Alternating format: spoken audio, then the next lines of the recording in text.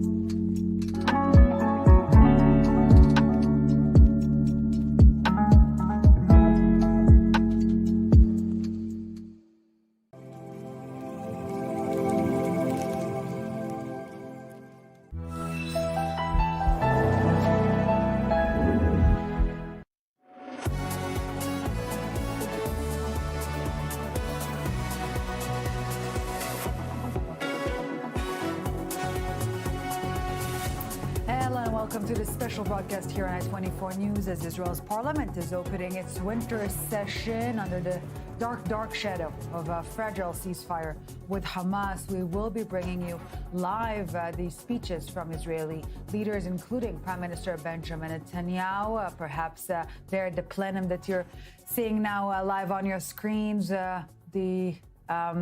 the echoes of the multiple standing ovations from the American president's speech there can still be heard as the country is facing a crossroads, conflict and diplomacy, loss and renewal, as all the old issues remain very much intact, atop of all the new ones that came to being, a nation searching for a path forward, if you will. So to make sense out of it all, we will be accompanied here in the studio throughout this special broadcast by I-24 News senior correspondent Owen Alterman and international political consultant Jonathan Javor. Thank you very much, gentlemen, for joining us. Well, Owen, before we talk about the contents of the agenda, let's get the atmosphere. Mr. Javor, you just came to our studios straight from the Israeli parliament. Set the scene for us. It's not your first rodeo. It's definitely not my first rodeo, and I'm quite sure it won't be my last. But it's a very strange feeling because you get this sense of first day back at school, where everybody's happy to see everybody that you haven't seen over the course of several months. It's the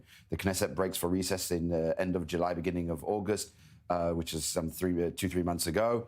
So everyone's very ecstatic to see each other. It's like the first day of school. Everybody's got a new bag. Everybody's got this. But then there's also sort of the inevitable sense of the domestic agenda from both sides, coalition and opposition, of what they want to accomplish. And it just seems right now that that they seem resigned to basically a status quo of the Knesset not functioning to its full potential, of both sides sort of being entrenched in their own positions, and as a result, the people that are going to suffer are the citizens, because legislation that needs to happen won't happen, whereas legislation that the government wants to happen for its own political purposes is likely to happen. And then you're just going to have a situation where things get stuck until the government decides enough is enough and then heads to election. Because the name of the game at this point in time is campaign season is looming. Let it be sooner rather than later. At the very the very maximum, it will be a year from now, the next round of elections, maybe beforehand. And the name of the game is to underline the differences, not what is similar, but rather what is unique to every party. In Israel, it's a strange creature. An election year. Yeah. we never have election years because we always are in this world of unpredictability about when the government's going to fall. But in this case, the government has lived, I think, far longer than anyone really expected it to, and heading almost towards that October 2026 deadline. Even if the government were to fall today, right, the elections would be in late winter, and the expectation is that it will not fall in the immediate term. So sure, we're looking at the spring or the summer potentially, if not October itself. And yeah, that creates a different kind of atmosphere here. Jonathan was talking about how it's the first day of school, but it almost feels, as you were describing, like the last day of school too. Senior year. Yeah, senior year. Yeah. And again, as Jonathan was saying, this is a day with a festive atmosphere in the Knesset, where all of the MKs are there, where there's a feeling of a festival of democracy at the opening of these sessions. It's a special day in the Knesset, when sessions open, when Knesset is sworn in, when governments are sworn in. And that is all swirling around. But of course, the politics are still very much there. And not just the politics, if I may, this festivity is profoundly overshadowed by not the first, but the most breach of the ceasefire agreement to date in the form of this fatal incident in the Gaza Strip. 2 Israeli soldiers were killed, something we thought belongs to the past, still very much present, hopefully not a future. So all of this is happening in this very specific, grim context. Right, and this is, of course, part of the politics, because one of the issues that could break this coalition apart, by no means the only and by no means the main issue, but one of the issues is, of course, the situation in the Gaza Strip, where the 2 far-right parties, the Religious Zionism Party of Bezalel Smotrich, the Jewish Power Party of Itamar Ben-Gvir, have both said that if Israel doesn't get to an ultimate victory over Hamas and doesn't get to the kind of result that they want to see, that they could leave. And it could be to their political advantage because, Ellie, as I've been saying over the course of the war, no matter what result Israel gets in the Gaza Strip, there is going to be a segment of the public that's disappointed, that's sour. And those are the votes that Itamar Ben-Gvir in particular can go out and harvest. So he has every incentive to distinguish himself in that issue. We're still continuing our conversation here in studio, but just to point our attention to Benjamin Netanyahu, the Israeli premier, entering the plenum as we speak, sitting down ahead of his expected speech that will set the tone for this current session. But I would like to follow up on what Owen was just saying, and we can see Parliament Speaker Amir Ohana entering. Israeli President Isaac Herzog is about to begin. Jonathan Javor, Owen mentioned the fact that the fragile ceasefire is the political context of the session. And my question to you is, really, after 3 years, 2 years of war that this government survived, will this be the issue that will bring to its demise? I'm going to say no, and the fact that the reason is no is not to belittle what is happening or the fact that 2 more soldiers have been killed. The fact of the matter is, this is now the Knesset arena, meaning it's not just government, it's all the parliamentary issues, it's all the MKs who have not really had a chance to do anything, say anything over the course of the summer and the high holy days, and now this is their arena. They get to talk about things that they want to talk about. And like you mentioned, this is already positioning for elections. So they're already talking about the bigger issues. Yair Lapid in his faction meeting already came out to say that that Israel is the 51st state of the US and that doesn't control its own security. Benny Gantz came out to say already that he will not sit in a government with extremists and Netanyahu. But notice how he differentiated between the two, so that he could sit with Netanyahu in the future. But it's the gerrymandering, it's the playing, it's getting ready for elections, it's politics, and as a result, the issue of the ceasefire is not going to be an issue for the Knesset per se. Right. Just to make a very quick comment, Ellie, the societal issues are the ones that are likely to be more front and center. One lawmaker is being walked out. We will get updated on the details already before they even... Also not a surprise. Oh, please, yeah. But in any case, the ceasefire issue is there. The Gaza issue is there, as we talked about. But it's, again, by no means the main issue. The main issues are the societal issues. And in particular, the one everyone has their eye on, because it's so explosive politically, is this issue of drafting or not drafting, as the case may be, the ultra-Orthodox or Haredim. They're making demands for a draft bill. The parties, to make a long story short, already have 1 foot out of the government and the coalition, although not really both, are making demands in the draft bill that the wider public just can't support. Now, the government may choose to go with them for a period of time, and the Haredim may decide to go with them. But at some point, this is an issue that could well blow up. Either blow up in the government's face because it goes against public opinion and leaves right-wing votes for the taking by the opposition in an election, because this is an issue that's emotional enough that it could actually swing votes, or actually have the Haredi parties depart and us to go to election, having this issue being the one that's brought the government. But look how they're already playing the game, and this is I think is key. That already members of Yesh Atid who are being thrown out of the Knesset before anyone's even spoken, and the fact of that is, this used to be a day where people would wear wreaths and they would, it was a celebration of democracy. Whether you would disagree on policy or on ideology, it's a celebration of democracy. And it is right now anything but that. But we should note that there is an exception this time around, because the Supreme Court chief was not invited. We can see him there, Judge Yitzhak Amit, sitting at the peanut gallery, but not in the VIP official official invitee. Oh. Right, and this again goes to what we were talking about, how the societal issues, for all of the trauma of the war in Gaza and of October 7th, it's the societal issues that are the real issues that divide the camps in Israeli politics. And in that sense, Ellie, we are back in that October 6th world, even if we're not fully past October 7th. And the issues of 2023 are very much with us. This, of course, related to them. Is he or is he not the Supreme Court president, right? And how and in what way should he be invited to this session? Again, this is a great issue for the opposition to spotlight because it goes at the kind of issues that their supporters are passionate about. So it's a great chance for Yesh Atid, a party that, to say the least, is not doing very well in the polls. Yair Lapid is still the titular leader of the opposition, but he's the leader of the opposition in name only. In the polls, he's far from it. But this is a way for him to try to burnish his brand. It's maybe what we're seeing. But as Jonathan was saying, look, we see this in committees, hearing after committee, hearing after committee, hearing at the Knesset. This idea that getting yourself thrown out gets you on TV and gets you in the headlines and gets you political traction is a game that it's sad to see the media playing along with, let alone the public. Yeah, and Jonathan Javor, again, the fact that it is a repetitive game here, or that this is the way to play the political game, doesn't make it. I wouldn't say, okay, we're not naive, we're not kids. We understand that this is, again, the political landscape. With that said, Israelis are in dire need for a different tone after those 2 years that some would argue still ongoing. We still have 16 deceased hostages being held captive by Hamas. Communities that have yet to return to their homes. This is not what the Israeli people per se want to see. But unfortunately, in the world of politics, unity doesn't get you votes. Yeah. They know that all too well. That's you can poll unity all you like. You can come up with 10 different ways of saying we're all in this together, but that doesn't get you votes. And they know this, and it's very cynical, and it's very black and white in Israel. And that's what they're aiming for. They understand that the game is to be as out there as possible and to make as much noise as possible.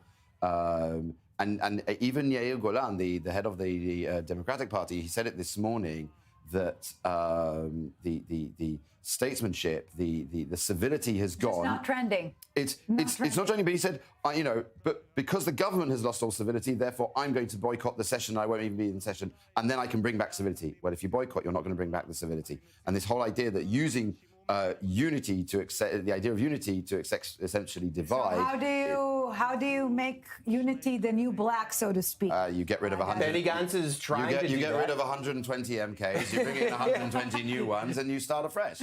Well, we'll keep counting as people get kicked out. Look, Benny Gantz is trying to play this card, but he's well below the 3.25% electoral threshold in every poll. And as Jonathan said, politics is about differences in democracies, and Israel is certainly no exception. Well, from the Speaker of Parliament, maybe we will be hearing a new tune. Let's tune in to his opening statement. I assume that the request was to honor a minute of silence to all those who lost their lives during combat. Again, 2 Israeli soldiers paid with their lives in the past 24 hours alone, post-ceasefire. This is the only way to open such a session, parliament session, to honor all those who paid in their lives and souls to enable this gathering. Let's tune in. We can already determine that the days of the 25th Knesset were undoubtedly historic, saturated with events that will be engraved in the annals of not only the Knesset, but in the annals of history of the State of Israel. Even starting from the days before the war, the Knesset asked people to balance and even out the atmosphere, but there was so much anger. And on the worst ever day in Simchat Torah, on the 7th of October, 5784, a war that broke out with its murdered and fallen and those taken hostages, those who have come back. Blessed be they who came back alive, and blessed be those who are still there, but the State of Israel will bring them back. They are committed to bring them home.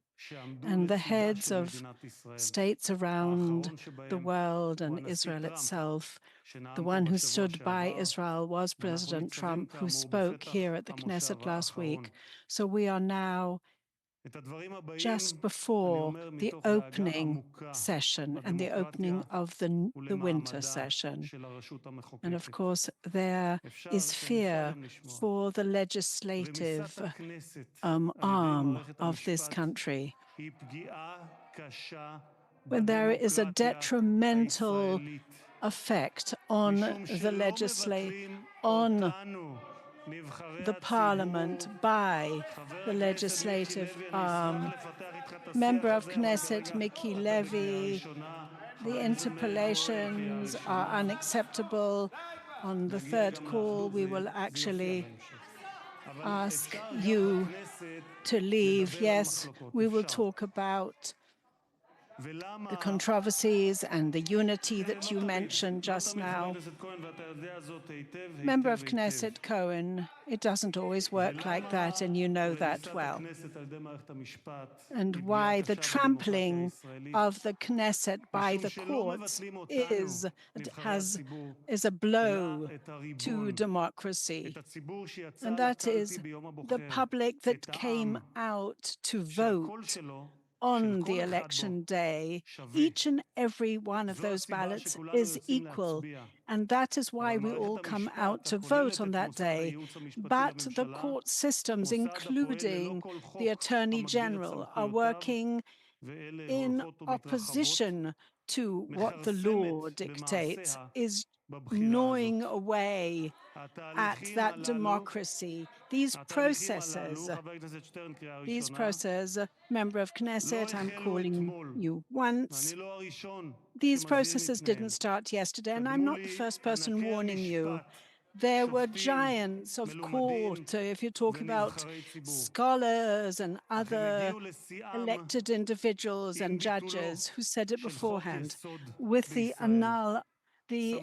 abolishment of a basic law. That is something that was never awarded to the legislative arm, that right to do that, but they did so, this unprecedented step. During war, they carried out that step.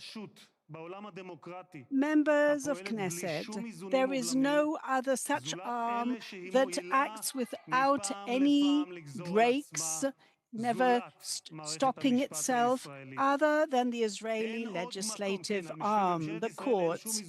Yes, the State of Israel doesn't have those breaks, you're trying to tell me? It doesn't have anything that actually slows it down or stops it or actually interferes with what it is doing. And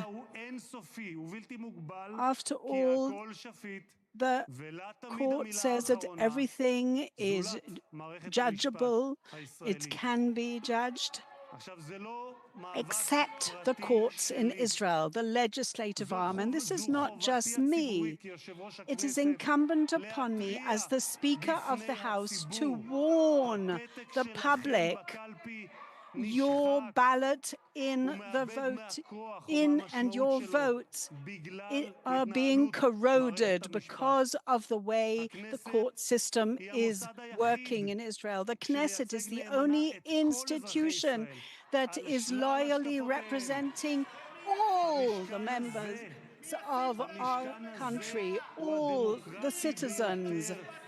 Our Knesset, the legislative arm, is the most democratic arm, and therefore the laws that are passed here obligate everyone. Member of Knesset Shkalim, please don't help me. And you, Member of Knesset, you're already being called out for a second time for your heckling and interpellation. The rules of the game are determined and decided upon here. They are basic laws. Israel needs a legislative system that everyone would be able to trust, that serves the civil servants and the public. We would like with all our hearts that Israel should have the rule of law, and we represent it more than anyone else here at the Knesset, and not that the judiciary should decide upon that. So this kind of enforcement, the ignoring of violations of those laws by members of Knesset, it is being done in such a way that is unacceptable. Member of Knesset Levy, this is the second time I'm calling you out. Member of Knesset Levy. And now, these words should frighten, they should cause anxiety to all members of the Knesset, not just those on one specific side or wing. Because after all, someone who's in the government now, in the coalition, will one day perhaps be on the side of the coalition and vice versa. So anyone who annuls the laws and takes upon themselves to denigrate its rights, and who will accept the decisions made, the rules passed? Anyone who denigrates the people and the people who are elected by the people, and who do not bow their heads and send a festive invitation from if you're talking about the abolishing, the disqualifying of a basic law, is one of the most basic insults that should never be thus related to anyone, and that was done against the legislative body. What influences the public more? And who did the public in Israel hear more from the media? The answer is completely clear, and it causes me chagrin, and it causes me true chagrin that people... Yes, we will try to make sense of what we're seeing at the moment. This is not even the speech proper of the parliament speaker so far, with Amir Ohana addressing mostly those interruptions that we've seen at the beginning of the speech, very much circling back to what we've been discussing in studio beforehand. The loss of statesmanship. This is the best translation I can think of to this also Israeli term that speaks about this sense of communal state symbols that some politicians feel is being violated. Yeah, I don't know if we ever had that, mamlachtiyut, to use the Hebrew word to begin with, but look, obviously, we were saying before, it's good to talk about unity. The politics is ultimately about differences. But again, this brings out the grievances of the right-wing camp in Israel that continues to feel that the left or the center-left has a hold over institutions because of its legacy of founding the country and its positioning itself in positions of power that are beyond its actual public appeal and its hold on public opinion. This is an ongoing part of the grievance of the right. Of course, we saw explode in 2023 with a very, very fierce counter-reaction. But Ellie, for those watching from abroad, again, this is an election campaign where the war will play a part, where accountability or the call for accountability from the opposition for October 7th will play a part, but where societal issues are likely to be front and center. Yeah, Jonathan Javor, this is an issue we're familiar with, but it is taking center stage as ride or die, so to speak. Well, look, this is a political speech. This is not a opening of parliament speech where you set out an agenda, where you set out an ideal. This is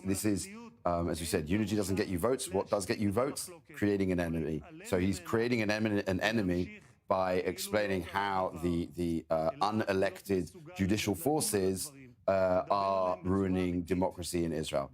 Now, we can debate as much as we want whether this is true or not. That's not the issue. What they've done is they're creating a very, very clear enemy that you can say, these are the bad guys, That's what gets you votes.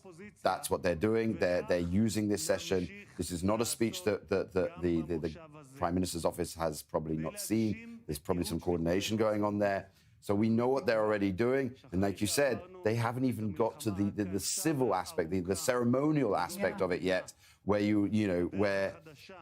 everybody needs to put aside their differences. They're probably not even going to do that. They're going, the only one who will do any sort of ceremonial speaking will be the president. And the only reason that he can speak about unity is because he doesn't need to get elected. So it's the chicken and the egg. And if this is the way the winter session is beginning, how low can you go, or how high can they climb? Well, look, again, just to put a finer point on it, there are more right-wing votes than center-left votes in Israel. That we've seen over election, which doesn't mean that the center-left can't win, because we have seen the center-left be able to form a coalition after an election in 2021. But to the extent that Netanyahu, again, working with allies like Amir Ohana, can create a public agenda that divides the public along the lines of the two camps, that's the kind of election that he wants to run.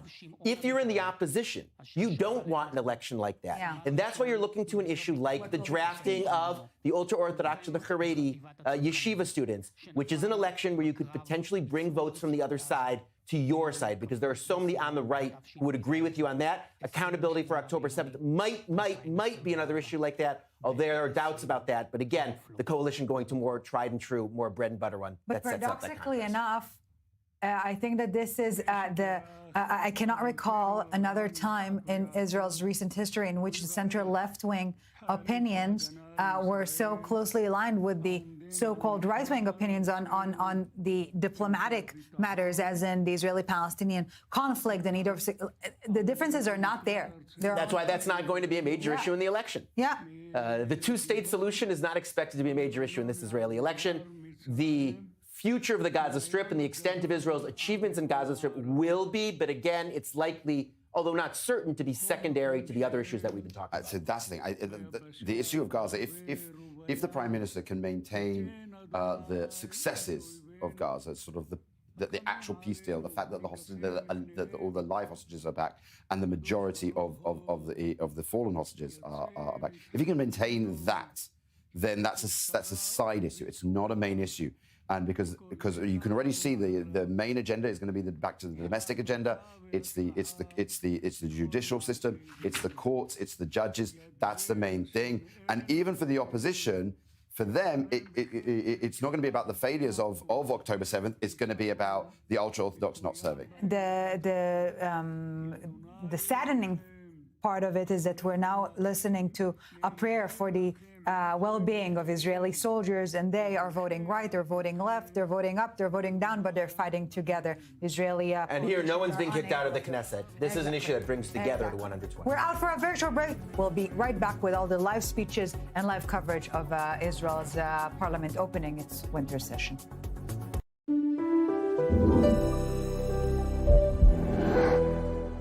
Are high interest rates keeping you from selling your home? We have a way to get you more money for your home while saving thousands in commissions.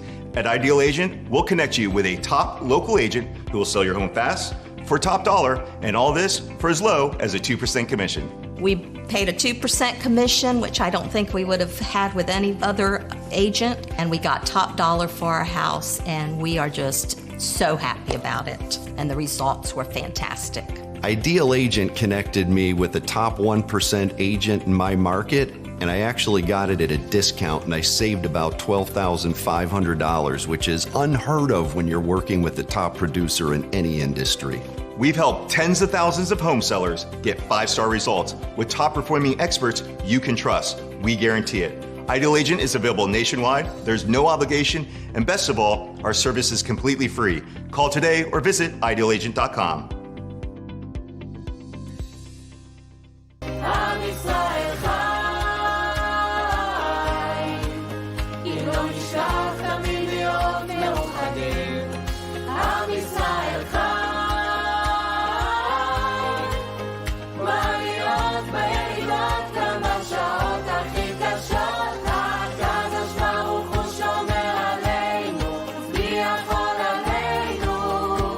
כי אין לנו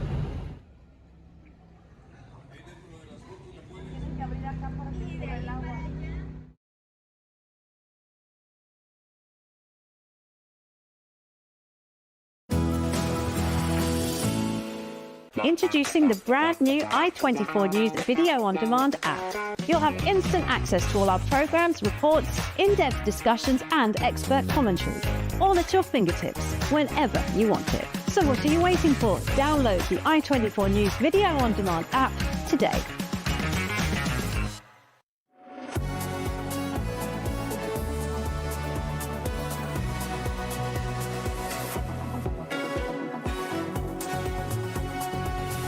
Welcome back to this special broadcast here on i24 News. Israel's winter session is officially opening. We want to tune in now to the speech of Israeli President Isaac Herzog.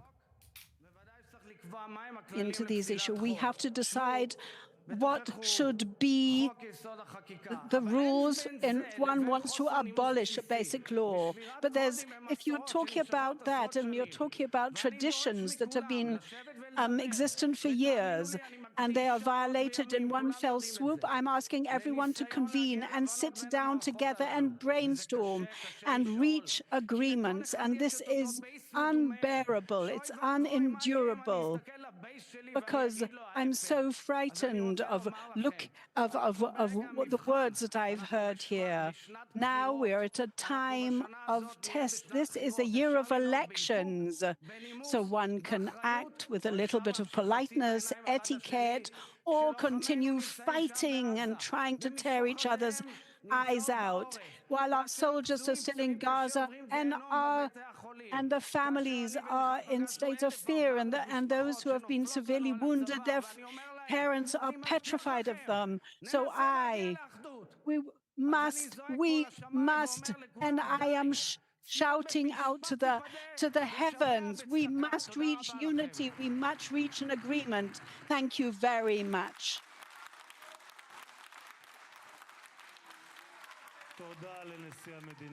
Thank you to the President of the State of Israel. Standing ovation to the Israeli President from only one side of the political aisle, the opposition.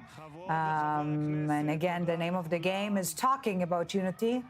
Not sure that it is actually about practicing unity, but definitely talking about it. Owen. With some fire in his belly about that, as we just heard from Isaac Herzog, talking about the need to come together around some kind of consensus about how the judicial system would be able to override laws and veto legislation. In most countries, Ellie, of course, this is ironed out in a written constitution. In Israel, our constitution is a work in progress, and famously so. And so this is one of the central issues from the judicial overhaul in 2023, now coming back onto the public agenda. And for all the talk of a new Israel after October 7th and a new public agenda, we are back to where we were in 2023 in terms of the issues that are at least animating this plenum that we're seeing on our screens right now, and these politicians, as Prime Minister Benjamin Netanyahu steps to the podium.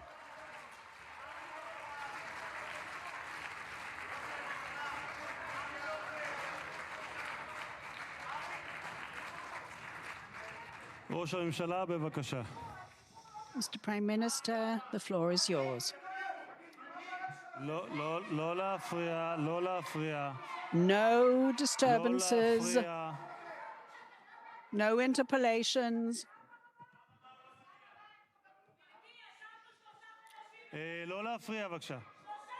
No disturbances, please.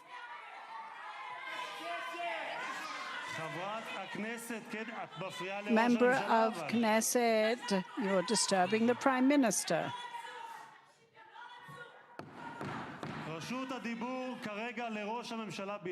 The Prime Minister is the only person who has the floor at the moment. My distinguished President of Israel, Herzog, and as I said, I expected to hear a reaction as well. I said that Yitzhak Amit, who is the president of the High Court, and that is a fact, but I said that and I added. But I said it and I added. I am the Prime Minister of the State of Israel. These are the ministers of the State of Israel. That is a fact. That is a fact. And that is the Speaker of the Knesset Israel, and those are the members of Knesset Israel, and that is also a fact. Those facts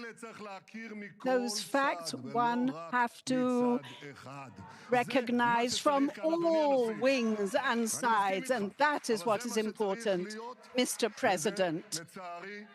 And that, to my chagrin, is not something that is taking place. But it will happen. Members of Knesset, ministers, my brethren of the families of mourning, and the relatives of those who fell, the entire people recognize their sacrifice. And we know the torment. I'm familiar with the torment that you are suffering. And I think of you every single day. Every single day, not only when we meet every day, but every time that I am asked to make a decision that may take lives. I think about you with a broken heart. The daughters and sons who are heroes and heroines will be remembered ad infinitum because of they are paragons, because thanks to them, life has been promised to us and the families of those who were killed, the hostages. We are committed to bring every single one of them home for burial here. These are not empty words. We've said this vis-a-vis the live hostages in Gaza, and there were those who didn't believe it. But I did, and my friends believed too. And our combatants, our heroes, did the work, and they brought them home. My dear citizens of the State of Israel, I was lucky to have been brought up in Jerusalem. It was a privilege, and in my first years, in my parents' home, Tzila and Professor Ben-Zion Netanyahu of blessed memory, our house was deeply rooted in Talpiot, and just close to us, there were giants, scholars, Shai Agnon, historian, Professor Yosef Klausner. He was my father's teacher, actually my brother's as well. And we used to visit at his home. And over time, I read his books, and they have accompanied me throughout my life. He wrote about humankind, about literature and poetry in his later life, and philosophy and Zionism. A very important book, one of them, that I have gone back to read and reread during this war, was called When a Nation is Fighting for Its Freedom. Klausner was very aware of the misery and suffering that our people had undergone and experienced. But in this book, he chose to describe the elevated heroism of the people of Israel and in the country itself over the generations. In the Bible, Yehuda Maccabi and Yochanan from Gush Chalav, Bar Kochva, and those daring, courageous heroes later on. In other words, we're talking about a chain of heroism that was awe-inspiring, of resurrection, the endless fight for its liberty, for a nation that was fighting for its actual existence. So the book was written before the inception of the State of Israel, and it had a specific aim: to make the spirits resilient and reinforce them in their struggle in our country for the sake of our country. So this battle has been going on from generation to generation, just in a direct line from the War of Independence. This was a war again, once again, on 7 arenas. But more than that, members of Knesset, this was a war of resurrection, of survivability, revival. There are very few like it ever in the State of Israel. We started really from the ridiculous, from the deepest possible abyss, but we stood up tall and we returned that battle to those who wanted to annihilate us. And of course, we also hit out at those who wanted to make us extinct, for example, in Iran. And we fought for our revival, and we are rehabilitating the Gaza enclosure, and we've called the administration there the resurrection. It is a fight for our revival. We have reached the sublime now, from that ridiculous to we're talking about the Hermon and to the skies above Iran and to that moment that when the hostages came home. We're talking about over 200, and in the various daring rescue operations, we brought back more. Just a week ago, we brought back 20 live hostages, and with them 12 that had been murdered. But we have not completed that mission as yet. There are still 16 that are dead, 2 of them from Thailand and Tanzania, foreign residents, and 14 Israelis. And these are their names: Adar Golden, Tamir Adar, Dror Or, Sa'ar Baruch, Enim Godaf, Anik Vili, Oz Daniel, Aryeh Zalmanovich, Tal Chaimi, Asaf Hamami, Eitan Chen, Ovner Nuutra, Amiram Cooper, Lior Gudayev.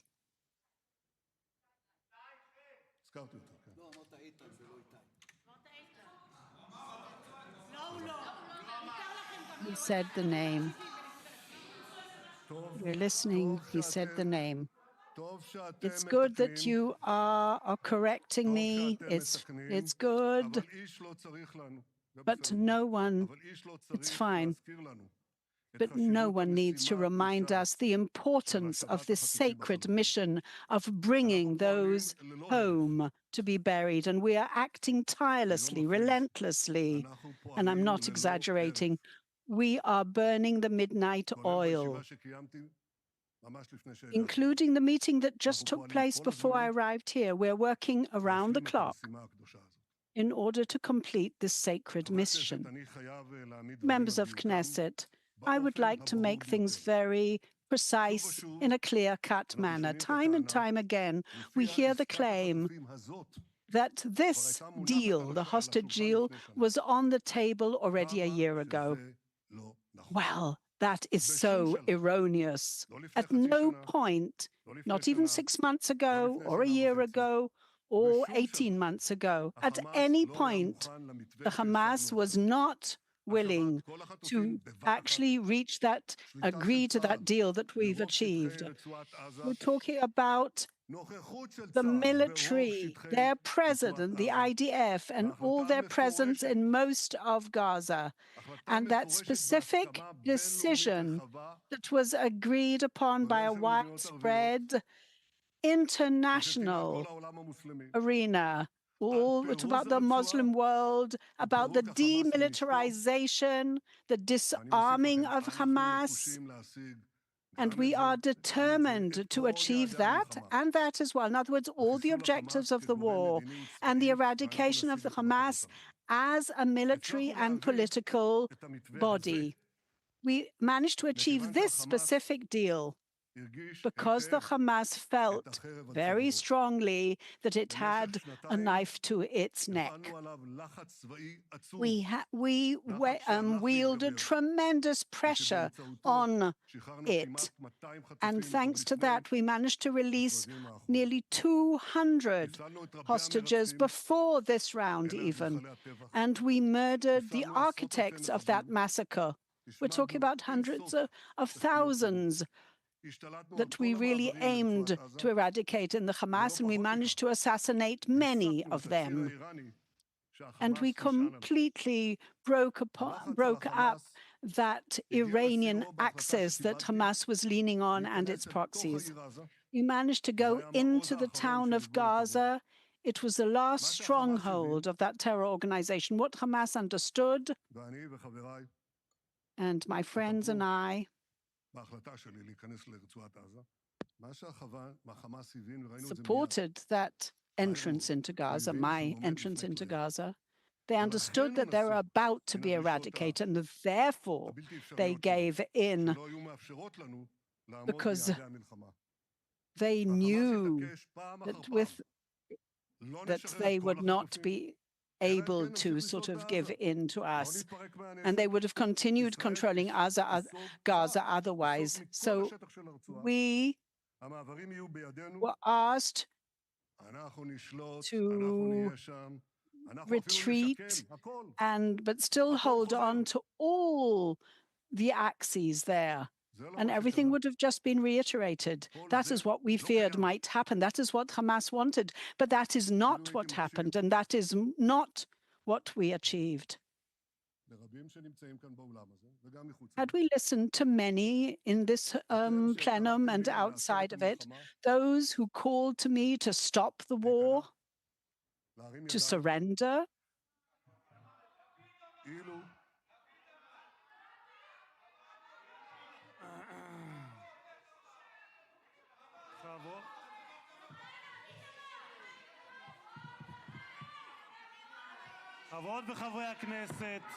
members of Knesset, members of Knesset, enough is enough.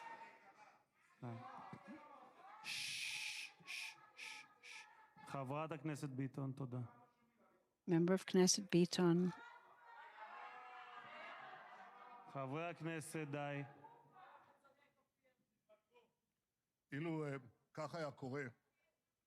Had that happened,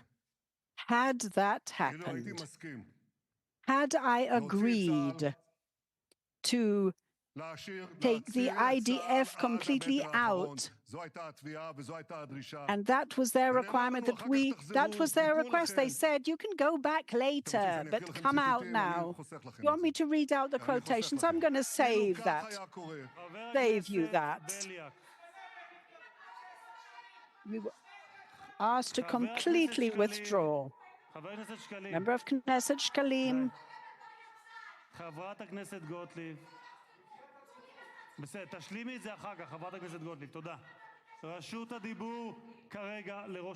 The Prime Minister has the floor only.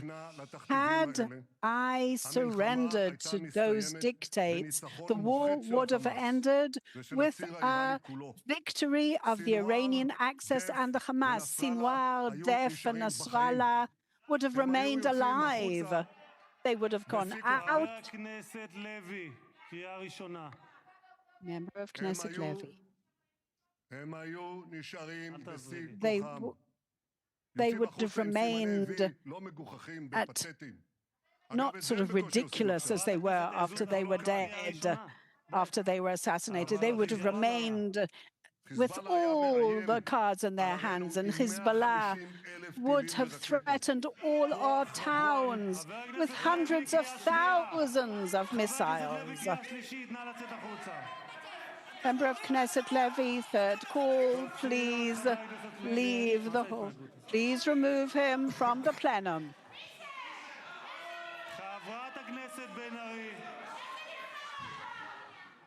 Member of Knesset Ben Ari.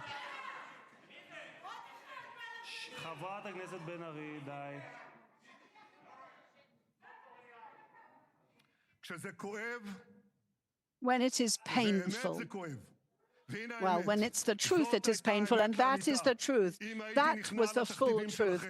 Had I surrendered to your dictates, Hamas would have remained strong, and Sinwar and Nasrallah and Hezbollah with its 150,000 missiles would have still been threatening us, and the Erdogan force would have been just meters away from us before they invaded the whole Galilee, and the north of the south would have never have gone back to their homes, but they have returned to their homes because that murderous regime would have remained intact. That is the truth. And you know it full well. You cannot distort it. You know it full well, and we all know it full well. But above everything else, there was just one thing.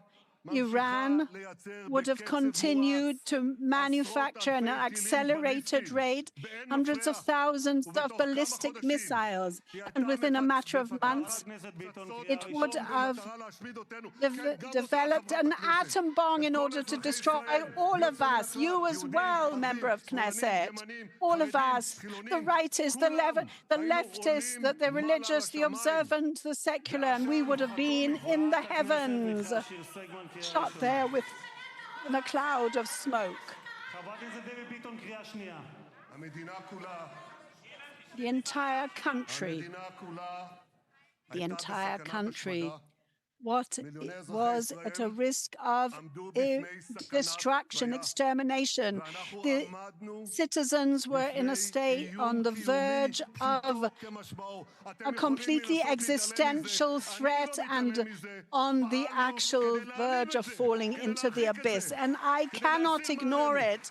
Cannot ignore it. And you are poo-pooing it and denigrating it. But I did everything in order to remove that threat. And you're calling it all sorts of names, but look at the basic truth. That was the threat that my friends and I, thanks to the heroic soldiers of the IDF and the GSS, we removed that threat. And doesn't matter how many times you shout and shriek, nothing will change it. Members of Knesset. Member of Knesset Friedman.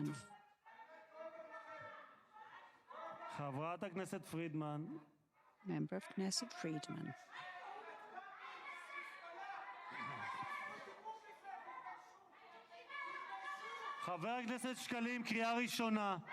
Member of Knesset Shkalim.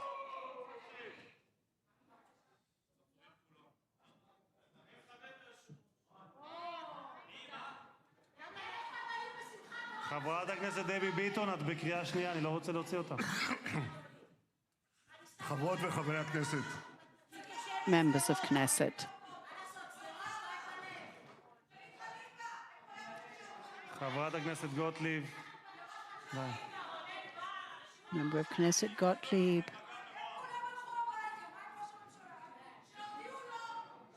חברת הכנסת גוטליב, די.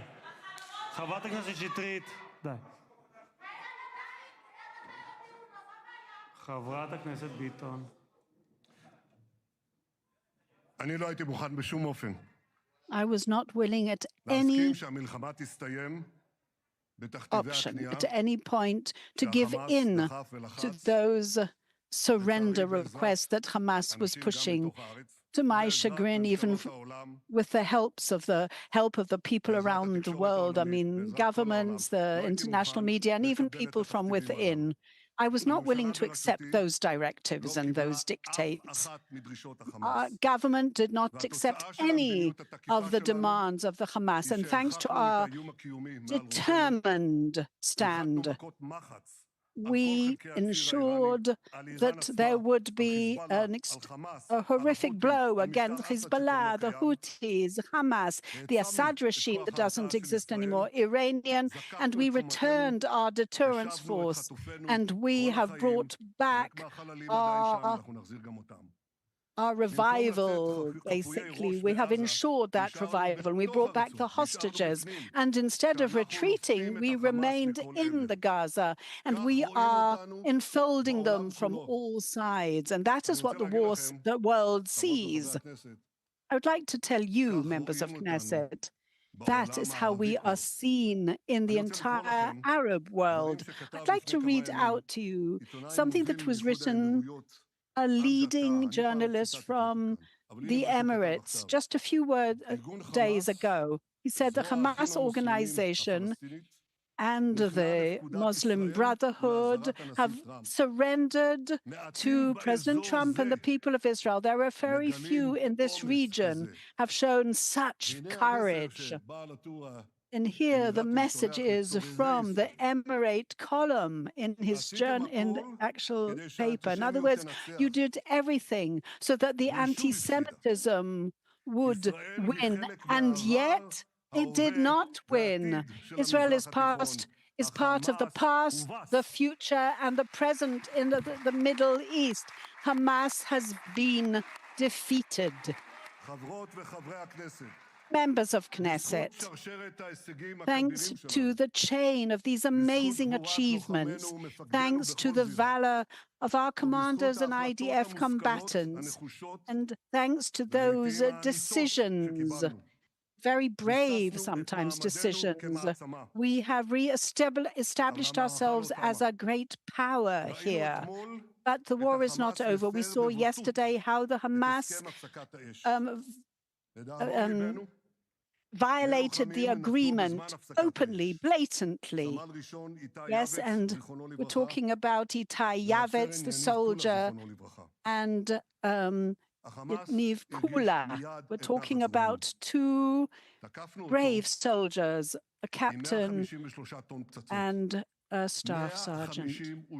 153,000 tons of bombs that we took. And we took and eradicated so many of the Hamas terrorists. We're talking some of them even senior commanders. And we will not give them the license to threaten us. There will be a heavy price for what they do. And at the end of the solution, at this process, and we've agreed with the President Trump, we've been working together that the military power of the Hamas will be eradicated. And even if you look at the wider sort of circle, they're trying to rearm themselves. Our enemies are trying to challenge us, but in the violent, wild Middle East, those old sort of threats are disguised in new threats and in new clothes and arms, but we are on our guard and we are acting in order to thwart these. We don't know about everything, and it's very possible that you won't know, and we won't know about everything, but one hand is on the arms, and our second is spread out in peace for those who want to create peace with us. And there are quite a few who do want to broker peace with us. There are very great opportunities. We're expanding the circle of peace for peace and beyond that, not only in the Middle East. And I think that my policy, not only from now, is that peace you do with the strong people, not the weak people.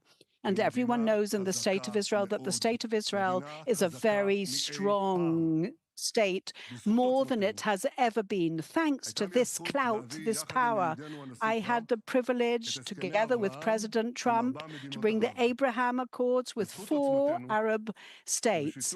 Thanks and to that. And now again, with the President Trump, I believe we will bring even more peace accords with additional countries. But we will fulfill all our objectives. So we have to tirelessly really guard ourselves and protect ourselves. But our unity will never be absolute. It's obvious.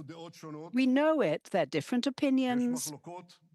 There are controversies on various issues.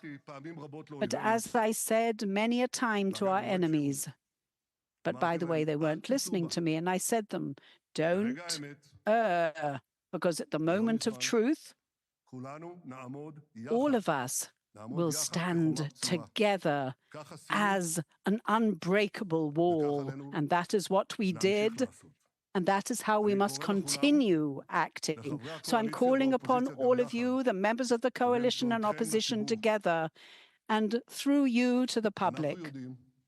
We know. We read about it. And we even fast because of that every year. We know what a horrific destruction that hatred caused amongst our people many years ago. So now the time has come.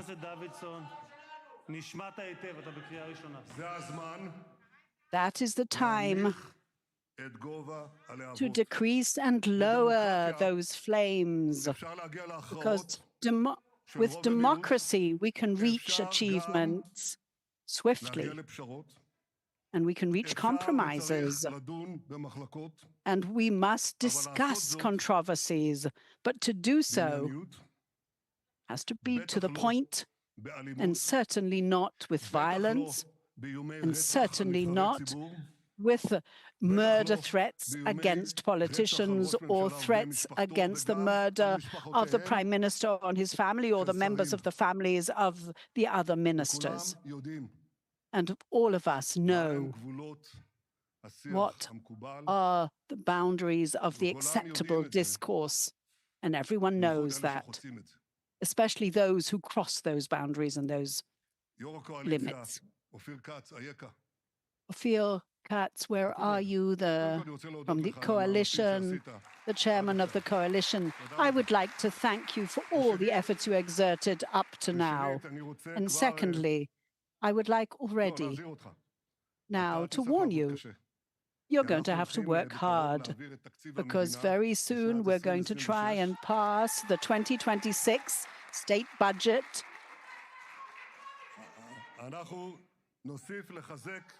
And we will continue strengthening the economy of the State of Israel.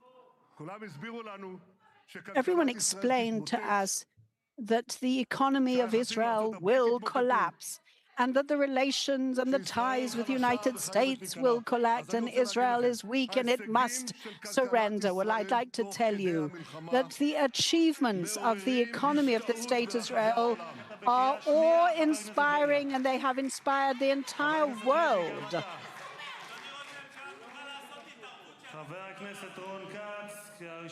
Member of Knesset, Ron Katz. The inflation is going down, the shekel is strong, that the unemployment is at its very low. And we're talking about the stock exchange as well. We're talking about unprecedented achievements, and that's in the middle of war. Members of Knesset.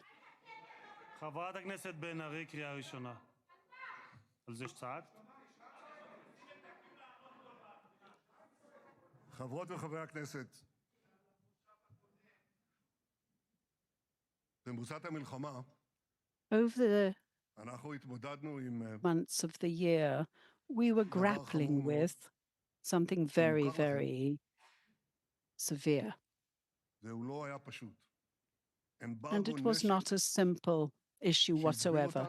An ammunition embargo that, yes, inhibited our progress in the war. In order not to be dependent on that supply of ammunition, we are now promoting our armament and our manufacture of arms. Where is the Minister of Finance? Yes, we are promoting the independence of our manufacture of ammunition alongside the growth of our economy that we are doing through the free trade and free market economy that we have been encouraging. We'll have to invest more in our national security. And alongside that, in parallel, we are now establishing a national setup for AI. As we established, just as we established ourselves as an international force in LIBOR, we will do the same in AI. And I remember all those who were heckling and interpolating. and all those who are ridiculing what we do, I suggest you watch a short film here at the Knesset. And I was standing at the podium just like I'm standing here now, and I said we're going to develop the cyber authority, and Israel will become an international cyber entity. And I remember a senior member of Knesset said, a virtual prime minister who's talking cyber. Well, now we're the second. Absolute, we're talking in an absolute way. We are the second most powerful cyber unity. Oh, yes. Well, I'm going to talk about all these things because we have to ensure that in order to ensure our future and our state. And just as we established our status in the cyber world, so we aspire to do so with AI as well. And there will be ramifications that will be not only on the economy, on our society, and on high tech, and in every field. And vis-a-vis our ties with the United States. Our ties with the United States have never been so closely tied as they are now, if you're talking on a political but also personal level between President Trump and myself and our two and United States and us. All of us were so moved by his historic visit here to Israel and his historic speech here at the Knesset as our greatest friend in the White House that has ever been there. And Lady Vance will come tomorrow and we will talk. Mr. Vance will come tomorrow and we will talk about our security challenges and also the opportunities that we are facing now. And we will fulfill those opportunities, and we will bring about the draft of 10,000 Haredis in a matter of 2 years, something that has never happened before. Yes, and there are so many others who are at the age of the draft, and they also need to be drafted. They need to join the army as well. But vis-a-vis the potential of the participation of yeshiva boys in the army, we have a fantastic example from the combatant Hashmona'i Brigade. I visited them. They were in Gaza. And so sadly, to my chagrin, some of their friends and combatants were actually killed during the war.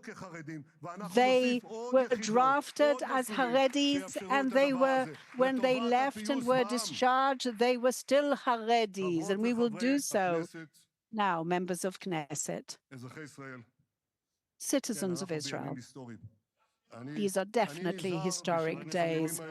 I am being very cautious and wary when I use these words, because I am a son of a historian.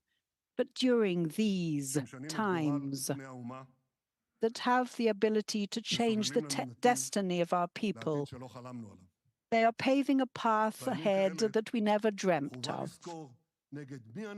It is incumbent upon us who we are fighting against, and also to remember what we are fighting for. And I heard that from our combatants in the regular and in the reserves, and from some of the bereaved families too. I heard it from our wounded soldiers in the various rehabilitation wards, and I've heard it from so many people of our nation. And over the last few days, we heard it from an additional source, my wife and I, from the hostages. Every story, every individual story touches one's soul and hearts, the deepest parts of our soul. One of them was Ron Braslavsky. Rom, he was at the Nova Festival. With his body, he shielded people who were being attacked with monstrous cruelty, and he was taken hostage to Gaza. And those who captured him begged him to convert from Judaism.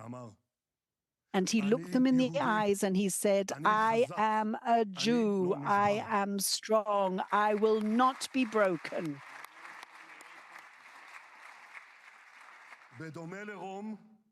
And similar to Rom and all our wondrous heroes and all the citizens of Israel in captivity and on the front and on the home front, that is our answer to all our abysmal enemies. We are Israelis, we are Jews, we do not break, we are strong, and with the help of God, we will prevail.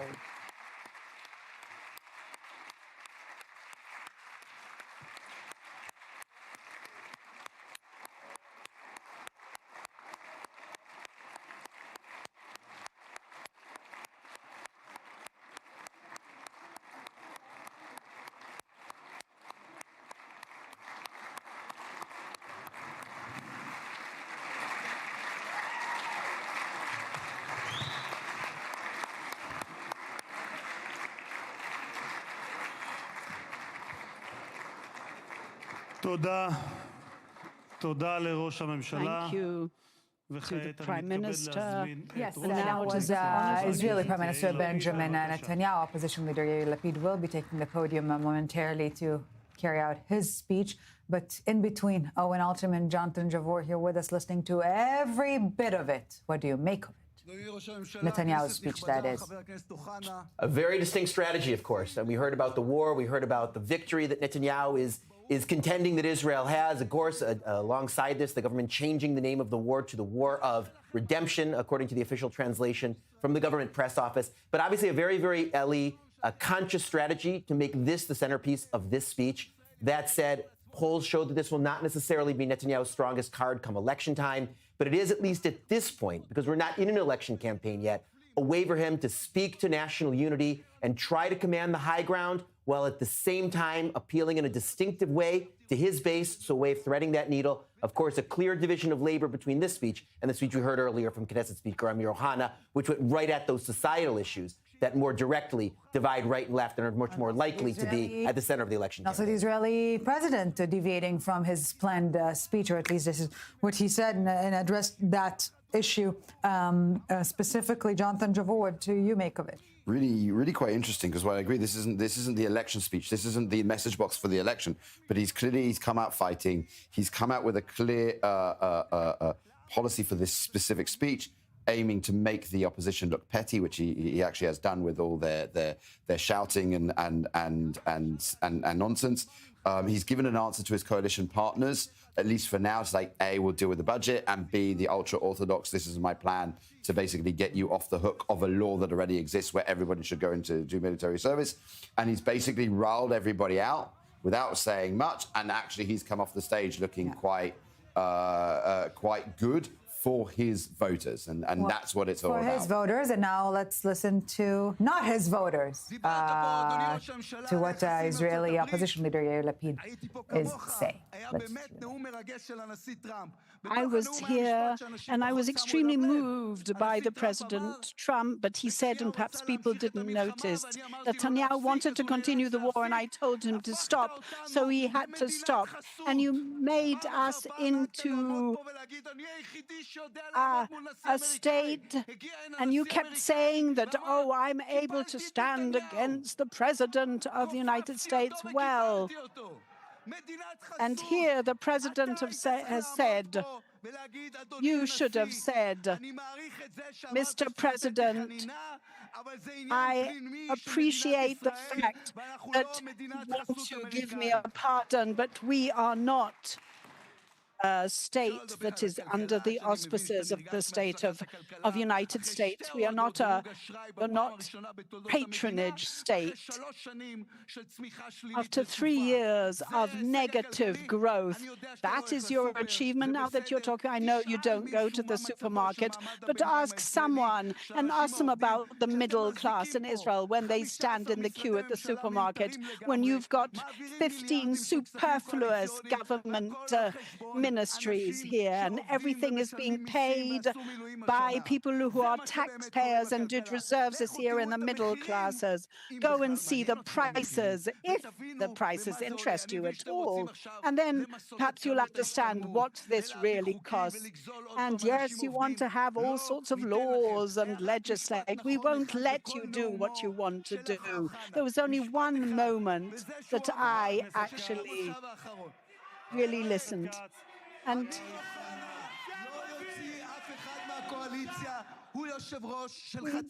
he is the speaker of only half of this house, the speaker here. Have you not understood? He's not going to let anyone from the actual coalition. You're only going to ask people from the actual opposition to go out. And you know that you do not actually represent the entire house. You only represent half of this house. What did you say?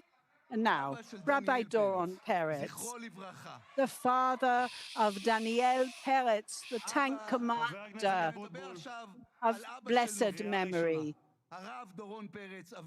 Rabbi Doron Peretz, the father, was standing on Thursday at the funeral of his son, and he said that everyone talks about the day after in Gaza.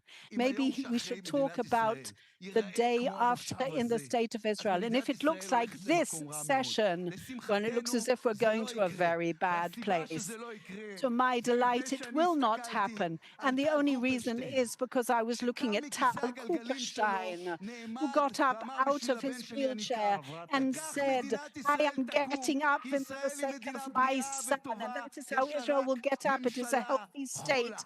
It's a very healthy state, only it has a very sick government. The Prime Minister is asking to speak.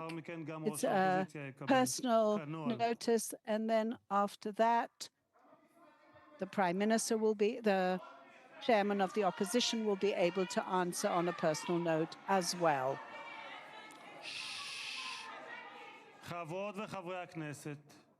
תודה. ראש הממשלה, בבקשה.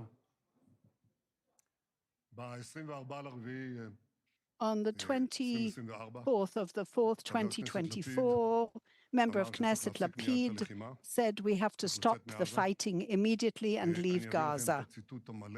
I will give you the full quotation, but I'm sure you can find it on Google. You can find it on Google. And secondly, that is the main issue. The main issue. You, member of Knesset Lapid, you dare talk about the Iranian threat for years, for 40 years. And even when I was in the government and Prime Minister, I fought and I warned against that threat, and I tried to mobilize everyone and the opposition as well. And these were stomped by, and people reacted in ridicule. Again, one of his ideas, Netanyahu's idea, he's trying to hide the real things that we have to face, as if this is an existential threat against the state of Israel. So I continued acting to hit at those targets and those Iranian scientists, now I'm allowed to say it, the senior scientists. Yes, we assassinated their opening dozen, and all that we did, and so many other things, especially through various covert acts by the Mossad and other forces. But we were doing it throughout. And there was tremendous objection and resistance on the part of the public and our members of Knesset. But I would be happy when the time comes to bring all those quotations and words. But more than that, I must say, yes, okay, I'm accepting it. Okay, this is what we do in this plenum. And lots of things are said. Yes, there are many aspersions being cast. I don't use that kind of language. Yes, I do argue, and there are issues, but I keep the boundaries of good sort of taste in that kind of quarrel. One doesn't do that kind of thing, not in front of me and my wife, and with the wives of members of Knesset here. But the most important issue, and what I said, and I said in passing to him as well, and that's not just for the sake of saying it, those threats have not ended. They're just sort of licking their wounds. They haven't given up the extermination of the state of Israel, that objective, not the Iranians, and not the others, and not the Houthis either, for example, who they were a new factor when they came into this entire arena. But if the topic on the agenda, and it will continue being on our agenda, and by the way, the window of opportunity for the expansion of the peace agreements is already on the agenda. I wouldn't have stood on this podium and say what I'm saying now. Incumbent upon us to really draw some kind of boundaries to the internal controversy, so that our shared destiny, after all, is our shared destiny. No one will feel mercy towards us. We are considered one state, one enemy. So if they fulfill their program to annihilate Israel, it's still alive and kicking. And it does not separate between us. And it's not that far. Yes, we've distanced various existential threats, but there are other on the agenda. And therefore, our future commits us to somehow pattern those systems and raise our heads above that dust, let that dust rest for a little bit, because we should understand that we all share a destiny, a fate. And I'm willing to harness and mobilize all the sides of this plenum. The Haredis, you're preserving the study of the Torah and the legacy of the state of Israel. I'm sure you'll be able to help mobilizing the Haredis to the IDF. The learning of the Torah is an important principle. People ask me what I think. During the war that we were waging, these campaigns, and I said at that meeting, that fateful meeting, Israel and others sitting here remember that well, and I said that we have decided to send our forces to Iran. We concluded the meeting, and God will be with us. He will help us. I said it then, and I say it again now.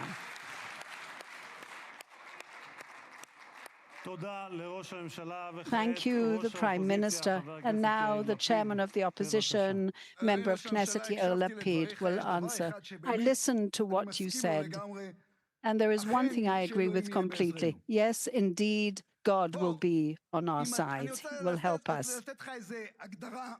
But I'd like to define for you, there's a difference between I said and I acted. You spoke about Iran, but you didn't act about Iran.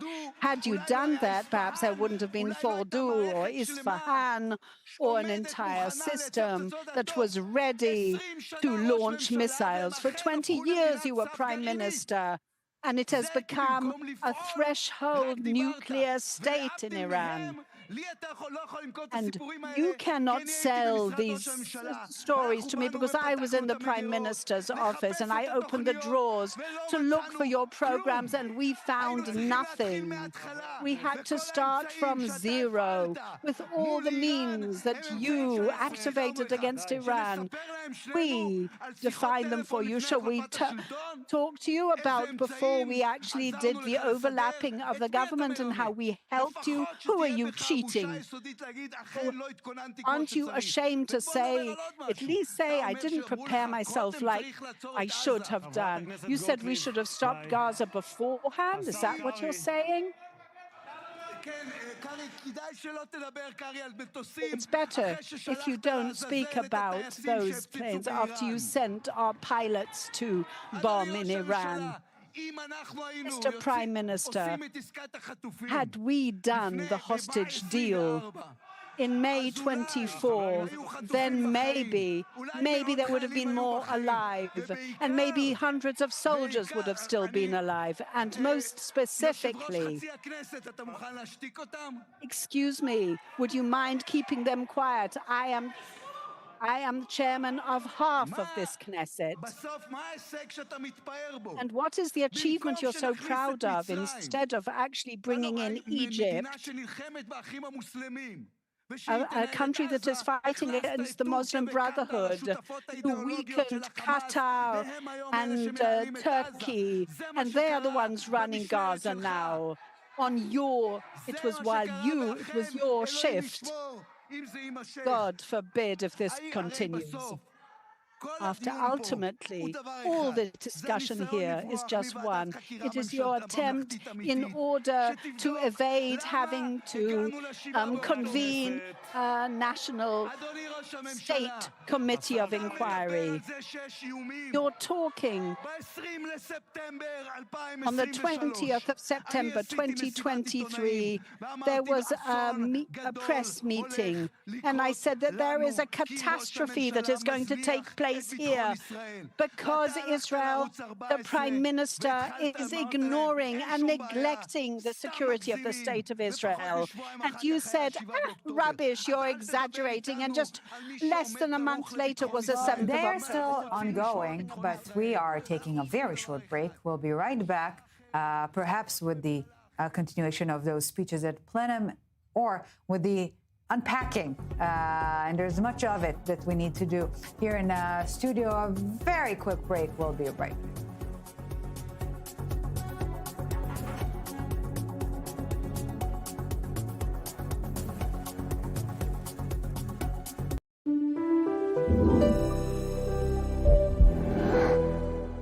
Are high interest rates keeping you from selling your home? We have a way to get you more money for your home while saving thousands in commissions. At Ideal Agent, we'll connect you with a top local agent who will sell your home fast, for top dollar, and all this for as low as a 2% commission. We paid a 2% commission, which I don't think we would have had with any other agent, and we got top dollar for our house, and we are just so happy about it, and the results were fantastic. Ideal Agent connected me with the top 1% agent in my market, and I actually got it at a discount, and I saved about $12,500, which is unheard of when you're working with the top producer in any industry.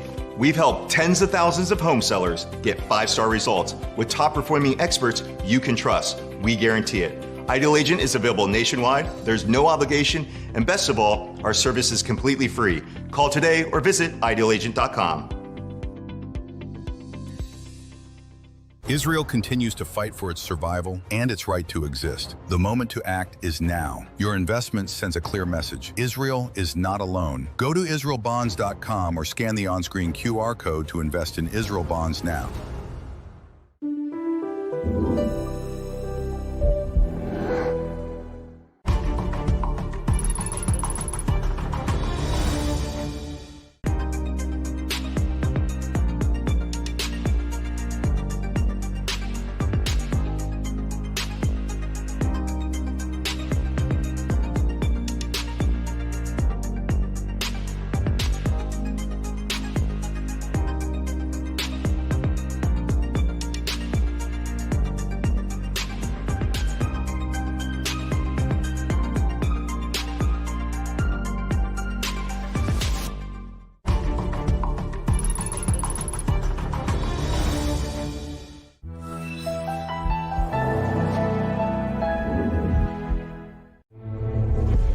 5,000 years of history, and no matter who has tried to kill us, we survive and we thrive. Every week, we'll bring you the latest Jewish news from around the world. The good, the bad, the ugly, and the magnificent. Join us every Monday and Wednesday for Jewish World Weekly.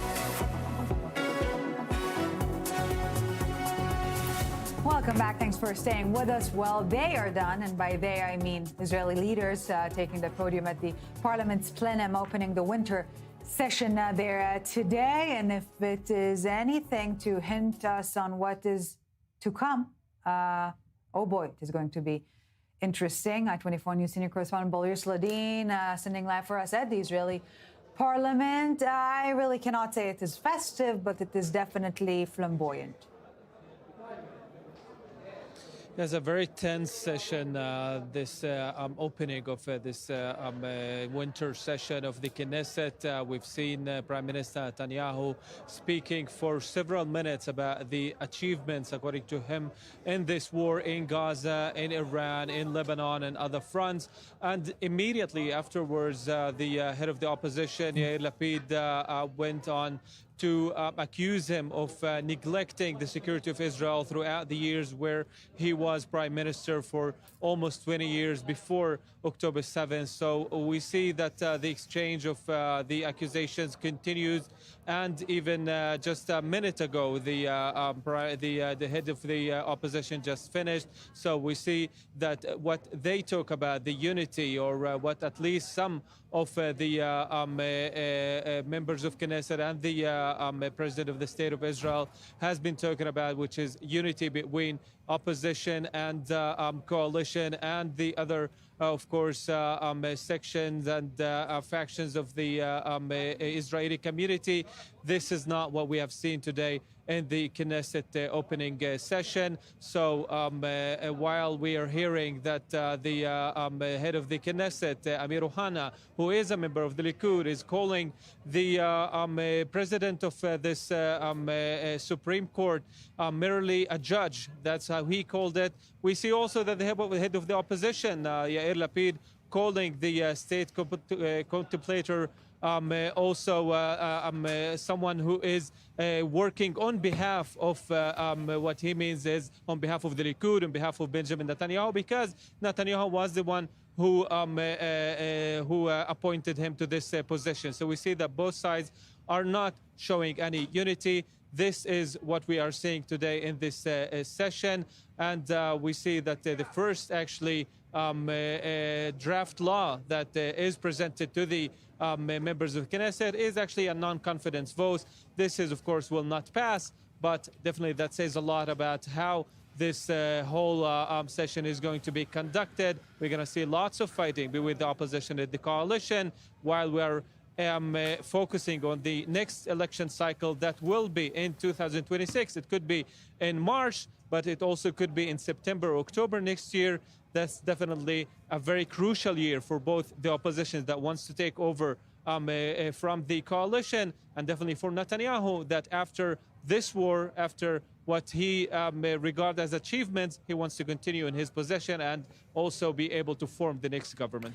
Yes, and Bolir, Prime Minister Benjamin Netanyahu stating clearly the issue of the budget, the first main hurdle for this government to pass a route to an election day, let it be sooner or later. Yes, the issue of the budget is very crucial as well. This is expected to be in the first half of the first quarter of 2026. He needs, of course, for this, both the Hariris and also the more right-wing parties, the party of Bezalel Smotrich and Itamar Ben-Gvir. This is of course, a challenge for him. We're hearing that the Hariri parties, the ultra-Orthodox Jews, are actually intending to come back to the coalition officially. Of course, they haven't been voting against this coalition throughout the past few months, but this is going to be official. They will be back. And Ben-Gvir,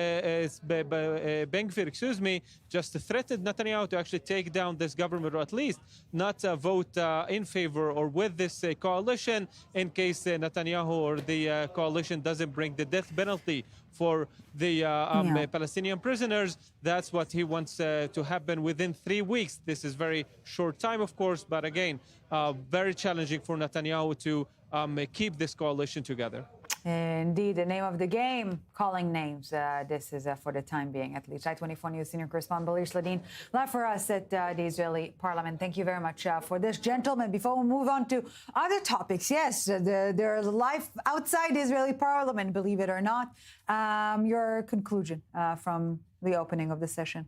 Netanyahu came with a clear strategy, Ellie. He wanted, obviously, to talk about the war, frame it his way, and he achieved two goals at the same time. On one hand, he was able to be unifying, because who wants to speak out against the army? Who wants to speak out against the freeing of the hostages, at least what's been already achieved? Who wants to, in a sense, although, of course, it's not really the case, speak out in favor of Hamas, God forbid. So he had that way of using this as a way of playing a card of being a unifier. And at the same time, it also speaks to his base, right? He's Mr. Security. He is the one who can then make the opposition look small by coming out against it and look sour. On the other hand, Lapid was not focused. He needs to be laserly focused, Ellie, on the issue of the drafting of ultra-Orthodox or Haredi yeshiva students. This is an issue that can actually bring votes from the other side to his side. He needs to focus the public agenda on that. Or if not that, at least the issue of October 7th, on which Netanyahu is vulnerable. He didn't lead off his speech by doing either of those for reasons that are hard to understand. He starts talking about Iran, one of Netanyahu's strongest talking points in the Israeli public agenda, but also in terms of the contrast of styles. Netanyahu being relatively statesmanlike, Lapid coming off, I think, as angry, although he got into that one punch, talking about Amir Ohana as the speaker of half the Knesset. Yeah, punching arena rather than a parliament. Yeah. I think the two main takeaways is not Adol Netanyahu's speech. The Prime Minister's speech is the Prime Minister doing what he does best, and he's clearly achieved it. The two main takeaways is an end to civility in political discourse in the Israeli parliament as it stands, and a big missed opportunity for Lapid as leader of the opposition. He could have and should have come in with a prepared speech, given the time that he had to make it, and it should have focused on economics, the erosion of the middle class, and the two main things, the failure of October 7th and the ultra-Orthodox. He did none of that. It's a missed opportunity, and it's going to give Netanyahu the upper hand leading through to this winter session. And to quote the famous TV series in Israel, winter is coming, and it's going to be a mess. Yes, if it is anything indicative of what is yet to come, it is going to be stormy and not because of the weather. Well, gentlemen, if you will, let's move to other topics because U.S. President Donald Trump is saying the fragile Gaza ceasefire is still holding despite the deadly clashes in Rafah over the weekend, in which two Israeli soldiers paid with their lives. The American president insists Hamas's top leadership is not behind the latest attacks, but rather grassroots, calling them the work of rogue militants, while Washington warns that fully disarming Hamas will be a slow and difficult process. And this is ahead of the expected arrival of Vice President J.D. Vance to Israel. So here's more before we discuss it further. A U.S.-brokered ceasefire in Gaza appears to have survived its first major test as Israel and Hamas affirmed their commitment to the deal after two Israeli soldiers were killed in Gaza on Sunday, prompting waves of airstrikes. Israel briefly paused aid shipments to the Strip in response to what it said was a blatant violation of the ceasefire by Hamas, but agreed to restart them on Monday following U.S. pressure. U.S. President Donald Trump, who helped broker the deal, says Hamas's top leadership wasn't behind the attack. I think maybe the leadership isn't involved in that, some rebels within, but either way, it's going to be handled properly. It's going to be handled toughly, but properly. U.S. Vice President J.D. Vance echoed these statements, indicating that the disarmament of Hamas will take time. When we talk about Hamas, you're talking about 40 different cells. It's disjointed. Some of those cells will probably honor the ceasefire. Many of those cells, as we saw some evidence of today, will not. So I think it would be kind of absurd for the president to say, well, Hamas is going to be disarmed 3 or 4 days from now. We don't even have the security infrastructure in place, meaning the Gulf Arab states, our allies, don't have the security infrastructure in place yet to confirm that Hamas is disarmed. As the implementation of the second phase is still far from being negotiated, U.S. envoys Jared Kushner and Steve Witkoff arrive in Israel to monitor the deal, while Vance indicated he could be joining them later. And ahead of their arrival, in an interview with 60 Minutes, the two envoys had a message to the leadership of Israel. Now that the war is over, if you want to integrate Israel with the broader Middle East, you have to find a way to help the Palestinian people thrive and do better. How are you doing with that message?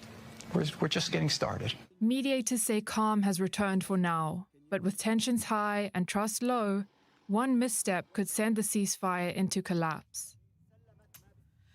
And on that note, we want to head now live to the Israel-Gaza border. I-24 News correspondent Robert Swift joining us live from there. Robert, again, we are compelled to discuss the question.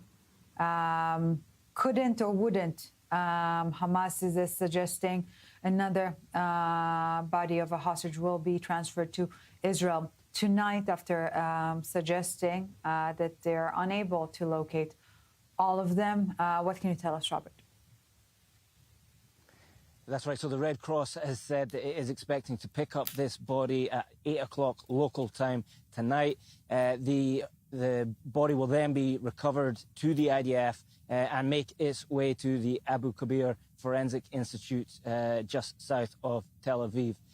Now, the first hint that this may happen came out yesterday evening when Hamas said that it had found, in its words, an additional hostage's body, and they said that if the conditions in the field were correct, then they would be able to hand it over.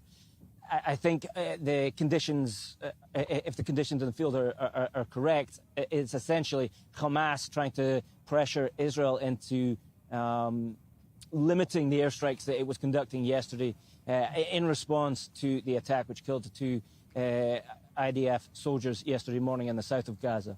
Now, at the minute, this does appear that both sides believe that this will go ahead, and so essentially it's just a waiting game until that occurs.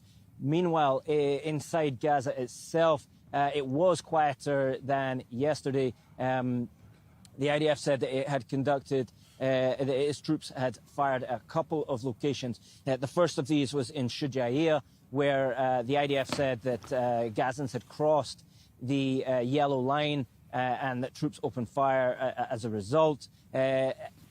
Palestinians reporting that at least 2 people were killed in that incident.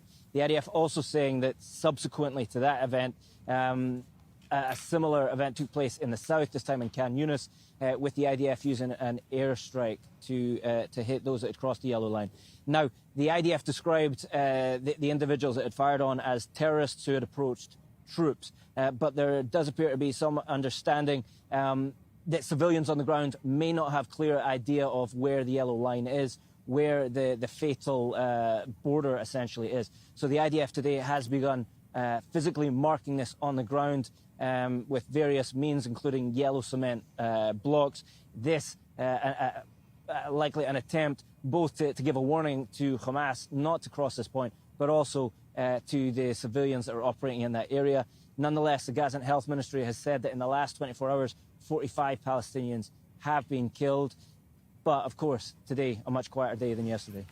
Yes, quieter day than yesterday, but it is very clear that days like yesterday could no longer happen. Robert Swift, I-24 News correspondent, thank you very much for this.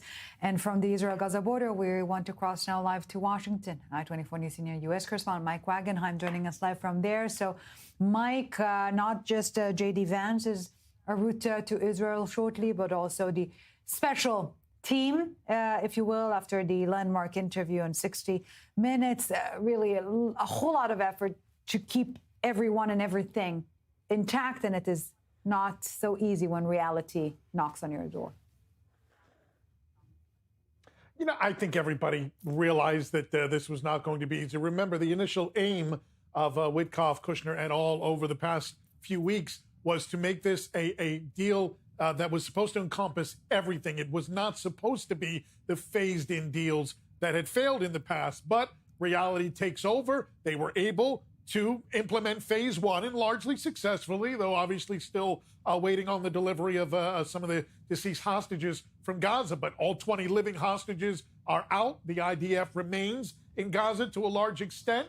They considered phase one fairly successful, and I think most neutral observers would. But now here we go to phase two, and this was always going to be the more complicated part, especially when it comes to disarming Hamas. Witkoff and Kushner knew it. They knew they'd be back in the region. I don't know if they knew they'd be back this soon, but obviously the work continues, and another, I would say, opportunity here, but a challenge more so, to lean on those mediators once again. You can only call in favors so many times. You can only call in the chips so many times when it comes to Qatar, when it comes to Turkey, Egypt, Jordan, so on and so forth. So whatever leverage they used in phase one to get Hamas to come to the table to agree to those terms, now the challenge is seeing how much is left in the tank and as far as that leverage goes to see if they can continue along with this process and save this ceasefire.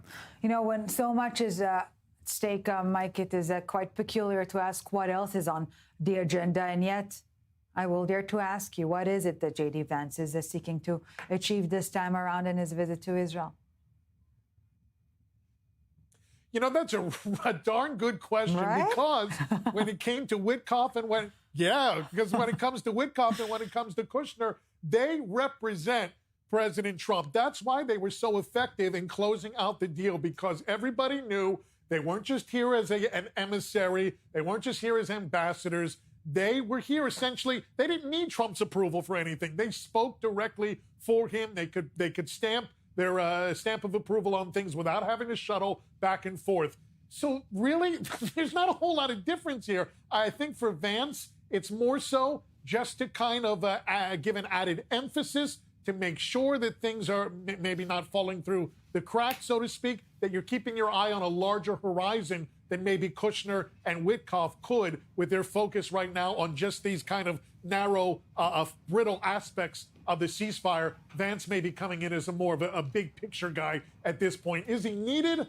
Probably not. But hey, the more firepower, the better in this situation. I-24 News senior U.S. correspondent Mike Wagenheim answering the easy questions and the tough questions, all with the same kindness. Thank you very much for this, Mike.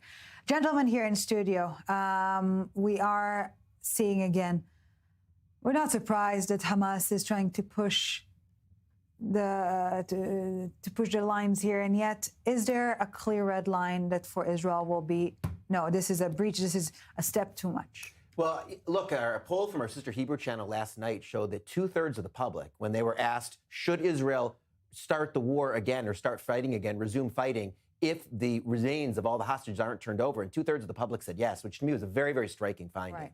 And I don't know that that's something that we would have known beforehand, given the thirst in many parts of the public for normalcy, and given the fact that the living hostages have been returned. But it's not unimportant that that finding is there. So that red line is there as far as the public's concerned.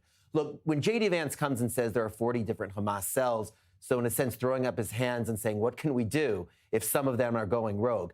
On one hand, that's an expression of Israel achieving its war aim, at least in part, right? What was the war aim? To stop Hamas from being an organized fighting force so that it broke up into different units that couldn't work together and that couldn't pose a unified threat. On the other hand, that is not an argument that's going to hold water among the Israeli public and consequently not among the Israeli leadership, which will still want to view Hamas as a unit that is acting as a unit, and where there are levers that can be used, even on those rogue elements, to stop them from violating a ceasefire to which Hamas has committed itself. And if there are talks in Cairo with Khalil al-Khaya today to talk about phase two and talk about a technocratic government, as has been reported in international media, there's that more basic fact of the security on the ground that needs to continue to be managed. So J.D. Vance is coming here. But again, as in the run-up to the ceasefire, and as in the putting together of this document, the implementation of phase one, and the continuing giving back of remains of hostages, a lot of the hard work's going to have to be done by the Egyptians, by the Qataris, and by the Turks. Jonathan Javor? I think it's a lot more cynical than that. They clearly want to keep this deal in place. No one wants it to fall away. Everybody has an interest in making this work. And for the vice president to come out to say, look, it's not an orange, maybe it's a tangerine, maybe it's a clementine, maybe it's a satsuma, it's enough of a vague answer so that everybody has enough wiggle room to sort of roll with it so that the deal doesn't collapse. Is there a red line? Yes. But they're going to push that red line as far as humanly possible, all sides, just to try and keep this together. People want this to work. They want it to work because of political reasons. They want it to work because of business reasons. They want it to work because of election reasons. Everybody wants this to work. And to get the vice president here in Israel, again, shows just how much everybody, both the US and Israel, wants this to work. It is not as simple as... But everyone wants it to work.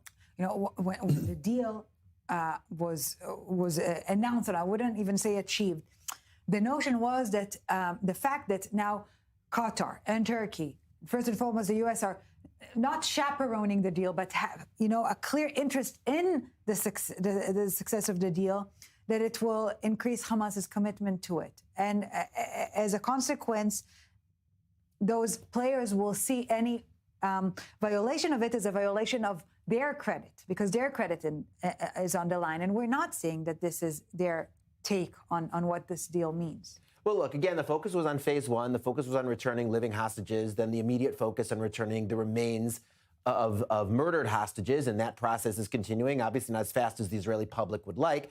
But obviously the big disagreements were left out there for phase two. Hamas is saying it's not going to disarm. By the way, the document, in my reading, doesn't have a clear call for Hamas to disarm, although Donald Trump has added that gloss. Yeah. So it has to be said that it's there in that sense. There's a discussion of what kind, maybe they'll get rid of some offensive weapons, because everybody knows that your average Hamas guy is not going to walk into a local police station and say, here's my AK, I don't want it anymore. We know that's not going to happen. This is how the deal was achieved. Vague enough to satisfy all, but perhaps too vague to relieve our concerns. Right, and there's obviously going to have to be a lot more negotiation done. But look, and the Israeli side is going to want to see at least the ceasefire honored. That's what we saw yesterday, that when soldiers are killed in an attack by the other side, obviously that's going to generate a response.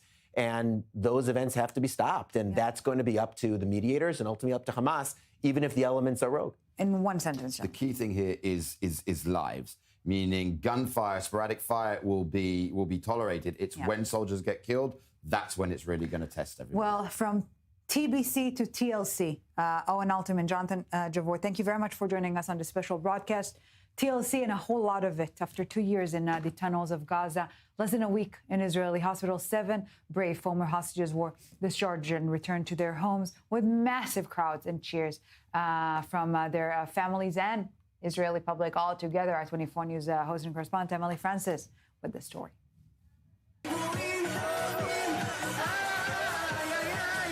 They are the rock stars of Israel, returning to their homes with a hero's welcome.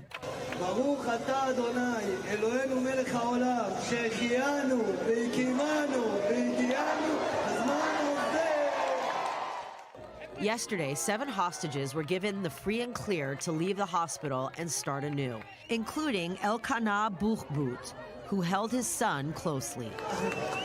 You are a wonderful people. We're wonderful people, my brothers and sisters. Thank you. The eternal nation is not afraid of a long journey, and also to the creator of the world who brought me here.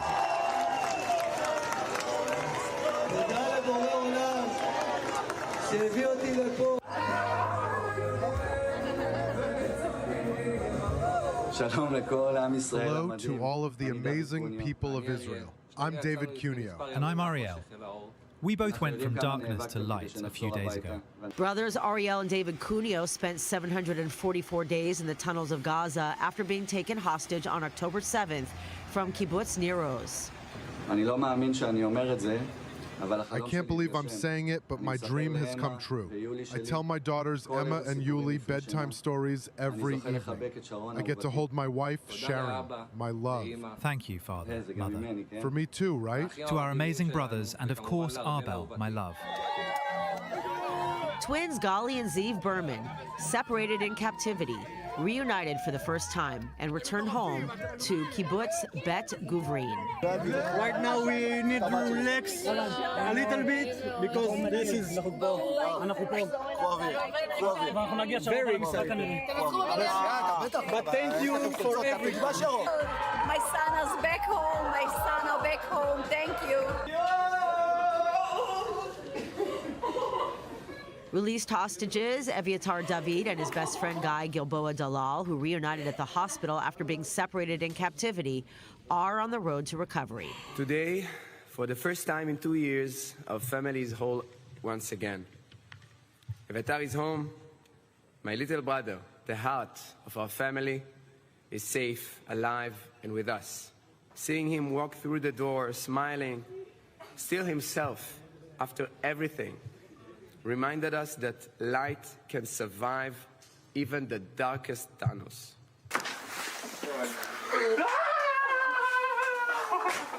And even though they survived, none of the returned hostages nor their families can fully move on until all the remaining hostages return to Israeli soil. There are no words. It's crazy here. We can't forget we still have hostages in Gaza, and we need to bring them back.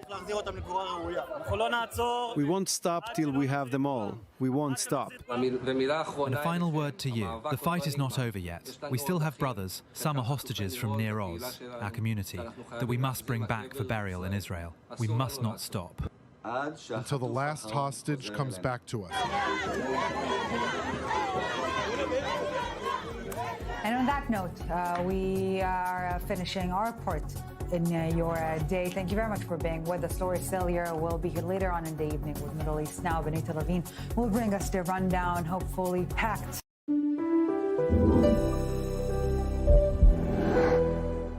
Are high interest rates keeping you from selling your home? We have a way to get you more money for your home while saving thousands in commissions.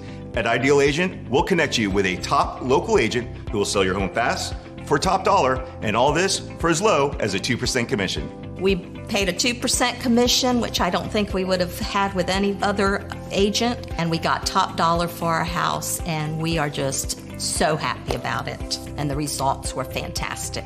Ideal Agent connected me with the top 1% agent in my market, and I actually got it at a discount, and I saved about $12,500, which is unheard of when you're working with the top producer in any industry. We've helped tens of thousands of home sellers get 5-star results with top performing experts you can trust. We guarantee it. Ideal Agent is available nationwide, there's no obligation, and best of all, our service is completely free. Call today or visit idealagent.com. The poverty is unimaginable. There are people who are struggling. This is where she washes the dishes. If you're ever going to allow your Christian faith to rise and to do something for God's chosen people, now is the time. This is the home of Galina. She's 96 years old. This is what she had to eat for today. She has one pot with water and wheat. My father was killed by the Nazis, and I was an orphan. I didn't know about God. But now, in the cold, hungry nights, I pray for food to the God I've never known. There are good people that love you. You see the tears. Scripture says joy can come in the morning, and you can be the reason. Right now in Ukraine, elderly Jews are trapped in unbearable poverty. If you will bless these hurting children of Israel, you will receive God's blessing in return. Your urgent gift today of $25 will help rush a survival food box filled with life-saving essentials. Call, scan, or go online now. I'm not exaggerating when I tell you, I don't know how much longer she could have waited for us to come. I can't even grow my food anymore. What will happen to me? I'm doomed to starve. Tens of thousands of elderly Holocaust survivors in the former Soviet Union are living in extreme poverty, hungry, and forgotten. But through the International Fellowship of Christians and Jews, we can bring them hope. Eggs. It's my favorite food. May you be blessed. You say to them, we see you and we're here to help. Please don't delay. Call, scan, or go online now.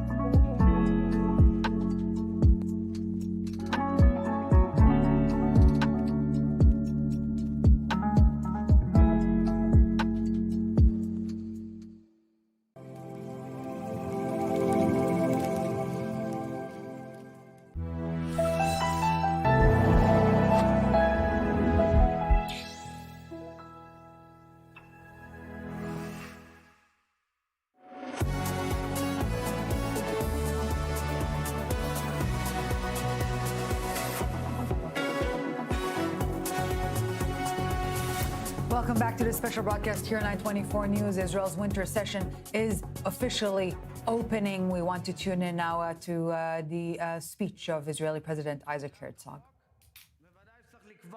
Into these issues, we have to decide what should be the rules and one wants to abolish a basic law. But if you're talking about that and you're talking about traditions that have been existent for years and they are violated in one fell swoop, I'm asking everyone to convene and sit down together and brainstorm and reach agreements. And this is unbearable. It's unendurable, because I'm so frightened of the words that I've heard here. Now we're at a time of test. This is a year of elections, so one can act with a little bit of politeness, etiquette, or continue fighting and trying to tear each other's eyes out, while our soldiers are still in Gaza and the families are in states of fear, and those who have been severely wounded, their parents are petrified of them. So we must, and I am shouting out to the heavens, we must reach unity, we must reach an agreement. Thank you very much.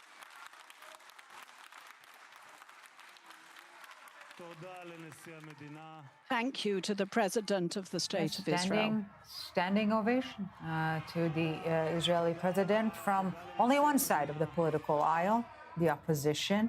And again, the name of the game is talking about unity.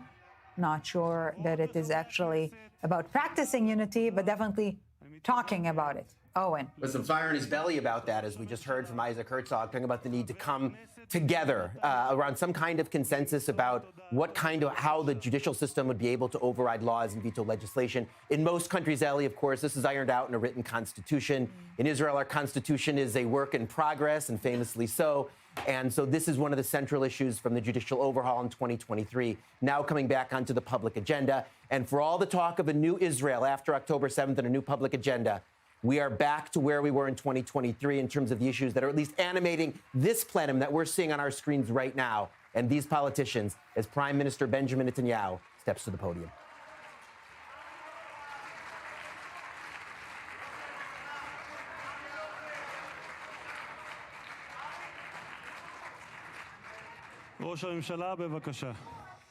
Mr. Prime Minister, the floor is yours.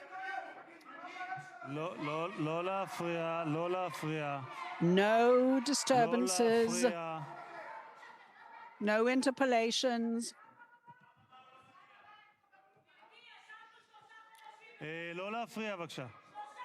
No disturbances, please.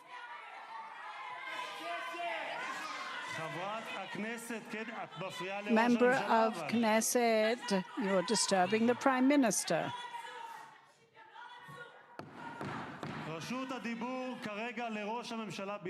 The Prime Minister is the only person who has the floor at the moment. My distinguished President of Israel, Herzog, and as I said, I expected to hear a reaction as well. I said that Yitzhak Amit, who is the president of the High Court, and that is a fact, but I said that and I added. But I said it and I added. I am the Prime Minister of the State of Israel. These are the ministers of the State of Israel. That is a fact. That is a fact. And that is the Speaker of the Knesset Israel, and those are the members of Knesset Israel, and that is also a fact. Those facts one have to recognize from all wings and sides, and that is what is important, Mr. President. And that, to my chagrin, is not something that is taking place. But it will happen. Members of Knesset, ministers, my brethren of the families of mourning, and the relatives of those who fell, the entire people recognize their sacrifice. And we know the torment. I'm familiar with the torment that you are suffering, and I think of you every single day. Every single day, not only when we meet every day, but every time that I am asked to make a decision that may take lives. I think about you with a broken heart. The daughters and sons who are heroes and heroines will be remembered ad infinitum because of they are paragons, because thanks to them, life has been promised to us and the families of those who were killed, the hostages. We are committed to bring every single one of them home for burial here. These are not empty words. We've said this vis-a-vis the live hostages in Gaza, and there were those who didn't believe it. But I did, and my friends believed too. And our combatants, our heroes did the work, and they brought them home. My dear citizens of the State of Israel, I was lucky to have been brought up in Jerusalem. It was a privilege, and in my first years, in my parents' home, Tzila and Professor Ben-Zion Netanyahu of blessed memory, our house was deeply rooted in Talpiot, and just close to us, there were giants, scholars, Shai Agnon, historian, Professor Yosef Klausnel. He was my father's teacher, actually my brother's as well. And we used to visit at his home. And over time, I read his books, and they have accompanied me throughout my life. He wrote about humankind, about literature and poetry in his later life, and philosophy and Zionism. A very important book, one of them, that I have gone back to read and reread during this war, was called When a Nation is Fighting for Its Freedom. Klausner was very aware of the misery and suffering that our people had undergone and experienced. But in this book, he chose to describe the elevated heroism of the people of Israel and in the country itself over the generations. In the Bible, Yehuda Maccabi and Yochanan from Gush Chalav, Bar Kochva, and those daring, courageous heroes later on. In other words, we're talking about a chain of heroism that was awe-inspiring, of resurrection, the endless fight for its liberty, for a nation that was fighting for its actual existence. So the book was written before the inception of the State of Israel, and it had a specific aim: to make the spirits resilient and reinforce them in their struggle in our country for the sake of our country. So this battle has been going on from generation to generation, just in a direct line from the War of Independence. This was a war again, once again, on 7 arenas. But more than that, members of Knesset, this was a war of resurrection, of survivability, revival. There are very few like it ever in the State of Israel. We started really from the ridiculous, from the deepest possible abyss, but we stood up tall, and we returned that battle to those who wanted to annihilate us. And of course, we also hit out at those who wanted to make us extinct, for example, in Iran. And we fought for our revival, and we are rehabilitating the Gaza enclosure, and we've called the administration there the resurrection. It is a fight for our revival.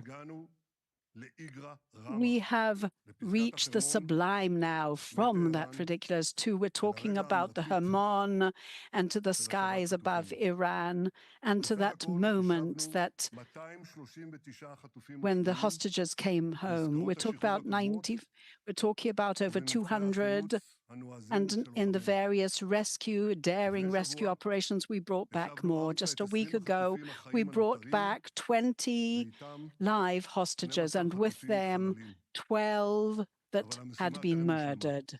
But we have not completed that mission as yet. There are still 16 that are dead, 2 of them from Thailand and Tanzania, foreign residents, and 14 Israelis. And these are their names: Adar Golden, Tamir Adar, Dror Or, Sa'ar Baruch, Enim Godaf, Anik Vili, Oz Daniel, Aryeh Zalmanovich, Tal Chaimi, Asaf Hamami, Eitan Chen, Ovner Nuutra, Amiram Cooper, Lior Gudayev.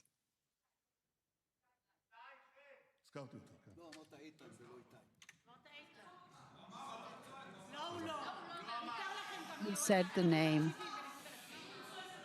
We're listening. He said the name. It's good that you are correcting me. It's good. But no one, it's fine. But no one needs to remind us the importance of this sacred mission of bringing those home to be buried. And we are acting tirelessly, relentlessly. And I'm not exaggerating. We are burning the midnight oil, including the meeting that just took place before I arrived here. We're working around the clock in order to complete this sacred mission.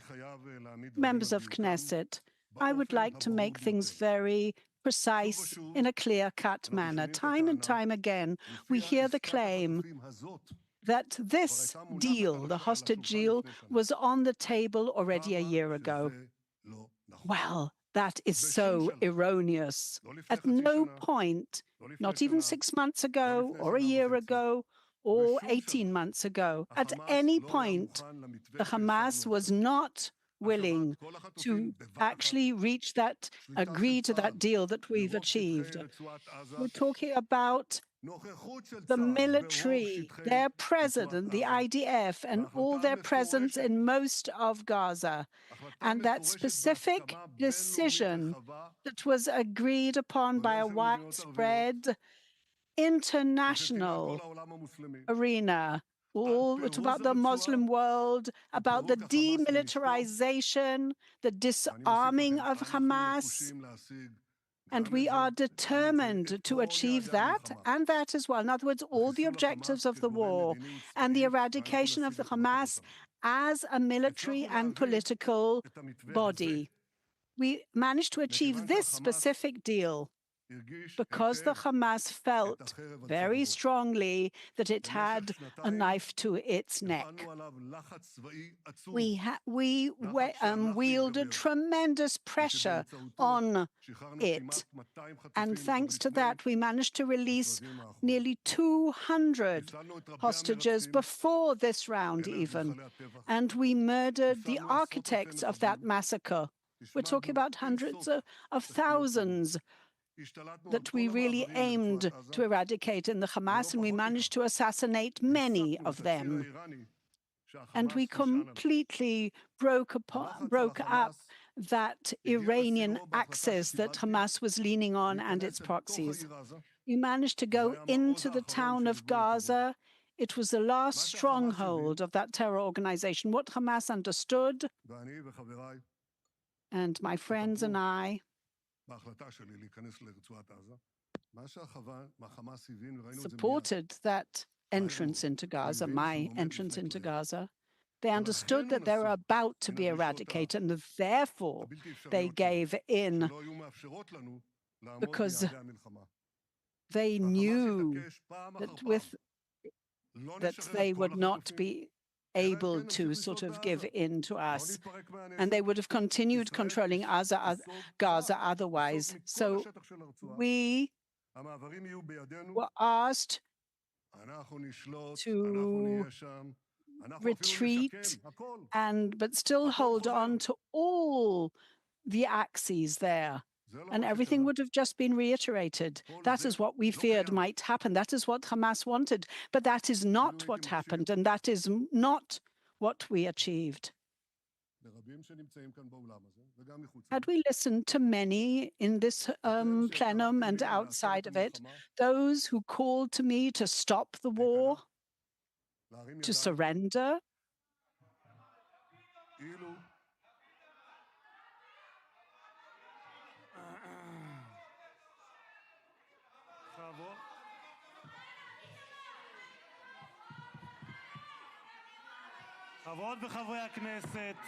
members of Knesset,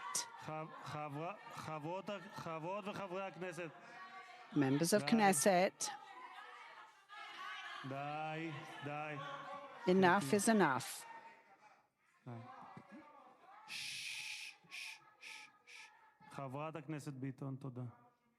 Member of Knesset Beaton.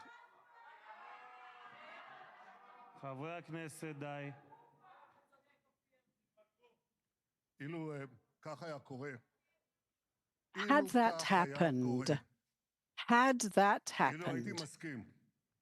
I agreed to take the IDF completely out, and that was their requirement, that was their request. They said, you can go back later, but come out now.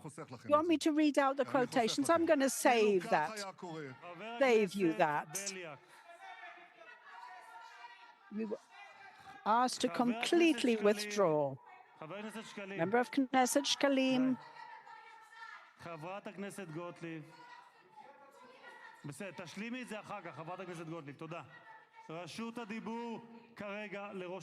The Prime Minister has the floor only.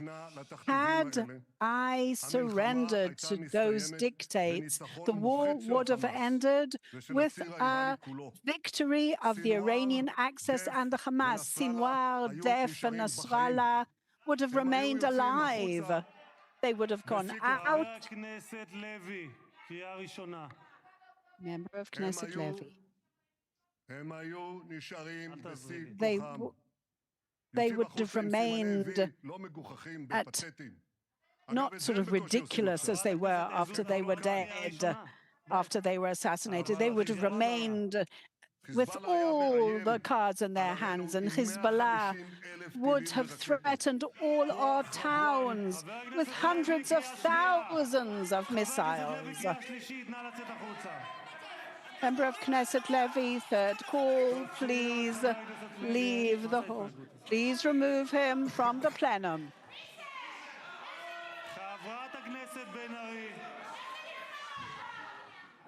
Member of Knesset Ben Ari.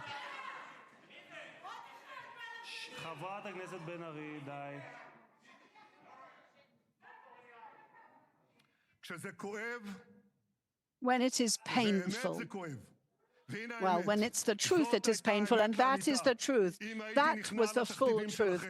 Had I surrendered to your dictates, Hamas would have remained strong, and Sinwar and Nasrallah and Hezbollah with its 150,000 missiles would have still been threatening us, and the Erdogan force would have been just meters away from us before they invaded the whole Galilee, and the north of the south would have never have gone back to their homes, but they have returned to their homes because that murderous regime would have remained intact. That is the truth, and you know it full well. You cannot distort it. You know it full well, and we all know it full well. But above everything else, there was just one thing.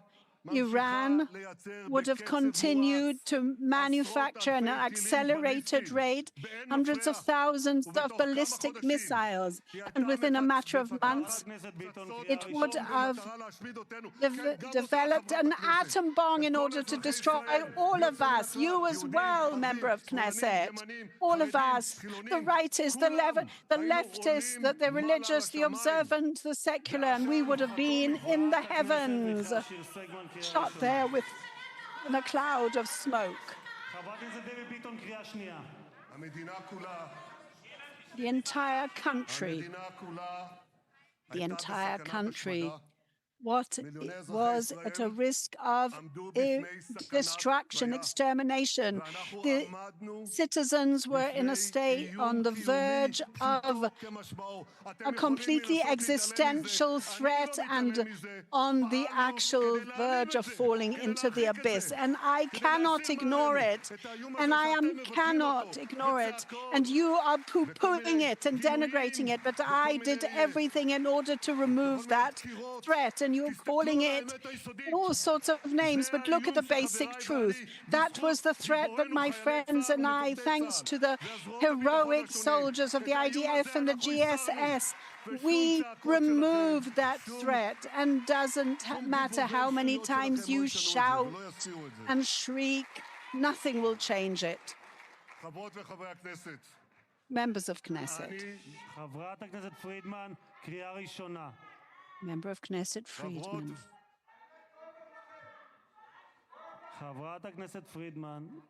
Member of Knesset Friedman.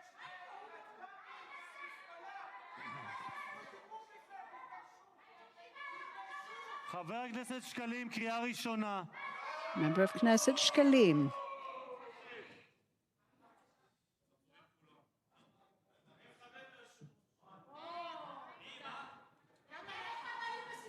חברת הכנסת דבי ביטון, את בקריאה שנייה, אני לא רוצה להוציא אותך. חברות וחברי הכנסת. Members of Knesset. חברת הכנסת גוטליב. Member of Knesset Gottlieb.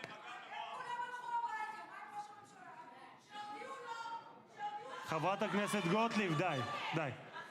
חברת הכנסת שטרית, די. חברת הכנסת ביטון. אני לא הייתי מוכן בשום אופן. I was not willing at any שהמלחמה תסתיים option, at any point, to give in to those surrender requests that Hamas was pushing. To my chagrin, even with the help of the people around the world, I mean, governments, the international media, and even people from within. I was not willing to accept those directives and those dictates. Our government did not accept any of the demands of the Hamas, and thanks to our determined stand, we ensured that there would be a horrific blow against Hezbollah, the Houthis, Hamas, the Assad regime that doesn't exist anymore, Iranian, and we returned our deterrence force, and we have brought back our revival, basically. We have ensured that revival. We brought back the hostages. And instead of retreating, we remained in the Gaza. And we are enfolding them from all sides. And that is what the world sees. I would like to tell you, members of Knesset, that is how we are seen in the entire Arab world. I'd like to read out to you something that was written a leading journalist from the Emirates just a few days ago. He said the Hamas organization and the Muslim Brotherhood have surrendered to President Trump and the people of Israel. There are very few in this region have shown such courage. And here the message is from the Emirate column in his in the actual paper. In other words, you did everything so that the anti-Semitism would win, and yet it did not win.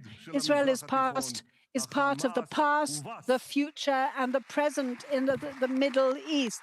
Hamas has been defeated. Members of Knesset, thanks to the chain of these amazing achievements, thanks to the valor of our commanders and IDF combatants, and thanks to those decisions, very brave sometimes decisions, we have established ourselves as a great power here. But the war is not over. We saw yesterday how the Hamas violated the agreement openly, blatantly. Yes, and we're talking about Itai Yavetz, the soldier, and Niv Kula. We're talking about two brave soldiers, a captain and a staff sergeant. 153,000 tons of bombs that we took. And we took and eradicated so many of the Hamas terrorists. We're talking some of them even senior commanders. And we will not give them the license to threaten us. There will be a heavy price for what they do. And at the end of the solution, at this process, and we've agreed with the President Trump, we've been working together that the military power of the Hamas will be eradicated. And even if you look at the wider sort of circle, they're trying to rearm themselves. Our enemies are trying to challenge us, but in the violent, wild Middle East, those old sort of threats are disguised in new threats and in new clothes and arms, but we are on our guard and we are acting in order to thwart these. We don't know about everything, and it's very possible that you won't know, and we won't know about everything, but one hand is on the arms, and our second is spread out in peace for those who want to create peace with us. And there are quite a few who do want to broker peace with us. There are very great opportunities. We're expanding the circle of peace for peace and beyond that, not only in the Middle East. And I think that my policy, not only from now, is that peace you do with the strong people, not the weak people.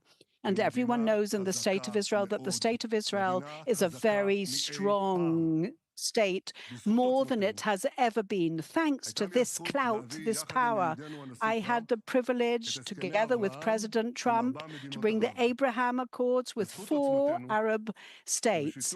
Thanks, and to that, And now again, with the President Trump, I believe we will bring even more peace accords with additional countries. But we will fulfill all our objectives. So we have to tirelessly really guard ourselves and protect ourselves. But our unity will never be absolute. It's obvious. We know it. There are different opinions. There are controversies on various issues. But as I said many a time to our enemies, but by the way, they weren't listening to me, and I said them, don't err, because at the moment of truth, all of us will stand together as an unbreakable wall. And that is what we did.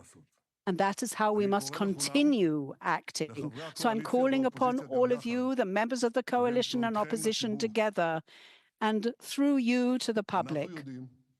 We know. We read about it. And we even fast because of that every year. We know what a horrific destruction that hatred caused amongst our people many years ago. So now the time has come.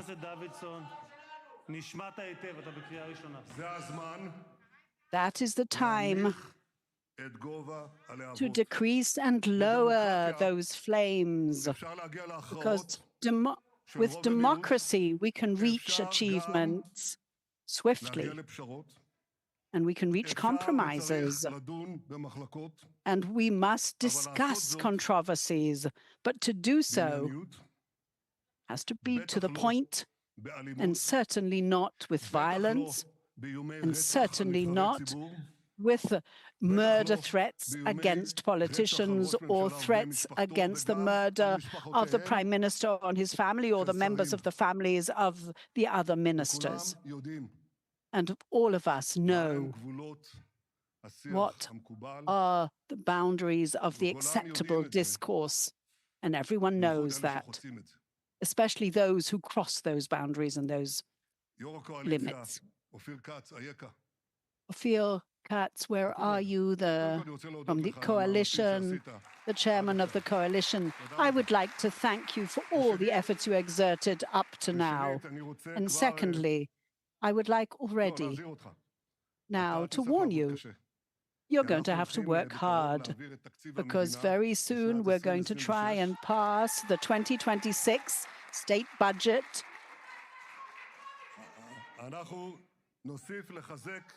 And we will continue strengthening the economy of the State of Israel.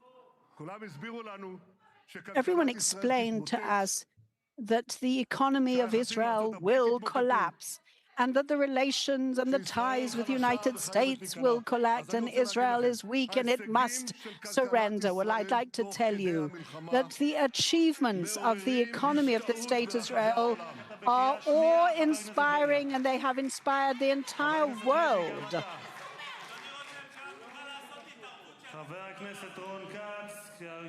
Member of Knesset, Ron Katz. The inflation is going down, the shekel is strong, that the unemployment is at its very low. And we're talking about the stock exchange as well. We're talking about unprecedented achievements, and that's in the middle of war. Members of Knesset.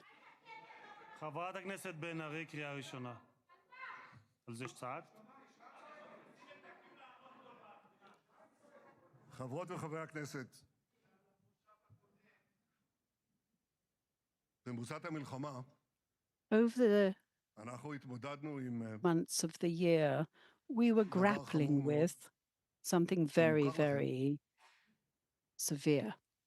והוא לא היה פשוט. And it was not a simple issue whatsoever. An ammunition embargo that, yes, inhibited our progress in the war. In order not to be dependent on that supply of ammunition, we are now promoting our armament and our manufacture of arms. Where is the Minister of Finance? Yes, we are promoting the independence of our manufacture of ammunition alongside the growth of our economy that we are doing through the free trade and free market economy that we have been encouraging. We'll have to invest more in our national security. And alongside that, in parallel, we are now establishing a national setup for AI. As we established, just as we established ourselves as an international force in LIBOR, we will do the same in AI. And I remember all those who were heckling and interpolating, and all those who are ridiculing what we do. I suggest you watch a short film here at the Knesset, and I was standing at the podium just like I'm standing here now, and I said we're going to develop the cyber authority, and Israel will become an international cyber entity. And I remember a senior member of Knesset said, a virtual prime minister who's talking cyber. Well, now we're the second. Absolute, we're talking in an absolute way. We are the second most powerful cyber unity. Oh, yes, well, I'm going to talk about all these things because we have to ensure that in order to ensure our future and our state.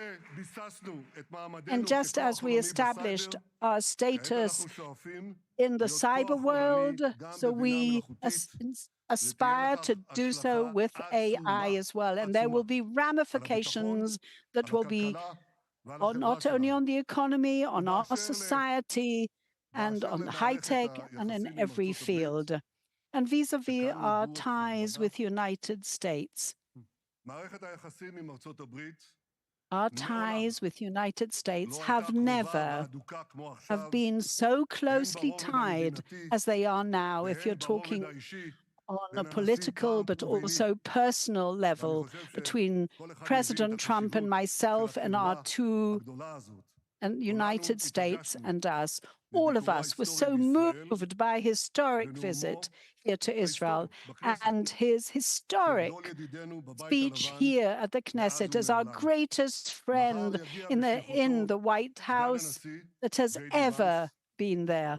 And Lady Vance will come tomorrow and we will talk. Mr. Vance will come tomorrow and we will talk about our security challenges and also the opportunities that we are facing now. And we will fulfill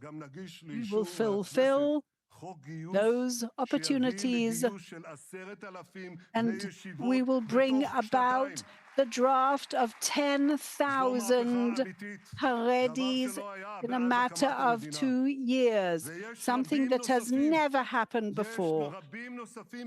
Yes, and there are so many others who are at the age of the draft, and they also need to be drafted. They need to join the army as well. But vis-a-vis the potential of the participation of yeshiva boys in the army, we have a fantastic example from the combatant Hashmona'i Brigade. I visited them. They were in Gaza. And so sadly, to my chagrin, some of their friends and combatants were actually killed during the war. They were drafted as Haredis, and when they left and were discharged, they were still Haredis, and we will do so now, members of Knesset, citizens of Israel. These are definitely historic days. I am being very cautious and wary when I use these words, because I am a son of a historian. But during these times that have the ability to change the destiny of our people, they are paving a path ahead that we never dreamt of. It is incumbent upon us who we are fighting against, and also to remember what we are fighting for. And I heard that from our combatants in the regular and in the reserves, and from some of the bereaved families too. I heard it from our wounded soldiers in the various rehabilitation wards, and I've heard it from so many people of our nation. And over the last few days, we heard it from an additional source, my wife and I, from the hostages. Every story, every individual story touches one's soul and hearts, the deepest parts of our soul. One of them was Ron Braslavsky. Rom, he was at the Nova Festival. With his body, he shielded people who were being attacked with monstrous cruelty, and he was taken hostage to Gaza. And those who captured him begged him to convert from Judaism. And he looked them in the eyes and he said, I am a Jew, I am strong, I will not be broken.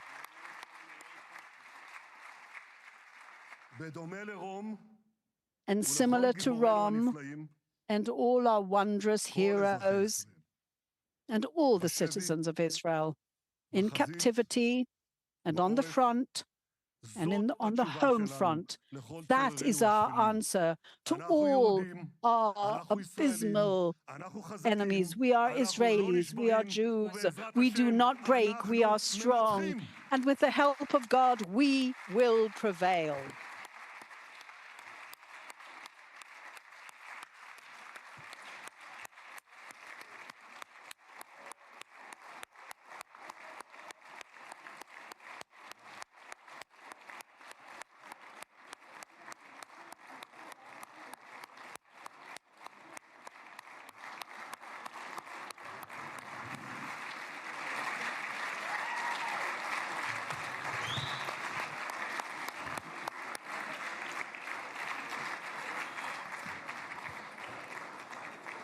Thank you to the Prime Minister. Yes, that was Israeli Prime Minister Benjamin Netanyahu. Opposition leader Yair Lapid will be taking the podium momentarily to carry out his speech. But in between, Owen Altum and Jonathan Javor here with us, listening to every bit of it. What do you make of it? Netanyahu's speech, that is.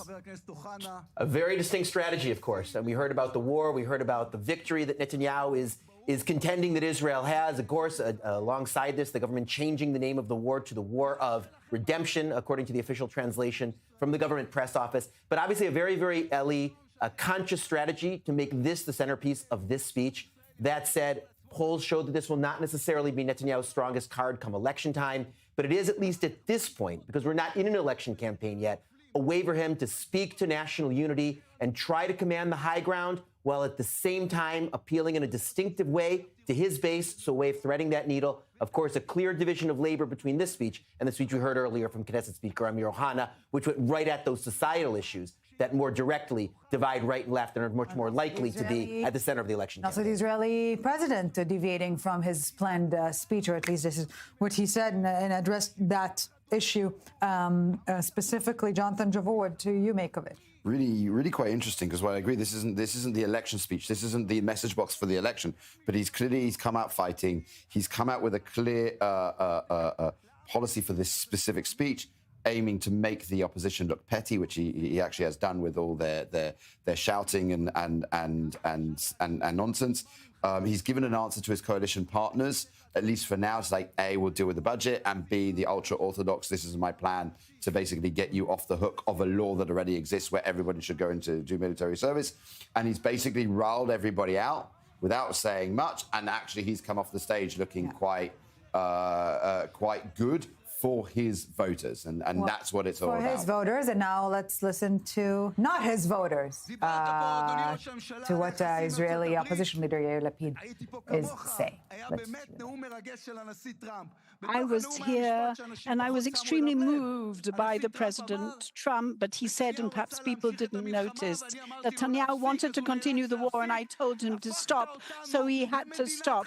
And you made us into a state, and you kept saying that, oh, I'm able to stand against the President of the United States. Well, and here the President has said, you should have said, Mr. President, I appreciate the fact that you want to give me a pardon, but we are not a state that is under the auspices of the state of United States. We are not patronage state. After 3 years of negative growth, that is your achievement now that you're talking. I know you don't go to the supermarket, but ask someone and ask them about the middle class in Israel when they stand in the queue at the supermarket, when you've got 15 superfluous government ministries here, and everything is being paid by people who are taxpayers and did reserves this year in the middle classes. Go and see the prices, if the prices interest you at all, and then perhaps you'll understand what this really costs. And yes, you want to have all sorts of laws and legislate. We won't let you do what you want to do. There was only one moment that I actually really listened. And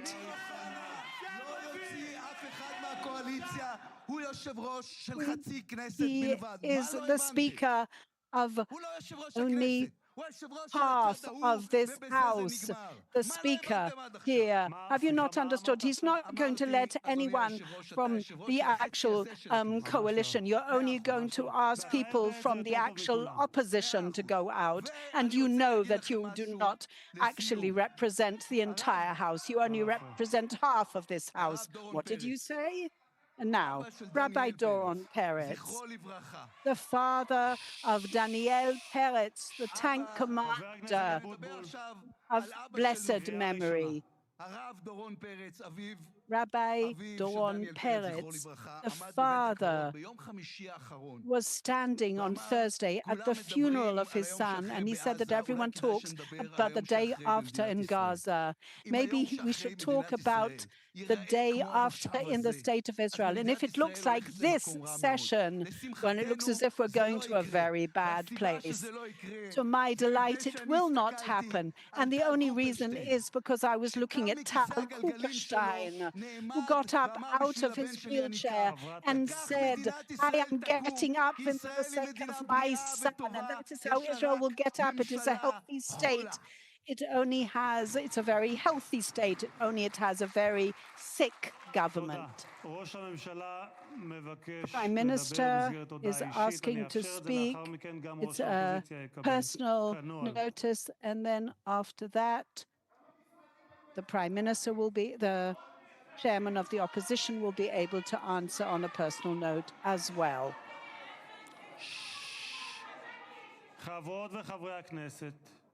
תודה. ראש הממשלה, בבקשה. On the 24th of the 4th, 2024, member of Knesset Lapid said we have to stop the fighting immediately and leave Gaza. I will give you the full quotation, but I'm sure you can find it on Google. You can find it on Google. And secondly, that is the main issue. The main issue. You, member of Knesset Lapid, you dare talk about the Iranian threat for years, for 40 years. And even when I was in the government and Prime Minister, I fought and I warned against that threat, and I tried to mobilize everyone, and the opposition as well. And these were stomped by, and people reacted in ridicule. Again, one of his ideas, Netanyahu's idea, he's trying to hide the real things that we have to face, as if this is an existential threat against the state of Israel. So I continued acting to hit at those targets and those Iranian scientists, now I'm allowed to say it, those senior scientists. Yes, we assassinated their opening dozen, and all that we did, and so many other things, especially through various covert acts by the Mossad and other forces. But we were doing it throughout. And there was tremendous objection and resistance on the part of the public and our members of Knesset. But I would be happy when the time comes to bring all those quotations and words, but more than that, I must say, yes, okay, I'm accepting it. Okay, this is what we do in this plenum. Lots of things are said. Yes, there are many aspersions being cast. I don't use that kind of language. Yes, I do argue, and there are issues, but I keep the boundaries of good sort of taste in that kind of quarrel. One doesn't do that kind of thing, not in front of me and my wife, and with the wives of members of Knesset here. But the most important issue, and what I said, and I said in passing to him as well, and that's not just for the sake of saying it, those threats have not ended. They're just sort of licking their wounds. They haven't given up the extermination of the state of Israel, that objective, not the Iranians, and not the others, and not the Houthis either, for example, who they were a new factor when they came into this entire arena. But if the topic on the agenda, and it will continue being on our agenda, and by the way, the window of opportunity for the expansion of the peace agreements is already on the agenda. I wouldn't have stood on this podium and say what I'm saying now. Incumbent upon us to really draw some kind of boundaries to the internal controversy, so that our shared destiny, after all, is our shared destiny. No one will feel mercy towards us. We are considered one state, one enemy. So if they fulfill their program to annihilate Israel, it's still alive and kicking. And it does not separate between us. And it's not that far. Yes, we've distanced various existential threats, but there are other on the agenda. And therefore, our future commits us to somehow flatten those systems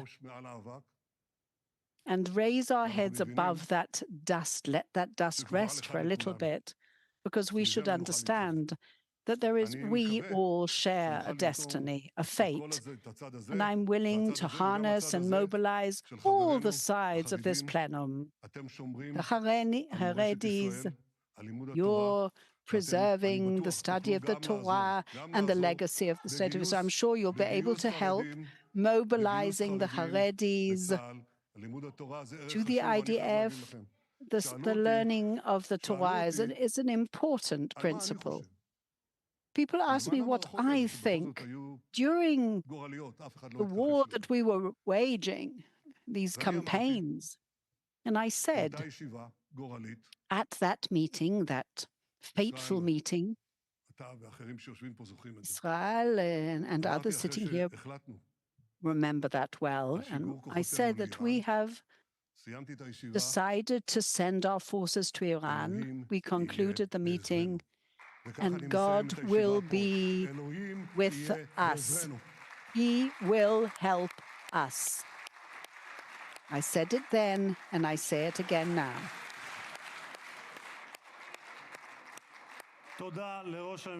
Thank you, the Prime Minister. And now the Chairman of the Opposition, Member of Knesset Yair Lapid, will answer. I listened to what you said, and there is one thing I agree with completely. Yes, indeed, God will be on our side, will help us. But I'd like to define for you, there's a difference between I said and I acted. You spoke about Iran, but you didn't act about Iran. Had you done that, perhaps there wouldn't have been Fordo or Isfahan or an entire system that was ready to launch missiles. For 20 years you were Prime Minister, and it has become a threshold nuclear state in Iran. And you cannot sell these stories to me because I was in the Prime Minister's office and I opened the drawers to look for your programs and we found nothing. We had to start from zero with all the means that you activated against Iran. We defined them for you. Shall we talk to you about before we actually did the overlapping of the government and how we helped you? Who are you cheating? Aren't you ashamed to say, at least say, I didn't prepare myself like I should have done? You said we should have stopped Gaza beforehand? Is that what you're saying? It's better if you don't speak about those planes after you sent our pilots to bomb in Iran. Mr. Prime Minister, had we done the hostage deal in May 24, then maybe there would have been more alive, and maybe hundreds of soldiers would have still been alive. And most specifically, excuse me, would you mind keeping them quiet? I am the chairman of half of this Knesset. And what is the achievement you're so proud of instead of actually bringing in Egypt, a country that is fighting against the Muslim Brotherhood, who weakened Qatar and Turkey, and they are the ones running Gaza now. It was your shift. God forbid if this continues. After ultimately, all the discussion here is just one. It is your attempt in order to evade having to convene a national state committee of inquiry. You're talking on the 20th of September 2023, there was a press meeting, and I said that there is a catastrophe that is going to take place here because Israel, the Prime Minister, is ignoring and neglecting the security of the State of Israel. And you said, rubbish, you're exaggerating, and just less than a month later was a 7th of October. They're still ongoing, but we are taking a very short break. We'll be right back, perhaps with the continuation of those speeches at plenum or with the unpacking, and there's much of it that we need to do here in the studio. A very quick break. We'll be right back.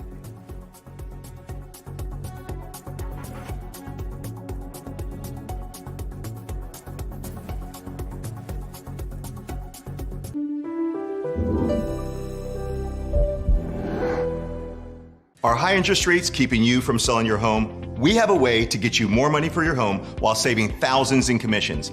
At Ideal Agent, we'll connect you with a top local agent who will sell your home fast, for top dollar, and all this for as low as a 2% commission. We paid a 2% commission, which I don't think we would have had with any other agent, and we got top dollar for our house, and we are just so happy about it, and the results were fantastic. Ideal Agent connected me with the top 1% agent in my market, and I actually got it at a discount, and I saved about $12,500, which is unheard of when you're working with the top producer in any industry. We've helped tens of thousands of home sellers get 5-star results with top-performing experts you can trust. We guarantee it. Ideal Agent is available nationwide, there's no obligation, and best of all, our service is completely free. Call today or visit idealagent.com.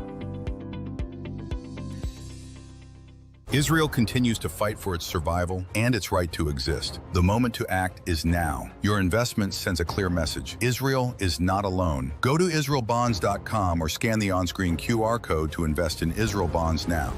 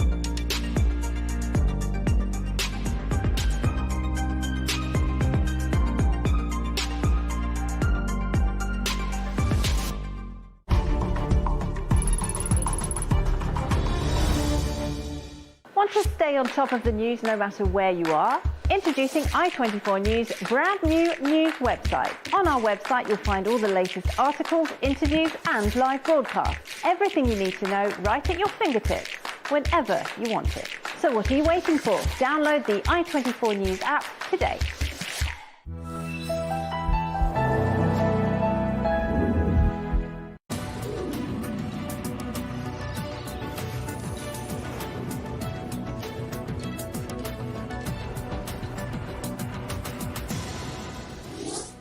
Welcome to this edition of Middle East Now on i24 News. I'm Laura Sellier, and these are the headlines. Israel prepares to receive the remains of another hostage as the ceasefire holds in Gaza. Hundreds turn out for the funeral of the Houthi chief of staff who was killed in an IDF airstrike last month. And in Turkish-occupied northern Cyprus, the candidate who wants to unify the island beats the pro-Erdogan candidate. Israel is expecting to receive the body of another hostage tonight. Hamas claims to have found the body yesterday. It would be the 13th hostage to be handed over since the ceasefire began last week. 16 currently remain still in Gaza. The ceasefire is back in place in Gaza this Monday, a day after Hamas killed 2 IDF troops, prompting airstrikes across the Strip. The Prime Minister, Benjamin Netanyahu, has been defending his handling of that ceasefire violation in the Knesset today as it opened for its winter session. More on that later in the programme. But now let's bring in Professor Kobi Michael. He's a senior fellow at the INSS and Mizgav Institute and the former Deputy Director General of the Israeli Ministry of Strategic Affairs. Welcome to the programme, Kobi. Good to see you again. So let's talk about what happened yesterday. 2 IDF troops killed by Hamas in that attack. In your opinion, did the IDF respond strongly enough? I hope so. First of all, good evening. I hope so. We are in a very fragile situation. This is not the first violation or breach of the agreement by Hamas. And unfortunately, I think that it is not going to be the last one. Israel is in a very delicate situation with regard to its response because Israel wants and has an interest in the implementation of President Trump plan, and Israel still waits to have all the bodies of the hostages, all the dead hostages.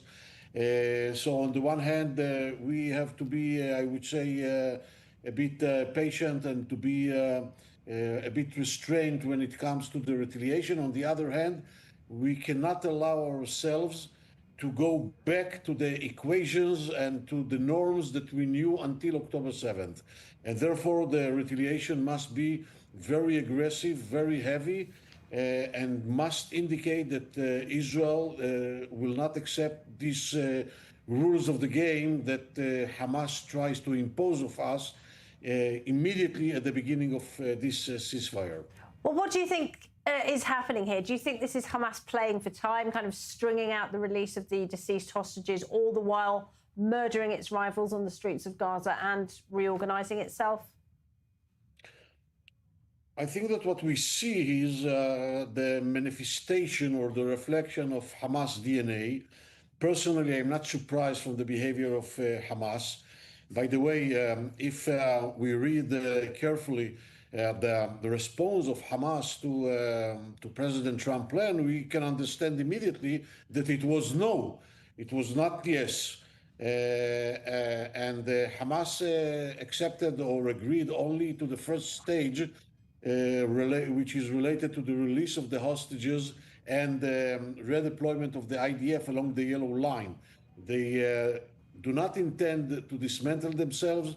They do not intend to demilitarize the Gaza Strip, and they do not intend to be removed from any participation or influence in the reconstruction process of the Gaza Strip. So we are going to face some very troubling and challenging problems when it comes to the implementation of the second and the third phase of the plan. And we have to be ready in advance to tackle successfully these challenges. And I think that we have to find the right way to do that by combining the diplomatic, political path together with the military one, and to keep President Trump focused, determined, and decisive with regard to his own plan. Yeah, it's a difficult balancing act, isn't it, in some ways? Are you concerned by what President Trump said earlier? Because he did appear to legitimize Hamas's version of what happened yesterday, saying that this wasn't the Hamas leadership, this was other elements beyond its control. I recommend us all not to take too seriously all the declarations that are made by President Trump, be it in press conferences or be it via his social truth platform, because there is no coherence. We saw that at first when Hamas began with the butchering and the murdering of its own citizens in the streets of Gaza, he said that he doesn't care too much about that. Hamas has to deal with gangs and has to enforce law and order. And the day after, he said that he even warned Hamas to stop with that, okay? So today he says that he accepts the explanations of Hamas, and tomorrow he will say something else. The most important thing is to keep President Trump in the very intimate channels with him, to keep him continue backing Israel, and to keep him focused on his own plan, and to keep his backing to the Israeli responses to Hamas violations, and to increase the chances to implement successfully the plan itself. All right, Professor Kobi Michael, we appreciate it. Thank you so much. Thank you for having me. Well, the US Vice President J.D. Vance will arrive in Israel tomorrow. Trump envoy Steve Witkoff and White House advisor Jared Kushner arrived earlier this afternoon. And as we just discussed, President Trump says that he does approve of Hamas's version of yesterday's deadly attack on IDF troops. Trump says he believes Hamas's top leadership was not behind the attack. More in this report. A US-brokered ceasefire in Gaza appears to have survived its first major test as Israel and Hamas affirmed their commitment to the deal after 2 Israeli soldiers were killed in Gaza on Sunday, prompting waves of airstrikes. Israel briefly paused aid shipments to the Strip in response to what it said was a blatant violation of the ceasefire by Hamas, but agreed to restart them on Monday following U.S. pressure. U.S. President Donald Trump, who helped broker the deal, says Hamas's top leadership wasn't behind the attack. I think maybe the leadership isn't involved in that, some rebels within, but either way, it's going to be handled properly. It's going to be handled toughly, but properly. U.S. Vice President J.D. Vance echoed these statements, indicating that the disarmament of Hamas will take time. When we talk about Hamas, you're talking about 40 different cells. It's disjointed. Some of those cells will probably honor the ceasefire. Many of those cells, as we saw some evidence of today, will not. So I think it would be kind of absurd for the president to say, well, Hamas is going to be disarmed 3 or 4 days from now. We don't even have the security infrastructure in place, meaning the Gulf Arab states, our allies, don't have the security infrastructure in place yet to confirm that Hamas is disarmed. As the implementation of the second phase is still far from being negotiated, U.S. envoys Jared Kushner and Steve Witkoff arrive in Israel to monitor the deal, while Vance indicated he could be joining them later. And ahead of their arrival, in an interview with 60 Minutes, the two envoys had a message to the leadership of Israel. Now that the war is over, if you want to integrate Israel with the broader Middle East, you have to find a way to help the Palestinian people thrive and do better. How are you doing with that message? We're just getting started. Mediators say calm has returned for now, but with tensions high and trust low, one misstep could send the ceasefire into collapse. Well, let's bring in Eric Mandel. He's the founder and director of the Middle East Political Information Network and a senior editor for security at the Jerusalem Report. Welcome to the programme, Eric. Good to see you as always. So we've got J.D. Vance coming to Israel tomorrow. Two Trump envoys are already here. Is there a risk, Eric, that Israel will be asked to compromise security in order to keep this peace plan on track? In a word, yes. I think we have to take a step back and see how we frame this. I think we need to realize that even though at the same time it is incredibly important that Israel show no daylight between itself and President Trump, Israel's interests don't always coincide with American interests. And right now we're getting lots of different spinning of what's come out. There's things about that the last report was talking about Hamas, the president taking Hamas's story. That's a little troubling. I think the bigger issue is that they don't push back. That the Hamas leadership was not responsible for yesterday's attack, that this was rogue elements within Gaza. You think President Trump is buying that? Yeah, I think that's a convenient excuse. Hamas is there. The deals with Hamas. Hamas has shown in the past with other groups like Palestinian Islamic Jihad that it can get them under control. So I would not buy Hamas stories. The end of the day is what comes out of this. And what's come out of this is 2 dead Israeli soldiers, 3 injured. They came out of tunnels. And so the situation is that Israel had to make a response. I congratulate Israel's response because what it did was it advanced everybody's interest because to my mind, it seemingly to the world was disproportionate. And that's what you have to do. If Hamas, you're going to have consequences that are disproportionate when Hamas breaks things. It can't be a little tit for tat and then and going forward. So I think that's a major mistake. And I think Israel will not fall into it. We have to remind ourselves that Israel is different than pre-October 7th. It is not about managing. It is not about containing. It's not about just a proportionate response. Israel is now about preemption. And whether we're talking about the North or we're talking about the South, Israel cannot let provocations by Hamas go unanswered. Do you at least see signs that President Trump is coming around to the idea that Hamas is not going to disarm voluntarily? And what options are there on the table other than the IDF having to resume the war? I think anybody who thinks that the international force, now the latest one is Turks, Indonesians, Egyptians are going, and Azerbaijanis, Azaris are going to go in and risk their lives to disarm Hamas, dismantle the tunnels. I think that is fanciful. And when they see body bags of their soldiers coming back, they're going to lose their will to fight. Hamas knows this. Hamas is playing the long game.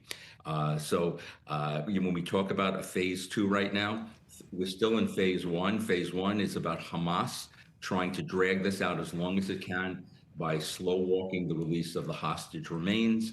They're doing this to dominate and remain the dominant force by intimidating its opposition, and it wants to be brutal about it. And, one day President Trump goes one way, and another day the president goes on something else.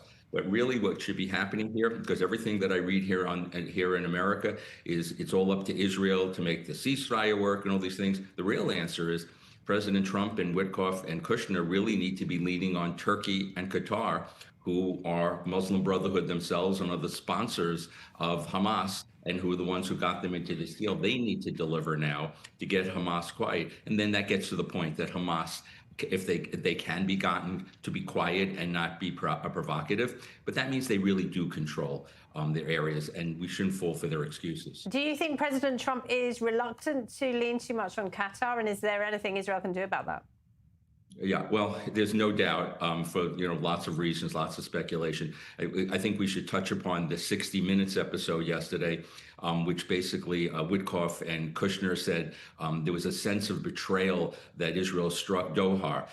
There is no way that President Trump didn't know about this. And they said that that Qatar lost its confidence in the United States and Israel keeping its word. I think what really happened is the more plausible reason is that Trump said okay to the Qatar strike because the Qataris were not delivering. And I think it is troubling when you see Witkoff with all praise for Qatar and no, at least public expressions that Qatar is the Muslim Brotherhood and it is the money, the support, the sanctuary of all types of Sunni jihadists.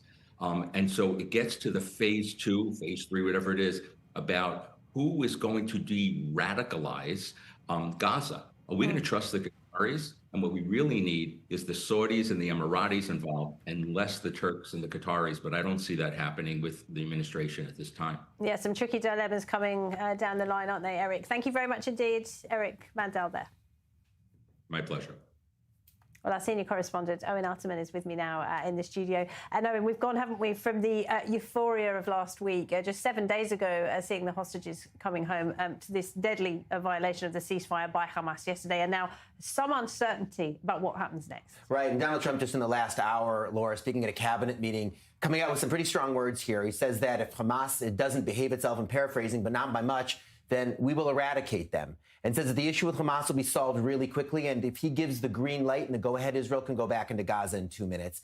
Laura, as usual with Donald Trump, there are two ways of explaining this. One way is there is a hole here. There's a strategy. Donald Trump, the school nanny or the school principal, if you will, trying to use the whip to crack both sides, to treat each side fairly, as he said he's going to do, to try to referee this and to try to continue to bring the process of the agreement along by being tough with both sides. That's one way of looking at it.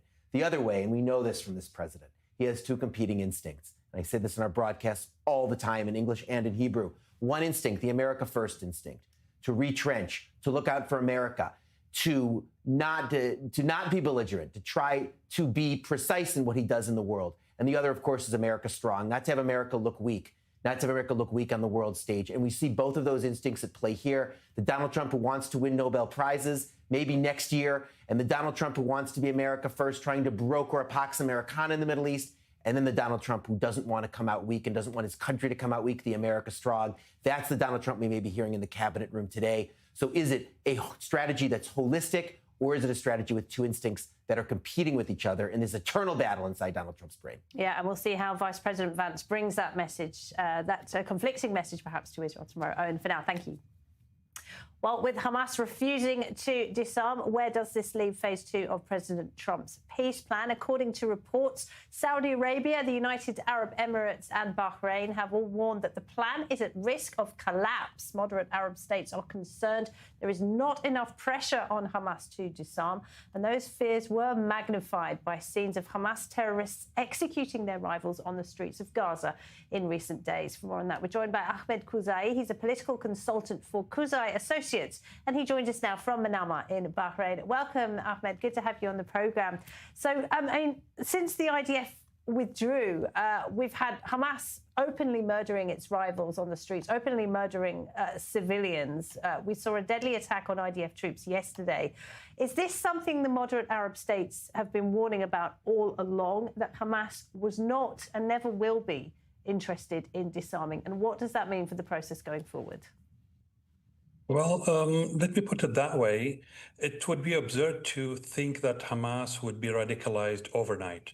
It was established for that mere reason. Can we just expect it overnight to disarm and act like it is a civilian NGO doing good deeds for the people? Of course, the first thing they were going to do is to somehow execute their rivalries that they couldn't do anything for during the 2 years war almost. On the other hand, the Arab countries, of course, see that, and that's why we saw less of the United Arab Emirates and Saudi Arabia in involvement in Sharm el-Sheikh over the past week. Because they understand what it is and they see and they're sure that no plan could go ahead without Hamas being basically disarmed. And then what initially President Trump said, that the whole of the District of Gaza basically to be handed over to another, what he called a technocrat group. Yeah, well, quite. There was no, as you say, rightly, Mohammed bin Salman, the Crown Prince of Saudi Arabia, stayed away from the summit in Sharm el-Sheikh, as did the Emirati President, Mohammed bin Zayed. According to reports, the Saudis are right now on the verge of leaving the process altogether. Is that true? It could be true. I'm not aware of that. But realistically speaking, I don't think so, because ever since day one, most of the news and media outlets were talking about Saudi being the next country. It could be the next country, but they wouldn't get involved in it without a final solution to the Palestinian conflict. And from what we're seeing today, it's not closer than it was last week or last month. We still have issues. We still have a problem with Hamas. What is the UAE's position? Because that's quite an interesting one, isn't it? We are hearing that the Emiratis are interested in investing in a kind of Gaza pilot, and they will pour money into areas that are already free from Hamas. And the hope is that that will attract Gazans to come and live there in an area that will be free from Hamas. Is that something that could work? Yes, it could, but we'll have to understand that today, at least, we have 3 day after plans. One is proposed by the French, one is proposed by the Americans, and one is proposed by the Palestinian Authority, out of which none of them is 100% going on the right direction as per what I've seen so far. We'll have to understand that Saudi and the United Arab Emirates are not of today, are not the ones from, let's say, 20 or 30 years ago.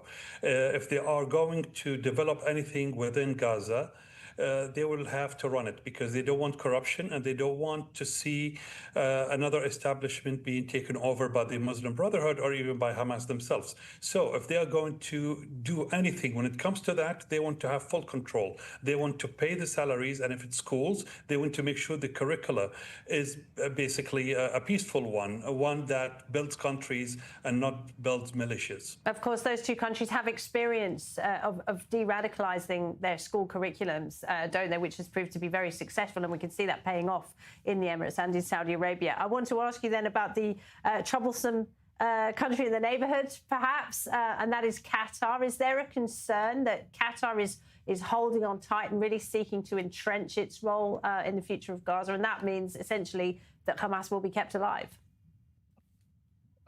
I think we all see it today because what President Trump said over the past 2 weeks changed overnight over the last 1 week. Everybody spoke about basically the disarmament of Hamas and then their leadership, at least as phase 1, for them to leave Gaza. That didn't happen. And all of a sudden we see during the Sharm el-Sheikh meetings that this is not the case and they are given grace period. Nobody speaking about the disarmament unless or basically until they started executing civilians. What does that mean? We didn't see any proper statement coming out from anybody. So back to your question, I think, yes, there is a plan to keep Hamas because, as well, the argument is, or basically the argument that we see so far is that if not Hamas, then who? Nobody else is willing to step up. Nobody else is capable of controlling. That's the argument that's being put on the table, and nobody's able to counter that. All right, fascinating to get the view from the Gulf. Thank you so much, Ahmed. Good to have you with us. Ahmed Kuzaider over in Bahrain. And I think we can take a listen to President Trump, his comments in the last few minutes when he was speaking about Hamas and what happens if they refuse to disarm. Let's take a listen. We made a deal with Hamas that they're going to be very good, they're going to behave, they're going to be nice, and if they're not, we're going to go and we're going to eradicate them if we have to. They'll be eradicated, and they know that. So they went in, and I don't believe it was the leadership, but they had some rebellion in there among themselves, and they killed some people, pretty a lot of people. But this is a violent group. You probably noticed over the last 100 years, this is a very violent group of people. And they got very rambunctious, and they did things that they shouldn't be doing. And if they keep doing it, then we're going to go in and straighten it out, and it'll happen very quickly and pretty violently, unfortunately.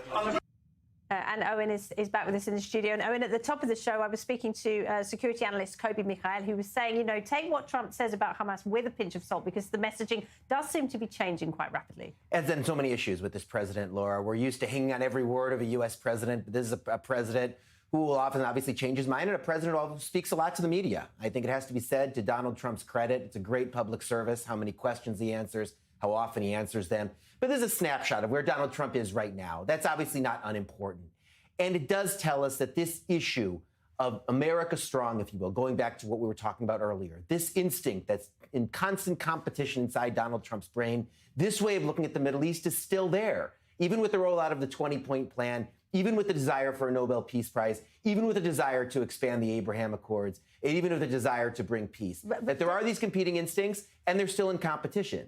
So again, you're right, not to make too much about any one statement that the president makes, but yes, to take it into consideration as part of a collage. When you talk about that strong America, America first, prosperous America, etc., where does Qatar fit into that? Because Qatar is phenomenally wealthy. We know that the Qataris have a good relationship with President Trump. Do you think we are now seeing that that is going to be a bit of a problem further down the line? Look, they obviously have the president's ear. He obviously was very impressed in his visit to the Gulf, and they obviously have had a lot of influence in Washington, a country that's punched above its weight for a long time in the Middle East. And yes, their ability to get Hamas to come at least to an initial finish line, to enable phase one, and maybe to enable phase two, puts the Qataris in a very, very good position to have leverage in Gaza. And of course, it's not unimportant that by all accounts, the failed Israeli strike in Qatar is what incentivized or made Donald Trump more motivated to get to this lane and get to this path in the first place. So the Qataris obviously have influence. They'll continue to have influence in Gaza and through Hamas. And obviously it's going to be a big challenge for the Israeli government to manage that influence. How much is too much? Where can Israel put the brakes? How can Israel find a way to compete with Qatar? You were talking with your guest about the Emirati plans to come into Gaza. This is an open question about exactly how the day after is going to look and who's going to have influence. But there are countries that want to have influence. And if there are positive actors in the Middle East that see it, Laura, as being in their interest to invest in a day after in Gaza, that's obviously very, very good news for Israel. That's something Israel should encourage, all the while understanding that Qatar has leverage, both because of its leverage in Washington and because of its leverage on the ground in Gaza. Yeah, we keep going back to who will disarm Hamas. And do you think President Trump is now realizing that Hamas is not going to do that voluntarily? It looks like no one's going to disarm Hamas, Laura, but maybe Hamas can be contained. Of course, the IDF is in control of 53% of the Gaza Strip. That's obviously, and according to the 20-point plan itself, by design, is meant to be an area where the plan can operate and the day after can operate even without Hamas. But surely it's going to be a challenge and would require probably a resumption of the war or some very, very robust international force that we in Israel obviously are very skeptical that will come into being. Owen, for now, thank you very much indeed. We're going to take a short break. When we come back, a rowdy day in Jerusalem as MK's returned to the Knesset for the winter session. We'll break that down with Owen after the break. Stay tuned.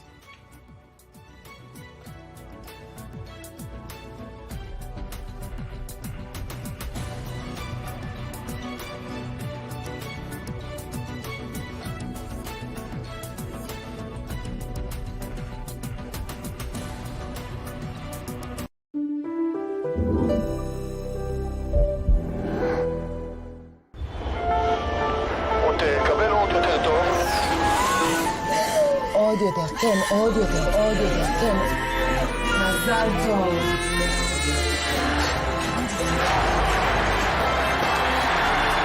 אתה הכי טוב.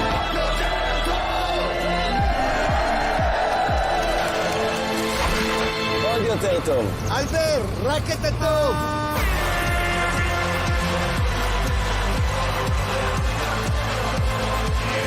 ועוד הפקה מוצלחת בחברת ההייטק הישראלית.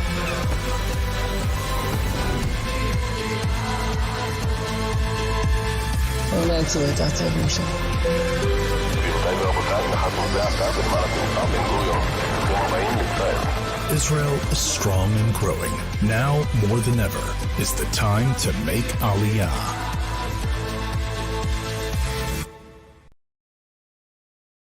Israel continues to fight for its survival and its right to exist. The moment to act is now. Your investment sends a clear message. Israel is not alone. Go to israelbonds.com or scan the on-screen QR code to invest in Israel bonds now. You live in Israel or you are preparing for your Aliyah? Congratulations. You have a smartphone? Perfect. Download the Olim app for free and discover everything we have to offer. Booking medical and administrative appointments, bills paying, debt verification, instant translation, contractor recommendation, request tracking, and much more. And if you can't manage it on your own, our team speaks your language and assists you with all your procedures in Israel, starting from 199 shekels per month, unlimited and for the whole family. Don't hesitate any longer. Download the app or contact us.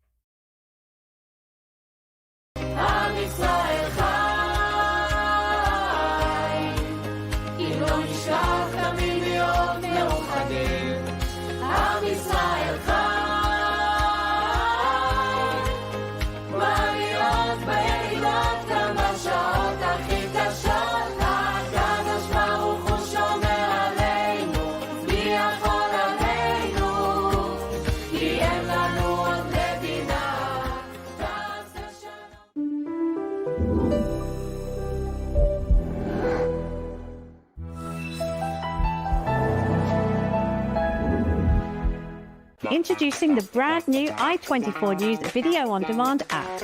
You'll have instant access to all our programs, reports, in-depth discussions, and expert commentary, all at your fingertips, whenever you want it. So what are you waiting for? Download the i24 News Video On Demand app today.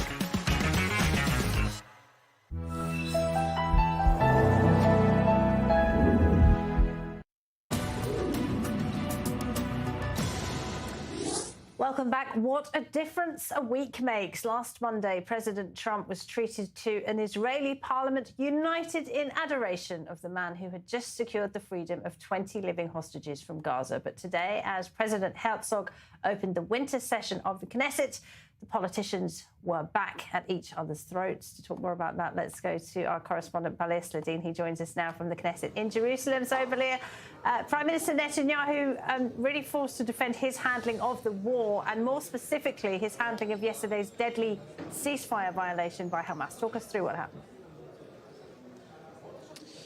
Yes, exactly. So after we've heard speeches by the head of the Knesset and also the president of Israel, Yitzhak Herzog, both at least show us the state of unity in Israel, let's say, because they both talk about this issue.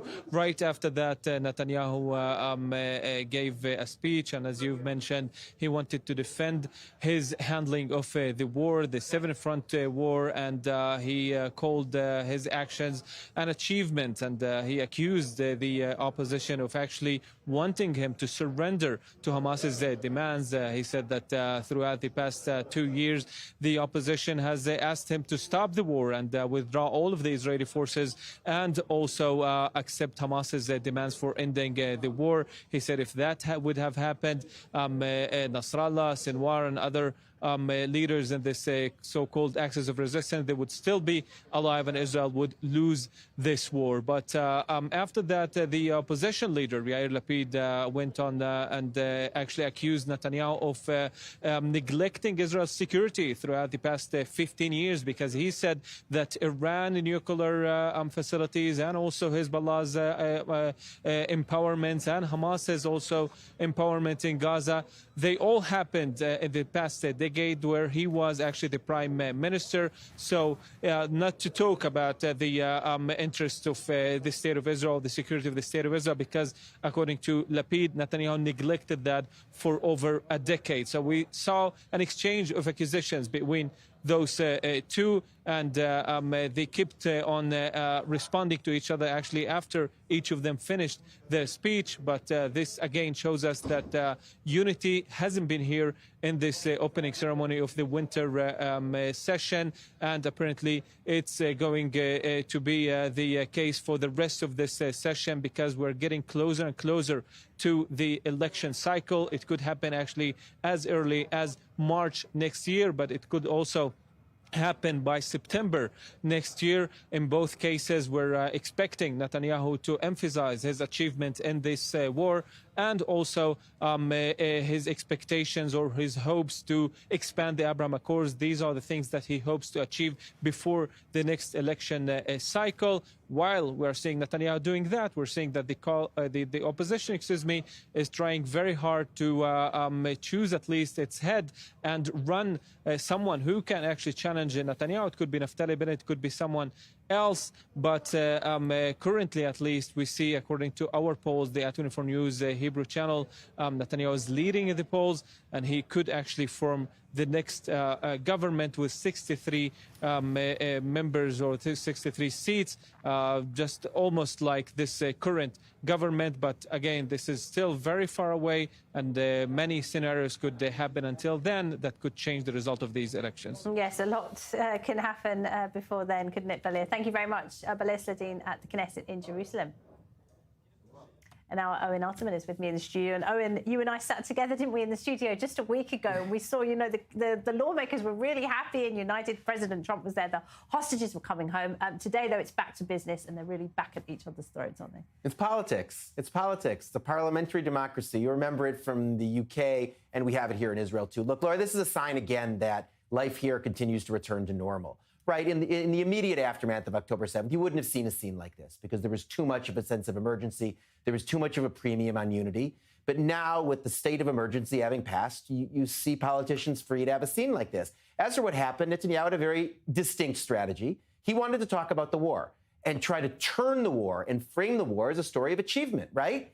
And that helped him both, on the one hand, talk like a unifier, because who wants to come out against the achievements of the army, God forbid, or the freeing of all living hostages, or God forbid, look as if you're somehow speaking up for Hamas. So it allowed him to play to the unifying parts of what the public wants to see, while at the same time speaking to his base and making the opposition look sour and small there in the plenum. At the same time, Yair Lapid, it has to be said, was unfocused. He had a great opportunity here. He is the titular leader of the opposition. Of all of the politicians in the opposition, he is the only one who has that microphone. This is someone who's a very experienced communicator, disappointed today, I think, from his perspective. He should have gone hard at the issue of drafting ultra-Orthodox or Haredi yeshiva students, which is a huge potential weakness for Netanyahu. Lapid could put that front and center in the public debate, or if not that, answer what Netanyahu was saying about the war with talking about accountability for October 7th. He did that a little bit, but he wasted too much time talking about the issue of Iran. Laura, that's one of Netanyahu's strongest points. That's a win for Netanyahu, isn't it? All right, Owen, thank you very much indeed. Owen Alterman there. Now, hundreds of people have been attending a funeral for Yemen's military chief of staff who was killed in a recent Israeli airstrike. Major General Mohammed Abdul Karim al-Ghamari was killed along with other top rebel leaders. Our Joe Brown has more. This is a sad day for the Republic of Yemen, as we bid farewell to a great leader and an exceptional man, the Chief of Staff, Lieutenant General Mohammed Abdul Karim al-Ghamari. Thousands decked the streets of Sana'a to pay their respects to the former Houthi military chief of staff, who was killed in a targeted strike by the IDF nearly 2 months ago. The Houthis confirmed al-Ghamari's death, alongside his 13-year-old son and 2 bodyguards, last week. He was the one who prepared and built the Houthi armed forces to achieve victories. He was a man of victories and prepared an army that is entirely Mohammed al-Ghamari. His funeral in the Houthi-occupied capital of Yemen bore similarity to a political rally, with large crowds chanting and people singing his praises, especially for his alleged victories over Israel and the US.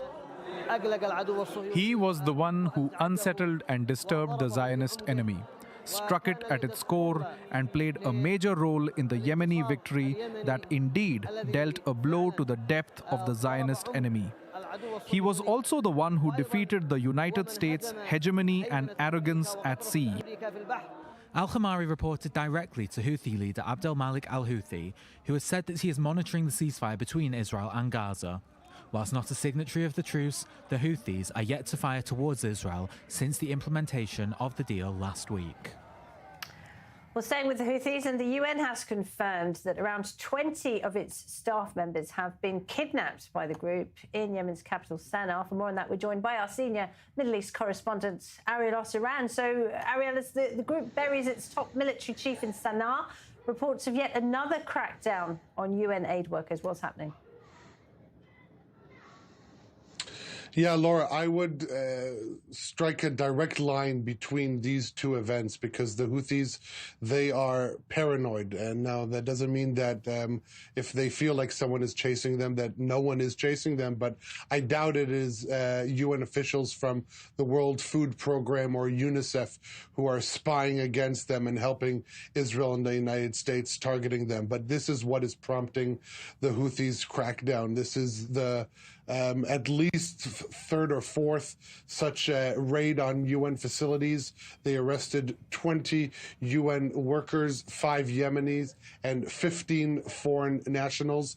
They also already released another 11, but this comes in addition to already 50 UN staff that have been apprehended, been in Houthi custody for months now. Even one World Food Program worker has died in Houthi detention. Now, the Houthis, as I stated, they are concerned that they have some intelligence breaches that have helped Israel and the United States in their strikes against the Houthis, even going as so far as calling the World Food Program the World Intelligence Program. Now, this coming in a country that is suffering from one of the worst humanitarian crises currently anywhere around the globe.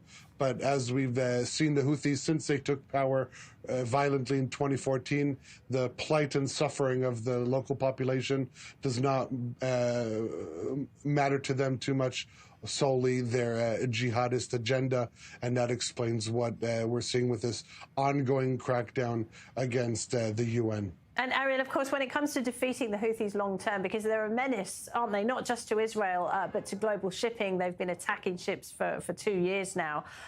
They might want to look a little further afield, because we've got these satellite images, haven't we, which show a new airstrip, a mysterious new airstrip that's being developed in the island of Zukar, which is in the Red Sea, which is just in the Houthis' backyard.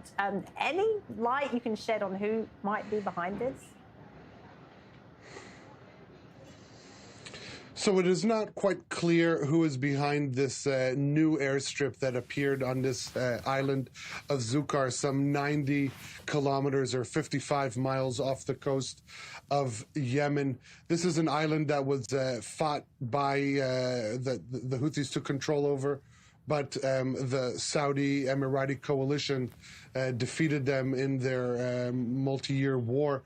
And so this means that the usual suspects are naturally the Emiratis, even though they have not confirmed this. But I think this has somewhat to do with recent statements that we heard from the president of the internationally recognized government of Yemen. We're talking about Rashad al-Alimi, who last month during the UN General Assembly called for an international coalition to support them to defeat the Houthis. And so we're seeing the Emiratis publicly have established numerous airstrips surrounding Yemen to help in surveillance, not only against the Houthis' capabilities, but what is currently troubling the internationally recognized government that is based in Aden are the ongoing smuggling operations that have recently been successfully thwarted, but we're seeing the Iranians continuing to ship advanced weapons and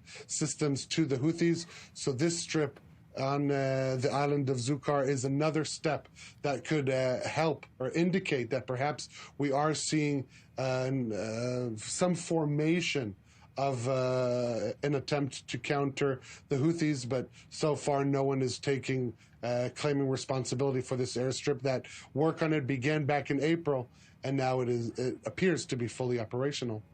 Great, Ariel, thank you so much. Ariel Osirande. A candidate who wants to reunify the island of Cyprus has just won presidential elections in the Turkish-occupied part of the island. Tufan Ehrman beat the incumbent Ersin Tatar, who is backed by President Erdogan.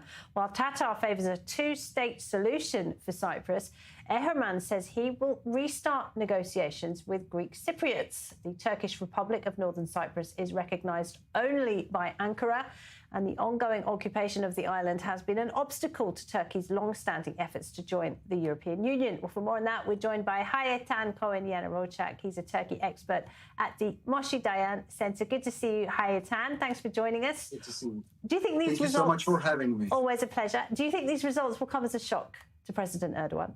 Well, I assume yes. I must admit, it also shocked me because, when you are opening the Turkish TVs, you were witnessing a very seen propaganda that favored the previous President Tatar.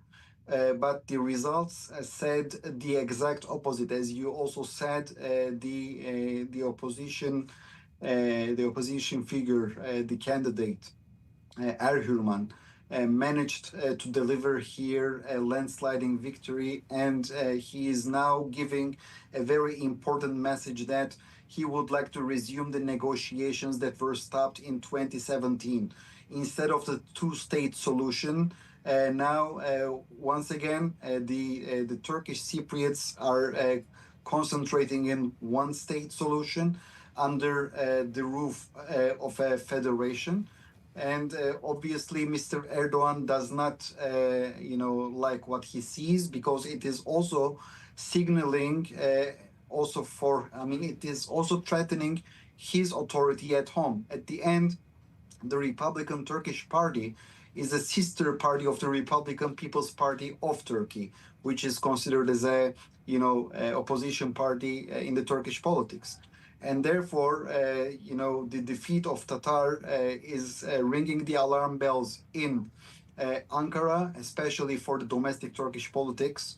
But I'm very much pessimistic that Erhürman will be able to bring a real change. At the end, the Turkish Republic of Northern Cyprus is a kind of a puppet state, that it is very much dependent to Turkey in terms of international relations, trade, everything.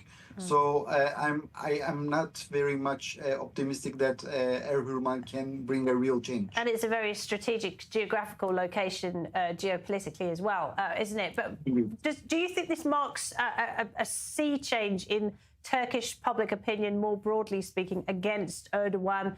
We have seen him cracking down on rivals, of course. İmamoğlu, the very popular mayor of Istanbul, remains behind bars. He was seen as one of Erdogan's biggest challenges. Do you think this shows that Turks in general are becoming tired of Erdogan? Well, I think it is early to speak this way, because at the end, Erdogan is also delivering so much important achievements. During the last year, he was crowned by Donald Trump as the leader of the Muslim world, as we are seeing that the Turkey is playing here a very key role in the Middle Eastern conflict in the Gaza Strip. So I think it is very early to declare the end of Erdogan's era. But obviously, we can say that it is shaking his chair, but it's not the first time that we are witnessing such a phenomenon. And I also would like to underline that the Turkish Cypriot society is, different. Is different from the Turkish society. Turkish society is much more conservative when you compare with the Turkish Cypriots. The Turkish Cypriots, on their daily lives are also passing to the south of the island. So they are very much engaged with the Greek Cypriots, and they are more European. and therefore, I mean, we should not judge, and we should not draw wrong conclusions when we are analyzing the Turkish Cypriot case. Of course, in the Turkish politics, we also see some indicators that we can see that Erdogan is weakening. He is very much deterred by the mayor of Istanbul, who is behind the bars right now. Yes, there are indicators, but again, it is very early to draw such conclusions. We can't extrapolate from the situation in Cyprus. Well, we know that Israel has pretty strong relations with the Greek Cypriot government. Do you think Israel should be watching more closely how events unfold in Cyprus? Well, there are many different conspiracy theories that I was exposed in the social media, that some of the Greek social media users are, thinking that, the outcome of this election was fixed by the Turkish government. Like now, they are bringing Erdogan as a good cop versus Erdogan, the bad cop, and by turning on this peace process in Cyprus. So according to some Cypriot social media users, Turkey is trying to, stop this rapprochement between Cyprus and Israel. But I think that the Cypriot-Israeli partnership is strategic, and it is very deep. And I don't think that this could be affected by the election results that we are seeing today in Cyprus. Hi, Eitan. Always great to talk to you. Thank you very much indeed. Hi, Eitan. Thank you very much for having me. All the best. The other two-state solution that doesn't get quite as much airtime, does it? All right, President Trump has appointed an American of Iraqi and Chaldean descent to serve as his ambassador to Iraq. Trump described Michigan businessman Mark Savaya as someone with a deep understanding of the Iraq-US relationship. Elizabeth Surkov, the Russian-Israeli academic who was held hostage by Hezbollah in Iraq, personally thanked Savaya for his role in freeing her after more than 900 days in captivity. The Chaldeans are an ancient Christian community in Iraq, and their numbers have dwindled significantly in recent decades. For more on all of that, we're joined by Intifad Kamba, former spokesman for the Deputy Prime Minister of Iraq. Thank you very much for being with us, Intifad. Good to see you. So what do you think? Is Mark Savaya a good choice, and what will he bring to the US-Iraq relationship? Well, Laura, good to see you as always. Long time no see. I mean, I think I've seen Mark Savaya when I was in Trump's campaign in Detroit. He's a very active, smart young man, a very successful businessman. But make no mistake, working with Iraq is working with the proxy state of Iran. He's going to be a target of Iranian intelligence and operations through the Iraqi government. Because Iran controls every aspect of the Iraqi government. He should not look at the Iraqi government as a friendly one. He should be very careful. They're going to attack him or tackle him through two parallel paths. First, they're going to discredit him. They're already putting out in the social media he is a former owner of marijuana business, to discredit him and belittle him. I wish him success. I'm very proud he's a Christian Chaldean who is going to represent the Iraqis with President Trump. But at the second path, they're going to try to buy him. They're going to try to lure him into dirty deals to blackmail him. He should be very careful. The only real allies of the United States in Iraq, Laura, are the Kurds. He should go and meet with the Kurds, especially Prime Minister Masroor Barzani. His door is always open, and we can forge and empower the alliance with the Kurds, which will be good for Iraq. But make no mistake, don't trust Baghdad. They're going to discredit you. You are in the middle of an Iranian operation. Well, so you don't go along with what Elizabeth Surkov said, the recently freed hostage. She said Mark Savaya's appointment is bad news for Iran because he will make sure that Iranian influence is diminished while he serves in Iraq. I don't have any doubt he has the best intentions. But Laura, I was part of the system. I know how devious they are. I am really praying for his success. His success is everybody's success. But he has not much experience in Iraq. And I'm sure he's a very smart guy. I think Trump intentionally chooses rich people, wealthy people, so they don't get bought easily. And I wish he will achieve the same success like Mr. Witkoff has achieved with Gaza and Israel. But I'm telling him, this is not a friendly environment in Baghdad. The only friendly environment that he could trust in Iraq are the Kurds. Don't side with Baghdad and the Kurds like many special envoys in the past did, and they lost their credibility. Baghdad is a really, you can call it the city of sin.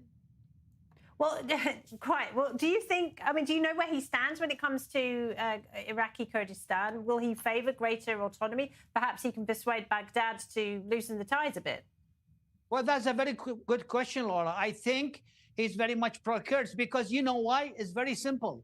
All the Chaldeans and the Christians in Iraq are no longer able to live in the rest of Iraq except Kurdistan. Believe it or not, in Erbil, there's an area called Ain Kawa. It has the highest concentration of Chaldeans in the world now.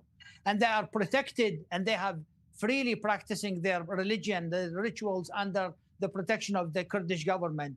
So it makes a lot of sense that he would side with the Kurdish government. I'm not trying to be partisan here, but I'm trying to be realistic. Baghdad is not a friendly place, although they try to throw a lot of charm offensive on him, including the release of Mr.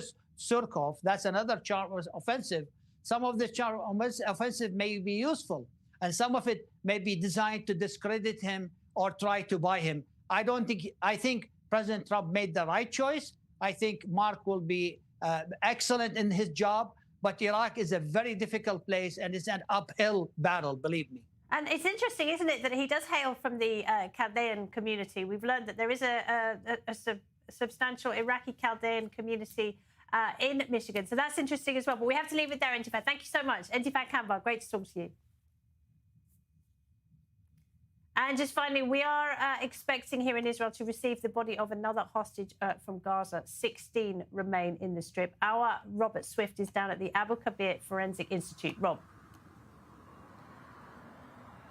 That's right. So the Red Cross have said that they expect to be picking up a body from Hamas in the Gaza Strip at around about 8 o'clock. So that is due to happen in about 6 minutes. Often these time frames slip, and we don't have any updates in the last couple of minutes with regards to that. But what is expected to happen is for the Red Cross to receive the body at that stage, to bring it out of the Gaza Strip, hand it over to the IDF, who will go through security checks as they bring the body into Israel.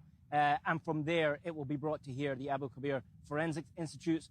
Checks will then be conducted primarily to identify the body, to match it to the genetic and dental records that the facility has on record, to match it to one of the hostages, and then from there to identify the cause of death.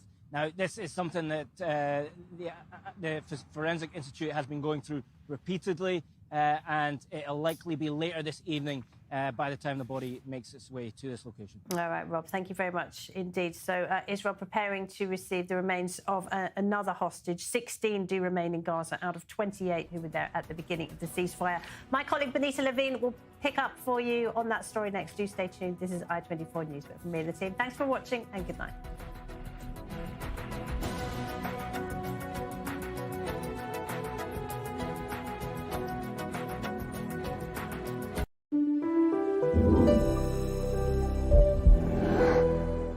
This right here is confidence in a bottle. Makes me feel so much more confident than I've ever felt. They are some of the hottest videos on social media. Those videos claiming to instantly get rid of bags under your eyes. Annette Figueroa is here to tell us why she says this one is for real. This one is for real, and I'm so excited. We even have a video, and all he uses is a small amount on a clean, dry face. And what it does is it tightens and lifts the appearance of bags underneath your eyes. And I did this to my father father. We were at home, so we applied it to his under eye bags, and let me tell you, we were so excited. In under 10 minutes, they visibly disappeared from view, and now it is literally part of both of our daily routines. And not only does it work on the bags, it works on the appearance of crow's feet, fine lines, and wrinkles. At our $14.95 price, it's the best way to try Plexiderm and see it work after your first application. Call the number on your screen. Call 800-598-5843.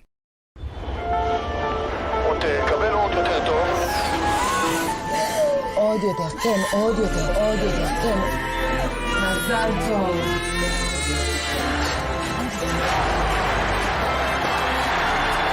אתה הכי טוב.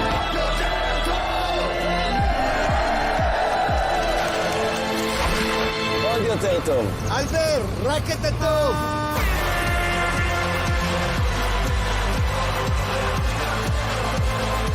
ועוד הנפקה מוצלחת לחברת ההייטק הישראלית.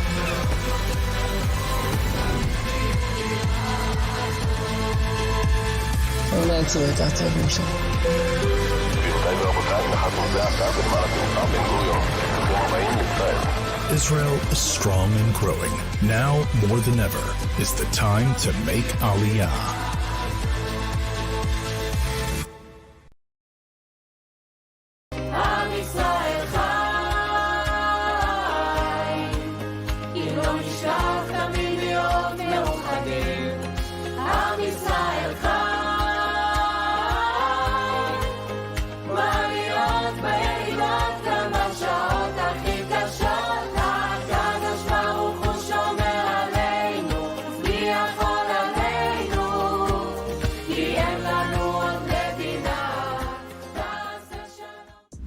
% of Israelis say they are satisfied with their lives. According to the latest 2025 data, Israel now has 10.148 million inhabitants, 7.758 million Jews and other groups, or 78.5%, and 2.130 million Arabs, 21.5%. Despite political and security challenges, 91.1% of Israelis report being satisfied with their lives, 92.4% among Jews and 85.5% among Arabs. How? Thanks in part to a strong economy, an efficient healthcare system, and strong social cohesion. These statistics show solid morale at the heart of a dynamic and growing society.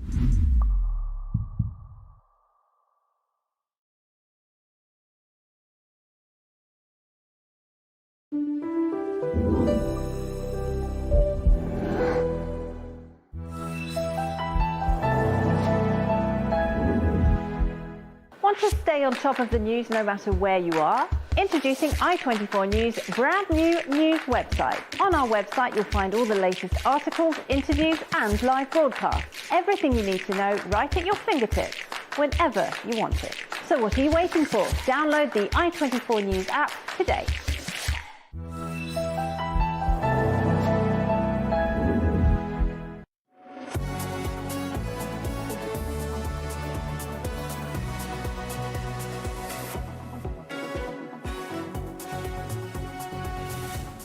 Hamas is about to hand over the remains of one more murdered hostage to Israel. The terror group has yet to fulfill its part of phase one of the Trump peace deal, which is supposed to see the return of all hostages from Gaza. We bring you the latest. Touchdown in Tel Aviv, Steve Witkoff and Jared Kushner are back in Israel as the United States tries to keep the shaky ceasefire in place. We take a deeper look at their strategy to secure lasting peace in the region. And further afield, France is reportedly calling on an Israeli security firm to investigate the spectacular weekend heist at the Louvre Museum in Paris.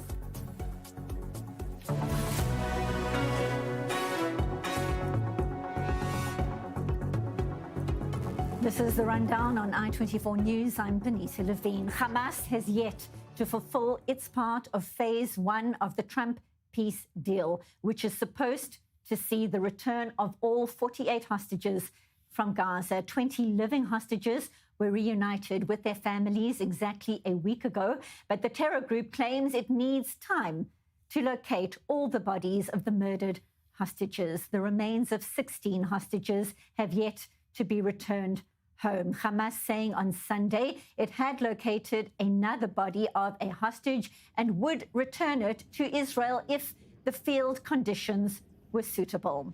And in the latest update just moments ago, the Red Cross is now on its way to a meeting point in southern Gaza. Let's find out why. We go live to correspondent Robert Swift. He joins us from the Abu Kabir Forensic Institute. So, Rob, another body of a murdered hostage is set to be returned now. The Red Cross on its way. What is the latest there? What can you tell us?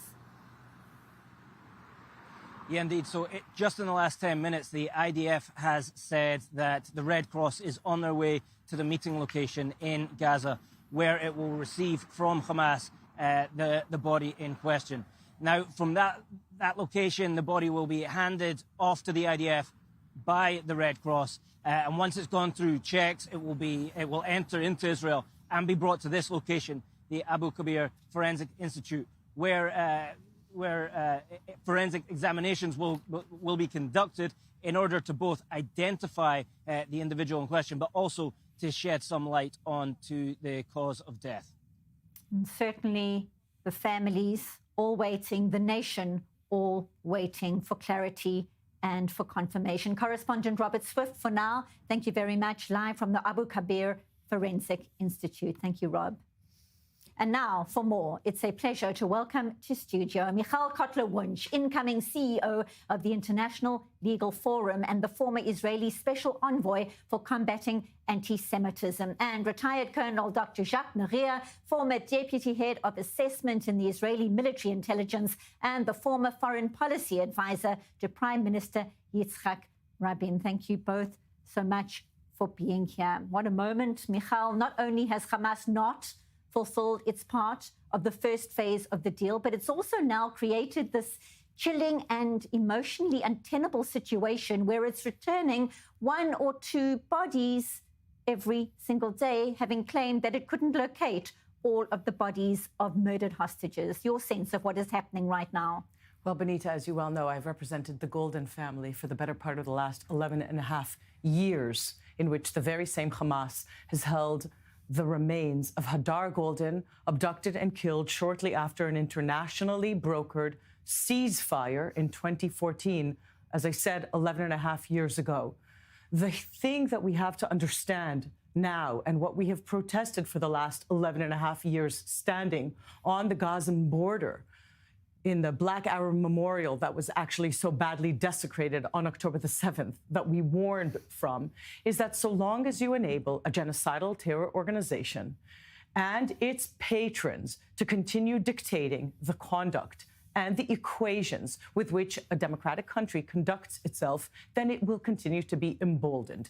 That is, in fact, what we have seen. There is absolutely zero understanding after 11 and a half years for how it is that the 48 human beings, 20 living and 28 deceased, were not returned before the state of Israel released 2,000 absolute criminals and terrorists, 250 of them actually serving life sentences. It's as if we have learned nothing. And I'll say, so long as Hamas continues actually dictating the way that we conduct ourselves, it will continue to be emboldened. It will continue to hold the people of Gaza hostage, murdering them, torturing them, as we have seen in the last several days since this alleged ceasefire. And it will distance us from any possibility of any change and any learning from the last 11 and a half years from the perspective of certainly the plight for the return of Hadar Golden and the 15 others who are held alongside him, perhaps after tonight, 15 in all. And Jacques, to that exact point, what do you make of the strategy by Hamas playing for time, dictating, as Michal is outlining, when the bodies are returned? What is your sense of the strategy? Playing for time is important for Hamas in order to reassemble, reconstruct its structure, and to train and recruit. This is basically what Hamas is doing right now. What is much more worrying is the fact that the United States is more or less accepting the behavior of such an organization. and finding excuses why. I mean, the so-called objective reasons are preventing them from finding the bodies. So this is quite worrying. And certainly, when you look at this agreement, which is not an agreement, 20 points, and there's no way that if Hamas doesn't return the bodies of the hostages, then there's no punishment. There's nothing. There's no punishment in whatsoever in this so-called agreement. So, and then the question arises: if this is the way Hamas is behaving right now, and Hamas says that it has 6 months to organize, so we shouldn't look at the second phase before 6 months. So it's 6 months where we will find a new monster built again facing Israel. And we see that already. So this is very, very worrying. And I think that, I mean, there's a kind of misunderstanding in the public and certainly among the government that, I mean, we are not dealing with angels. We are dealing with monsters. And they're manipulating the Americans, they're manipulating everybody. And there's a situation that right now we are under the dictate of the United States. When we hear the President of the United States that if it pleases him, he will ask Israel to act. If it doesn't please him, it stop. So we have become, in a way, vassals of America. So this is a very deep change in the body politic of the state of Israel. We are now dependent of the will of what the Trump's dreams or decides or wake up and says, okay, whatever humor he has, we'll have to suffer that. And when we take a deeper look at what is unfolding right now, and we know that the Red Cross is on its way to a meeting point, we'll be bringing back the body of one of the murdered hostages. Michal, perhaps for our audience overseas, to explain how important it is for families in Israel to get to have that dignified burial, that final farewell, to say goodbye to their loved ones, the significance of having these funerals when these bodies are eventually returned. You know, people have in the last 11 and a half years, as I said, including with the Golden family, spoken about the difference between the deceased and the living. And I want to make very clear, their families are alive. Their loved ones are very much living. And where they are living is in limbo between heaven and earth. What they are waiting for is to become a grieving family. What they are waiting for is to begin to heal and to rebuild. Those of them that I've mentioned, the Golden family that have been waiting for 11 and a half years, unfathomably, and those that have been waiting for a little over 2 years, including soldiers that went out and ran down towards the fire to defend all of us. The imperative to bring to burial and to understand that it's not just about the deceased soldier, and the imperative indeed, including according to Jewish law, to be able to hear the blood of our brothers screaming from the ground, we just read in this last week's portion, and understand that bringing to burial in the country that they fought for, to which our people returned after thousands of years, the understanding that that is part of the mission of a sovereign country is important enough. But beyond that, as I said, for their living families to begin to not just grieve, but then rebuild, it is imperative for them to come to what we call closure, to bury their loved ones and understand that indeed this part of the horrendous time that they have spent over the last 2 years or 11 and a half years is over, and they can close the chapter. But I want to mention one more thing that's really important for your viewers to pay attention to. It's not just about the state of Israel or about our bringing our loved ones deceased to burial in Israel. It is about what I said before, and that is the standing violation of international law, the violation of agreement which signals to genocidal terror proxies of an Islamic regime in Iran, their patrons, Qatar and Turkey, that have been somehow turned into some kind of honest brokers that are meant to then help us, so to speak, find or locate those that are remaining. It's like saying Hamas will help us find those that they have been holding, those that they've abducted. the understanding that the normalization of these genocidal terror proxies, of their patrons and of the criminal Islamic regime in Iran, the understanding that that normalization doesn't just endanger the state of Israel. What we are seeing is the emboldening of terror and tyranny that actually openly declares for the collapse of the West, for the collapse of democracy, for the collapse of the international rules-based order that they are violating again, and of course for the collapse of an agreement, so-called agreement, which we see that day after day. It's not just the standing violation that continues to hold these human beings. As we know, yesterday there was an egregious violation. We understood it to be an egregious violation because 2 more of our heroic soldiers were killed. But the violations continue and persist, and we have to treat all of them as violations, as egregious violations. And the international community has that responsibility. You mentioned the Red Cross. The Red Cross is not Uber. The Red Cross's responsibility was never just to drive people from one place to another, shuttle them. It was to uphold international law. It was the responsibility to visit our hostages, to ensure that they are treated to the medications they were receiving, those for 11 and a half years and those for 2 years. They have failed colossally, as have the international community, as have those institutions, including the Red Cross. And that is much beyond the state of Israel and those particular grieving families that are just awaiting for that closure. A reminder, of course, that the Red Cross did not get to see one of the hostages inside Gaza throughout their time in terror captivity. Unconscionable. Please stay with us. There's much more to discuss. As we have mentioned already, it's been exactly a week since 20 living hostages came home, reunited with their loved ones. What a moment that was after surviving 2 harrowing years in terror captivity. One of the freed hostages is Omri Miran. This picture, taken on the 7th of October, showing him holding and protecting his young daughter, Ronnie, during the terror onslaught. 2 years of agony, pain, uncertainty, unimaginable for the whole family. 2 years of fighting for him to come home. Omri now is home with his family, home where he belongs.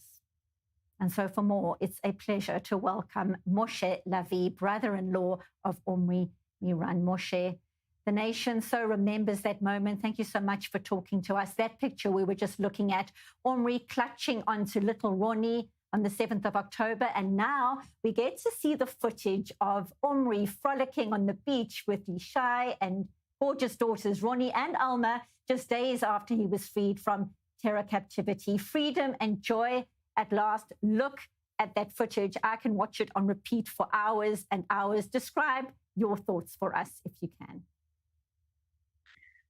Yes, thank you for having me tonight.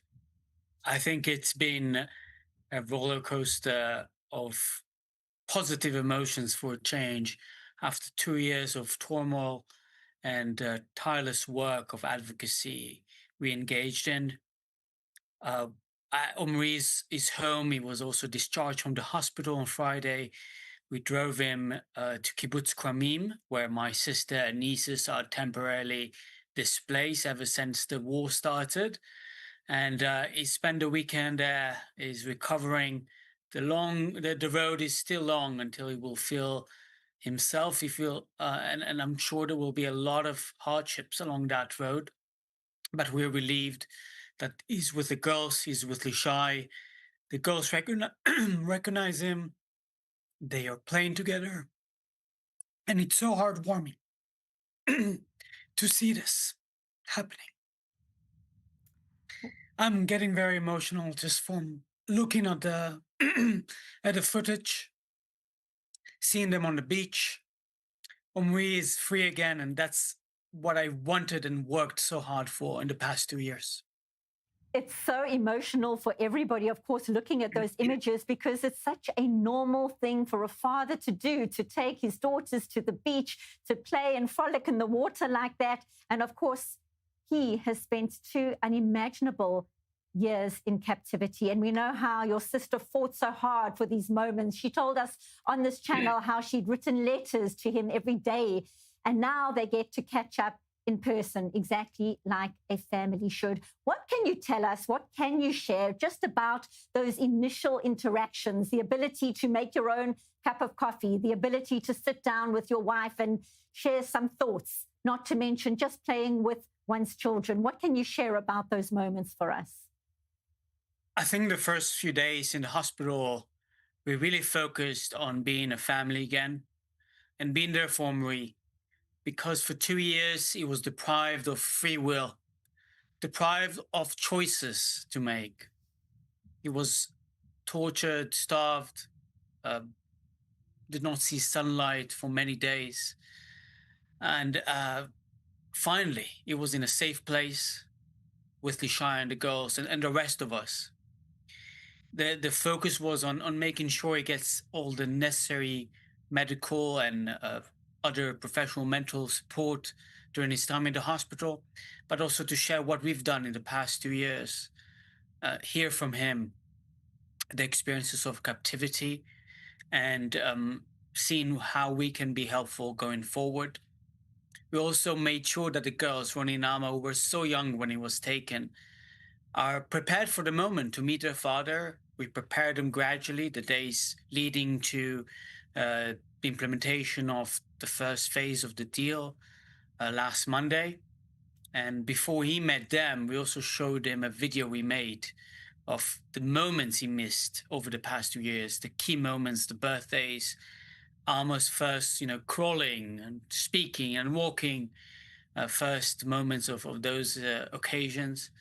And I think that those days were just magical, even though we were in a hospital, just being able to embrace each other, share a beer with each other, share a meal, listening to a concert. Barry Sakharov, who is Omri's, one of his favorite musician, came to the hospital and played for him and the rest of the hostages, released hostages who were with him in the hospital. Those were great days, and now I'm so delighted that he's as well outside that hospital, able to return to real life. And as I said, the road to rehabilitation is very long, but Omri is such a strong, resilient person, and he returned with the same smile he had on October 6th. Same big smile, same love he has to his family, to Lishai and Ronnie and Alma.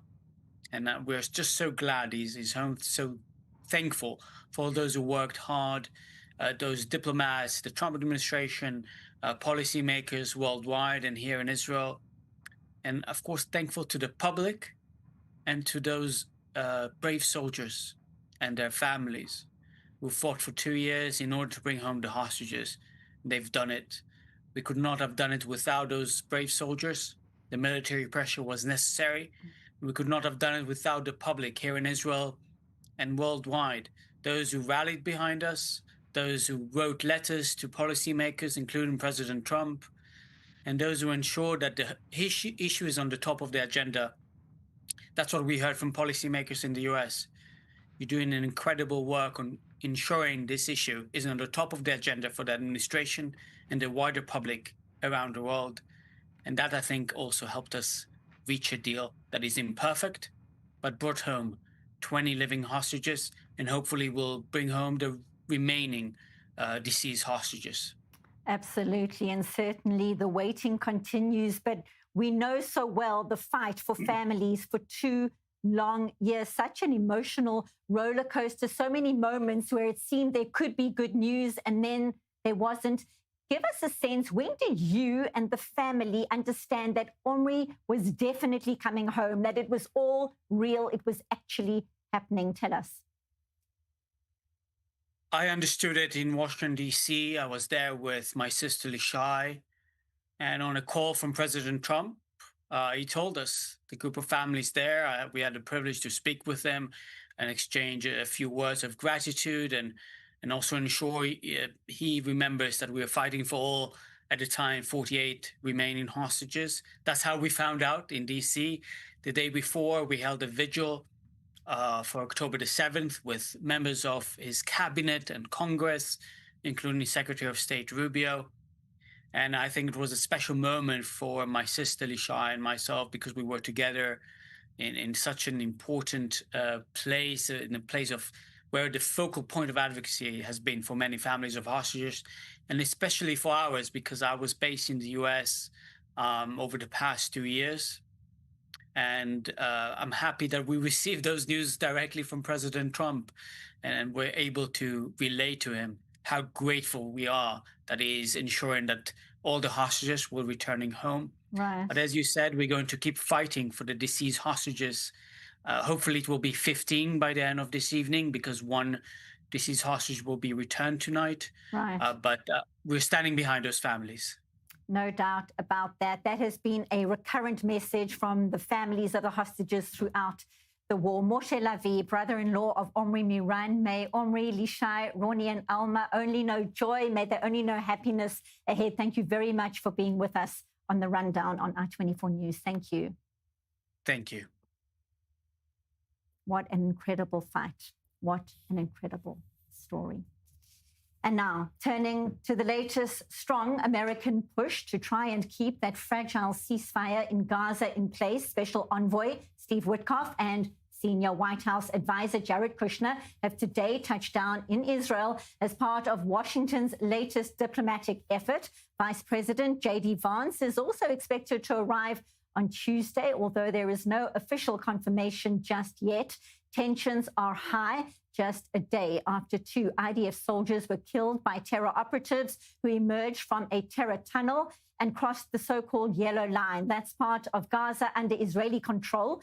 In response, Israel conducted airstrikes across the Strip. Officials say the U.S. delegation will push both sides to uphold the ceasefire and will discuss next steps for a post-war framework. A short while ago, President Donald Trump saying Hamas will be eradicated if it violates the ceasefire deal. Take a listen in his own words.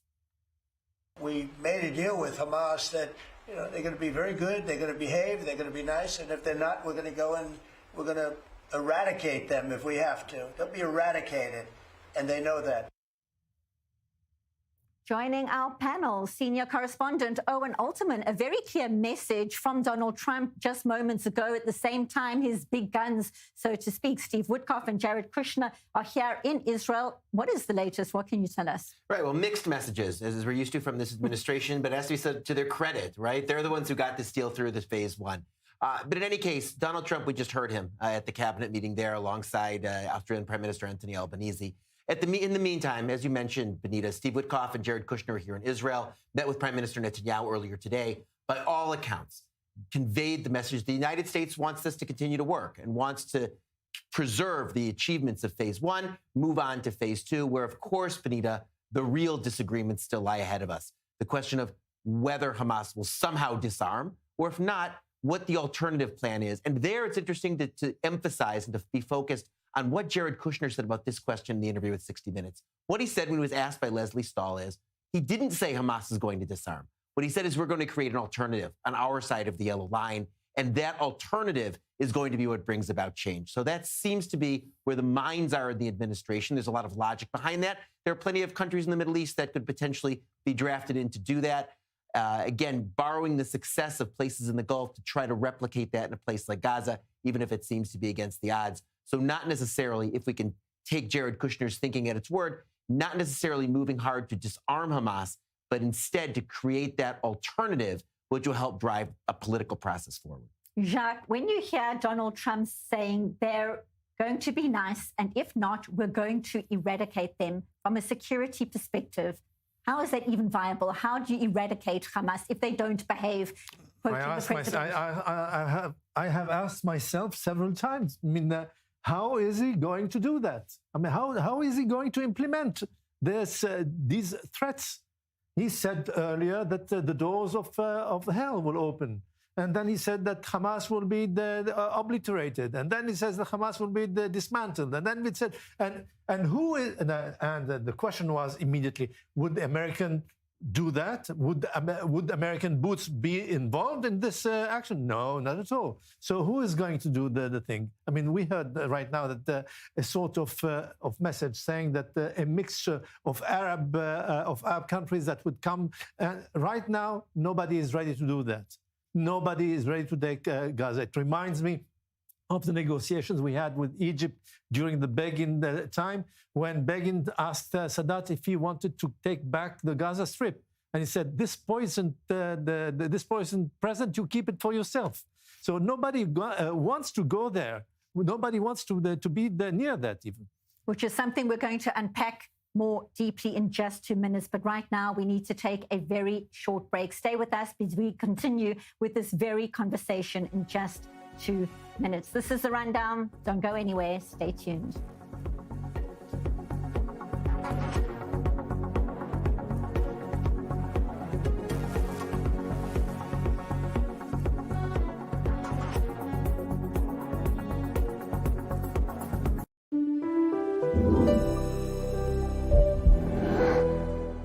Are high interest rates keeping you from selling your home? We have a way to get you more money for your home while saving thousands in commissions.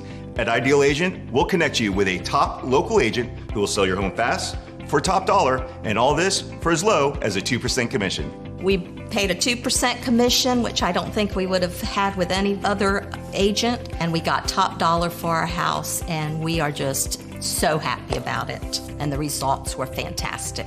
Ideal Agent connected me with the top 1% agent in my market, and I actually got it at a discount, and I saved about $12,500, which is unheard of when you're working with the top producer in any industry.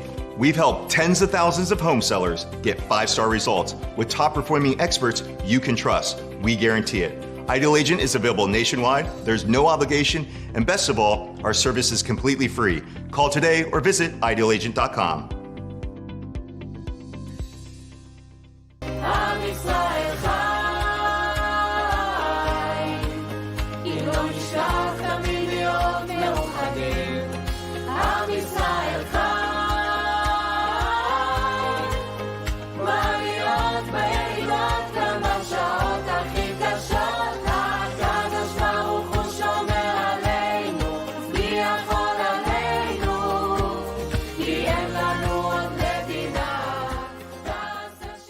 Israel continues to fight for its survival and its right to exist. The moment to act is now. Your investment sends a clear message. Israel is not alone. Go to israelbonds.com or scan the on-screen QR code to invest in Israel bonds now.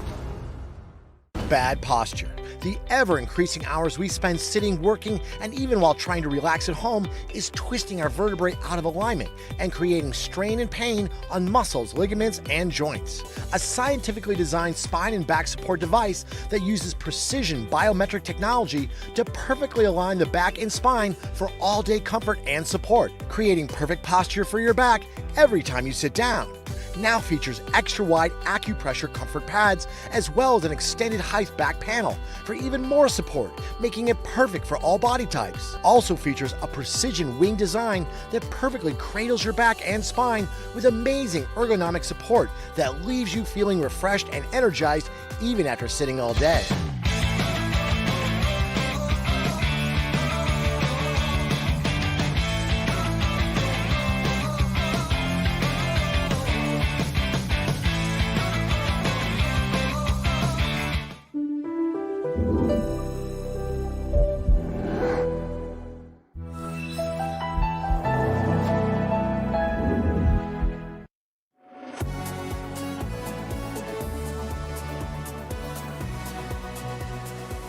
Welcome back. Our coverage continues, and so does our conversation. Before the break, we were talking about the fact that Special Envoy Steve Witkoff and Senior White House Advisor Jared Kushner are in Israel as part of Washington's latest diplomatic effort to boost the ceasefire in Gaza and make sure at least that it stays in place. Still in studio, Michal Kotler-Wunsch, incoming CEO of the International Legal Forum, retired Colonel Dr. Jacques Neria, former deputy head of assessment in the Israeli military intelligence, and our senior correspondent, Owen Alterman. Michal, I want to come to you. Before the break, we were talking about what happens next year, your concerns right now when you hear about the role that the U.S. is trying to play, a tenuous situation, a volatile situation.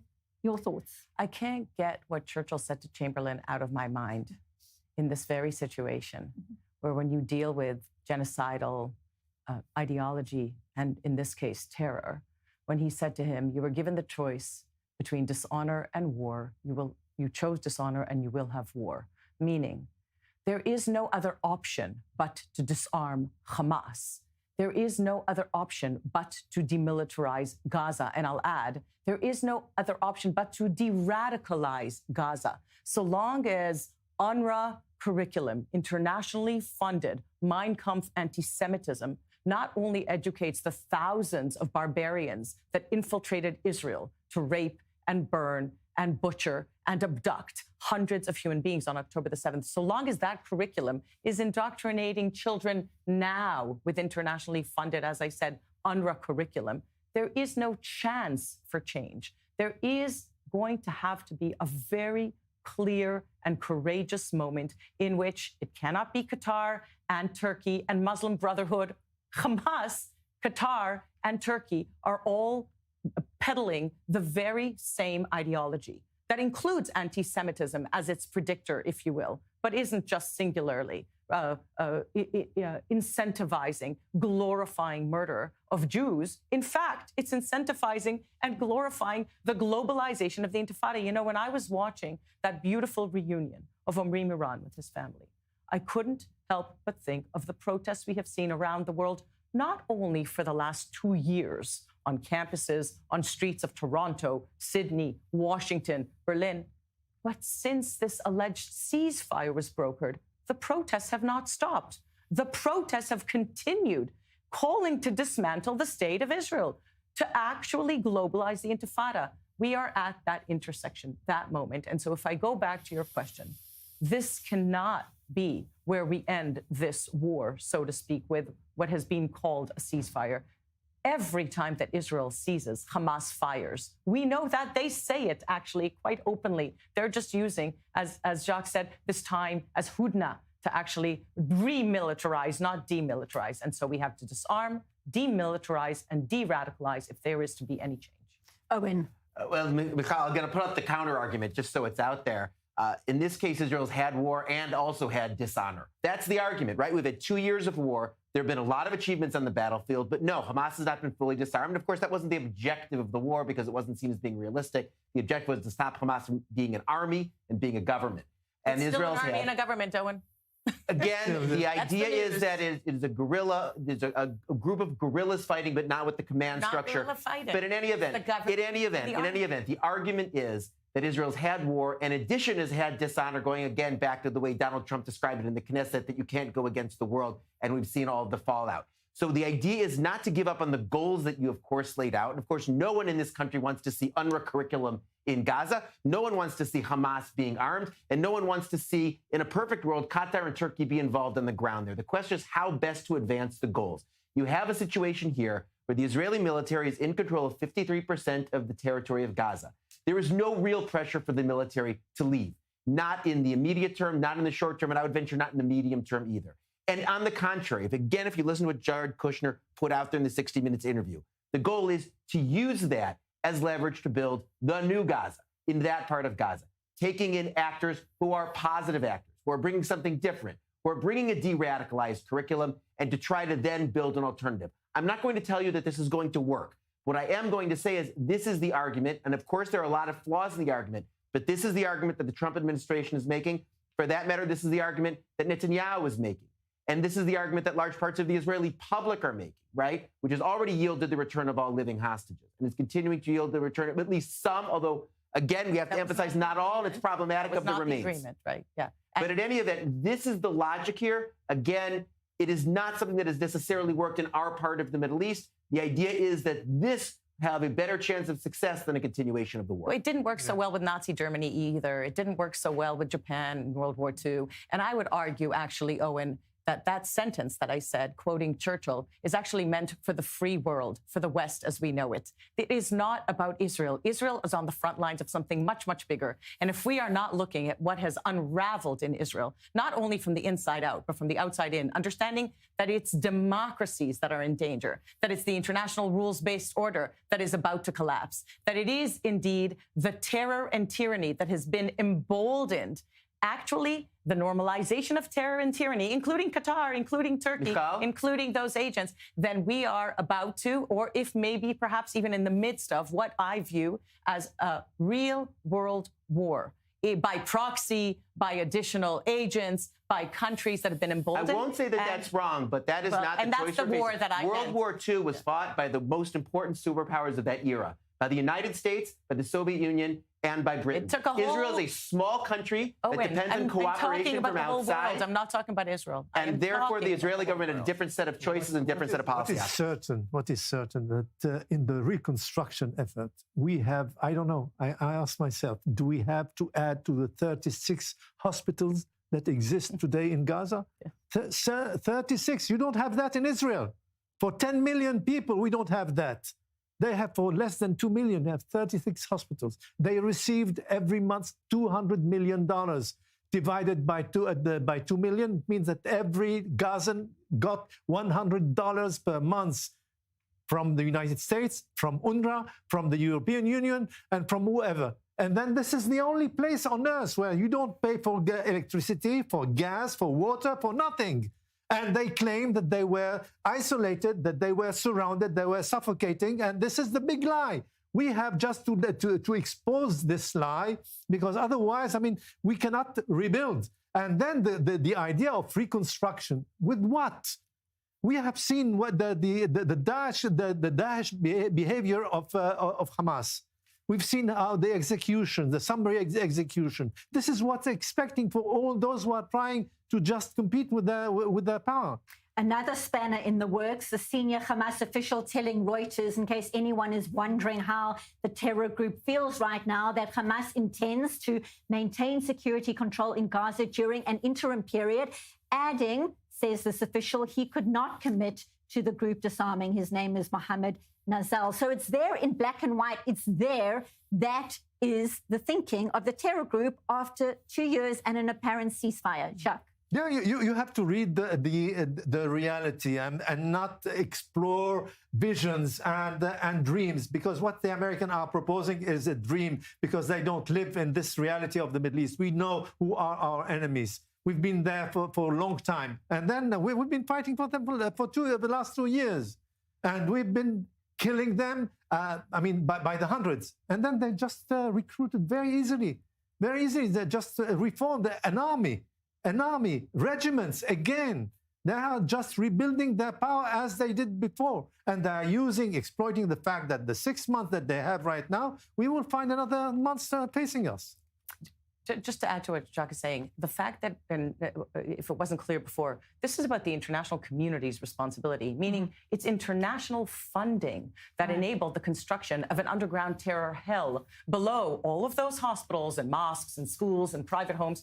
That's international tax dollars that are actually meant to expect of the Palestinians what you would expect of any other group of people. That's agency, responsibility, this continued victimhood that actually releases them, relinquishes any sense of responsibility, with this continued stripping of agency, so to speak, that says the world will continue funding us and we will continue constructing an underground terror hell and we will continue indoctrinating to anti-Semitism that's not allowed to be taught in any of the donor countries, and we will continue ensuring that Israel is wiped out from the river to the sea with the support of our marchers across cities in the West. And that, I agree with Jacques, is something that we cannot continue to ignore and enable perhaps dream world that tells us what actually the Abraham Accords potentially shifted. Because for decades, Israel was told, make peace, then we'll negotiate the terms of the peace, and then we'll see if they recognize your right to exist. In fact, the Abraham Accords, in which I actually was honored to sit in Knesset when we signed those Abraham Accords and spoke about the potential paradigmal shift from the 3 no's of Khartoum, no to recognition, no to negotiation, no to peace, to the 3 yeses. Recognition is the first vital step that enables the negotiation of the terms of the coexistence, that can potentially pave path to peace. That is what Donald Trump, in his first term of presidency, enabled and rolled out. And actually, if this proceeds as planned, it'll be the undermining or the collapse of the Abraham Accords' potential historic paradigm shift, and something that perhaps we will never have a chance to do. 53% of Gaza, the Israeli army currently controls now, that is what is not supposed to happen. What is supposed to happen is have a de-radicalization plan and program be able to roll out. But Hamas, the idea is not there. Again, of course, it's an open question about the 47%. Continuing on the idea of the Abraham Accords. Abraham Accords. Well, imagine 2 years ago, even a year ago, who was leading the effort? Saudi Arabia and the Emirates. Today, they are just out. They don't want anything to do with this. They don't want to deal with that. And the ones who are in front are now the Turks, Turkey, as they call themselves, not Turkey, Turkey, and Qatar. With the tiny army, the Qatar, the well-experienced army that will wage the war against the Hamas in the Gaza Strip. By the way, the body that is released today will be released is given by Ali Mustafa, one of the factions that are not included in Hamas. So there are different factions that got different hostages in their possession. A developing situation. We wait to see how it all unfolds. And interesting that there is some level of positive sentiment around the Abraham Accords and what could happen down the line. It's all we have time for right now. So a big thank you to Michael Kotler-Wunsch and, of course, to retired Colonel Dr. Jacques Neria and our senior correspondent, Owen Alterman. These conversations definitely are going to continue. Thank you so much.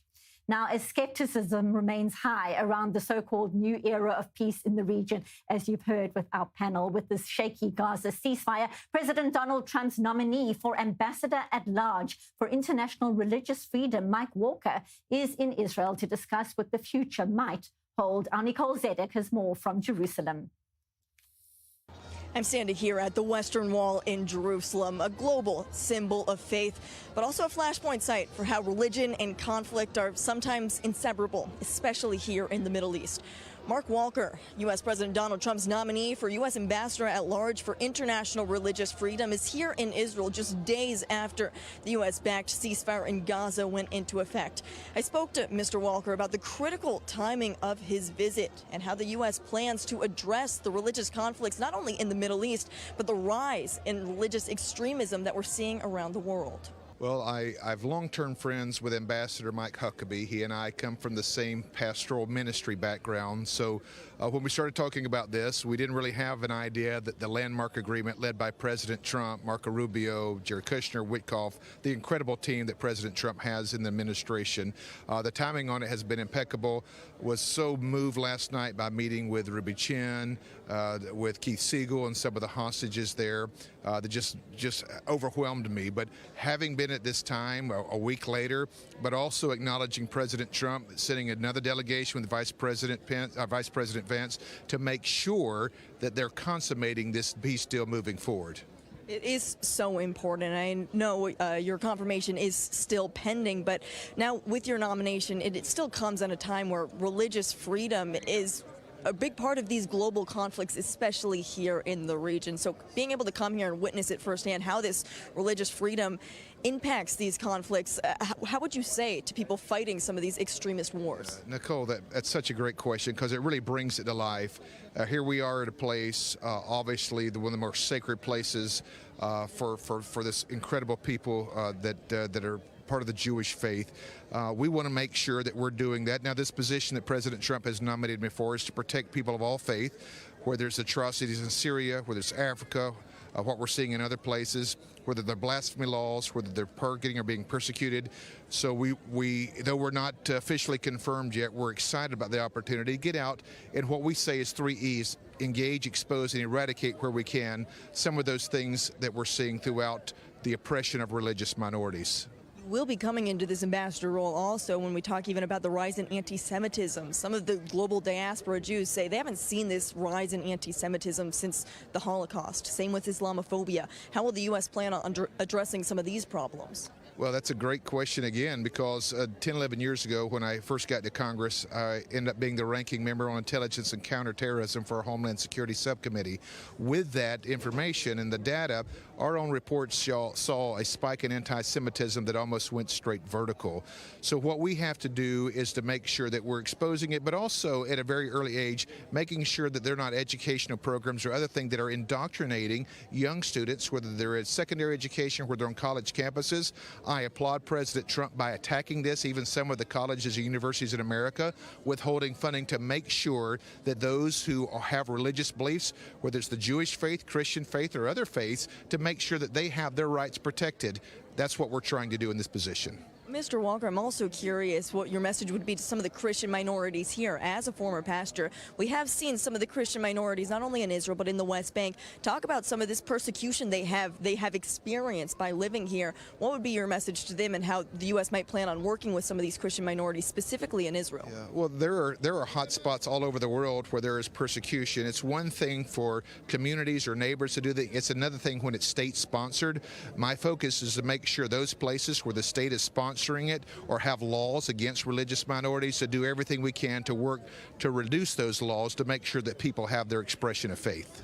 Once your confirmation is official, what would be one of your first steps in the new role as ambassador? Well, I think a big portion of this is to building those relationships, making sure that I'm traveling to different places. We've had some of those meetings already with different country leaders to make sure that we have some honest dialogue to address some of the places where people are in prison simply because of sharing their faith or even holding to their faith. Those are the first things that we want to address. There's 19 countries that I'm focused on right now where it seems like those atrocities continue to expand.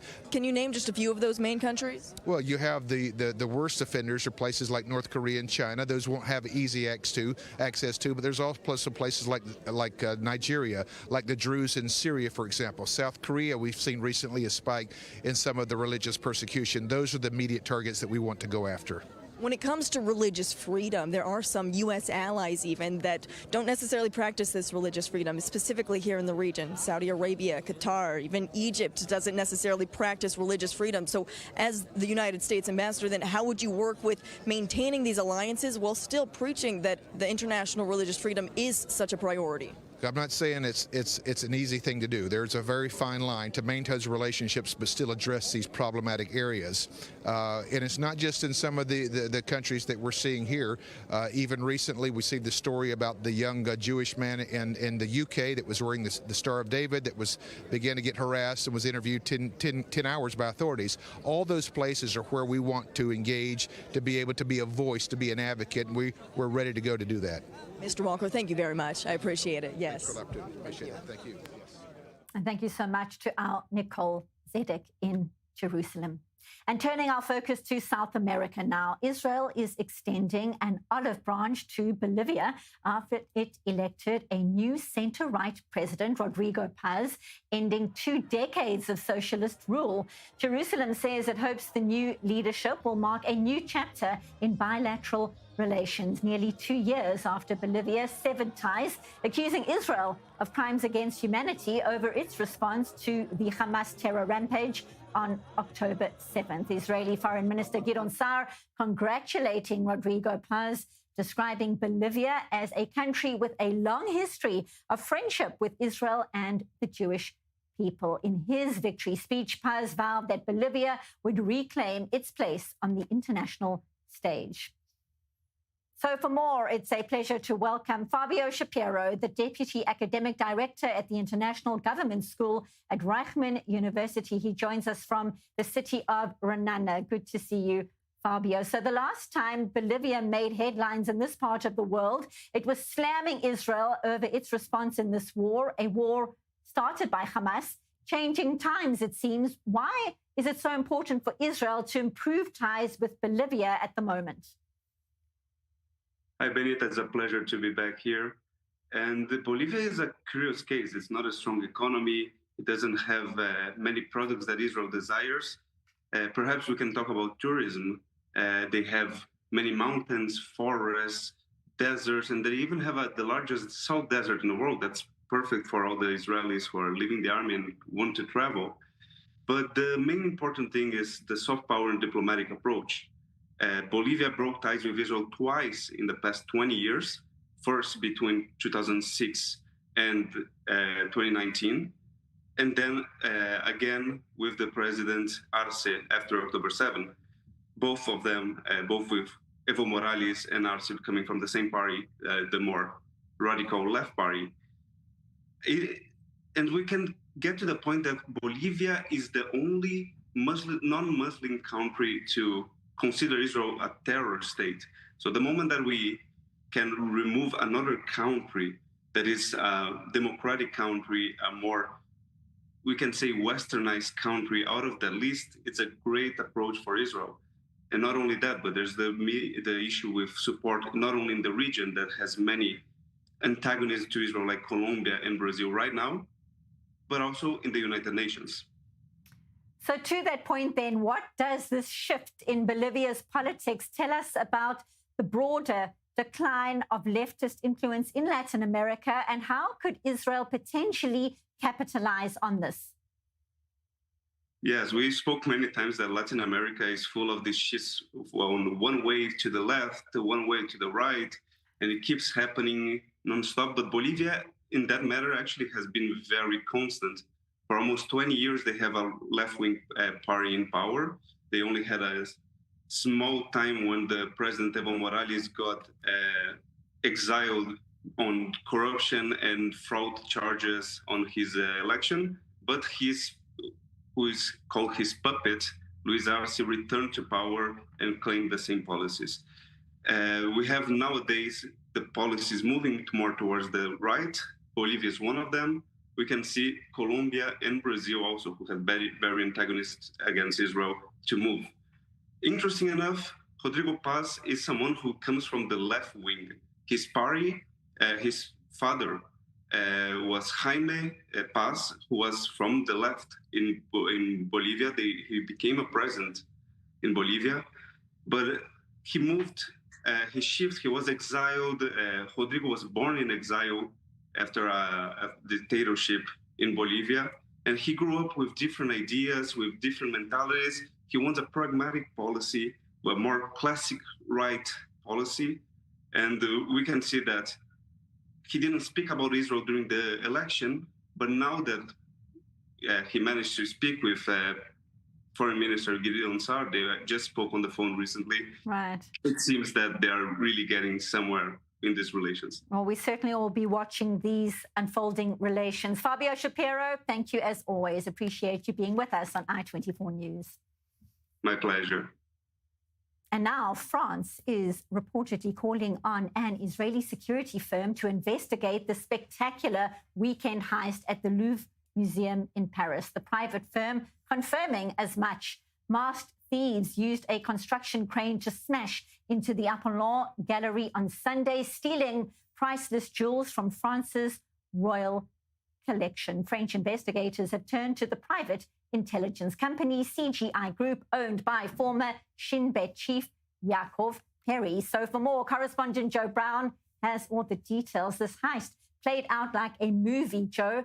Now the French calling on a private Israeli company. Tell us more. What is confirmed? Or are they speaking to this Israeli company? Because the Louvre have denied this. And I did a deep dive on this group, the CGI Group, and it's kind of baffling. So as you mentioned, it's headed by a former Shin Bet chief. So that gives it some air of legitimacy. In this press release that they said, in which they were a part of this, that they were supposedly approached by the Louvre under exceptional circumstances. They also said that this goes back to how they helped solve a burglary in Dresden, in which 130 million euros of diamonds were stolen.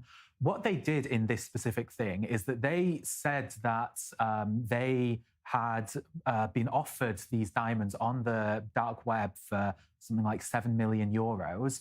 However, the Dresden collection of art said that this was untrue, that they haven't been in touch about the bids, that they weren't invited to the investigation. I checked on their website, CGI Group. They said in terms of their work, it was linked to this and also for alleged helping in thwarting an assassination of a Georgian president. The link for that article was down. I tried calling them. They said they'd get back to me. I'm going to check if they have got back to me. They have not. So I'm not 100% sure with this group. It might be that they are such a good spyware and strategic group that they are able to bypass all of this and they are actually helping under the shadows, but they seem to be very interested in press coverage. And the Louvre have denied this the same way that those in Dresden denied that in 2019. So I would take this with a pinch of salt thus far. The plot thickens, and our correspondent Joe Brown is getting down to the exact details. Thank you so much for that update, Joe Brown, here in studio. And that is a wrap for this edition of The Rundown. I'm Benita Levine in Tel Aviv. Back again later. Stay tuned.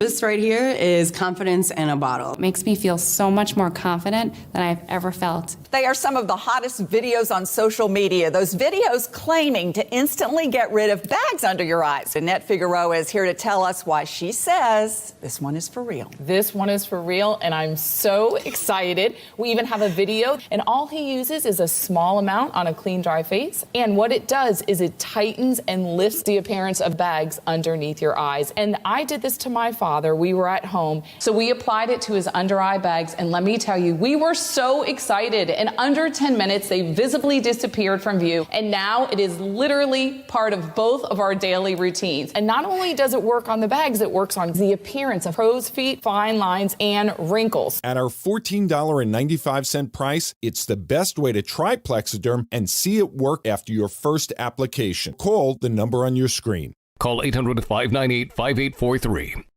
Are high interest rates keeping you from selling your home? We have a way to get you more money for your home while saving thousands in commissions. At Ideal Agent, we'll connect you with a top local agent who will sell your home fast, for top dollar, and all this for as low as a 2% commission. We paid a 2% commission, which I don't think we would have had with any other agent, and we got top dollar for our house, and we are just so happy about it, and the results were fantastic. Ideal Agent connected me with the top 1% agent in my market, and I actually got it at a discount, and I saved about $12,500, which is unheard of when you're working with the top producer in any industry.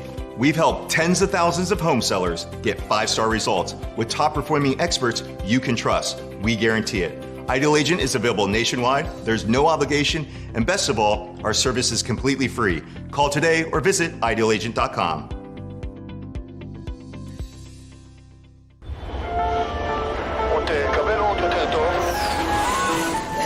עוד יותר, כן, עוד יותר, עוד יותר, כן. מזל טוב.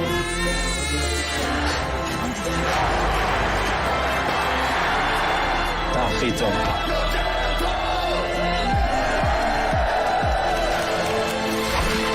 עוד יותר טוב. אלבר, רק את הטוב.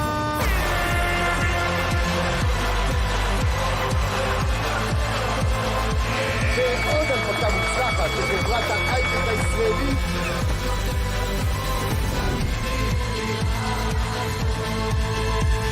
אולי יצאו את העצבים שם. גבירותיי ורבותיי, נחתנו זה עתה בנמל התעופה בן גוריון. ברוכים הבאים לישראל.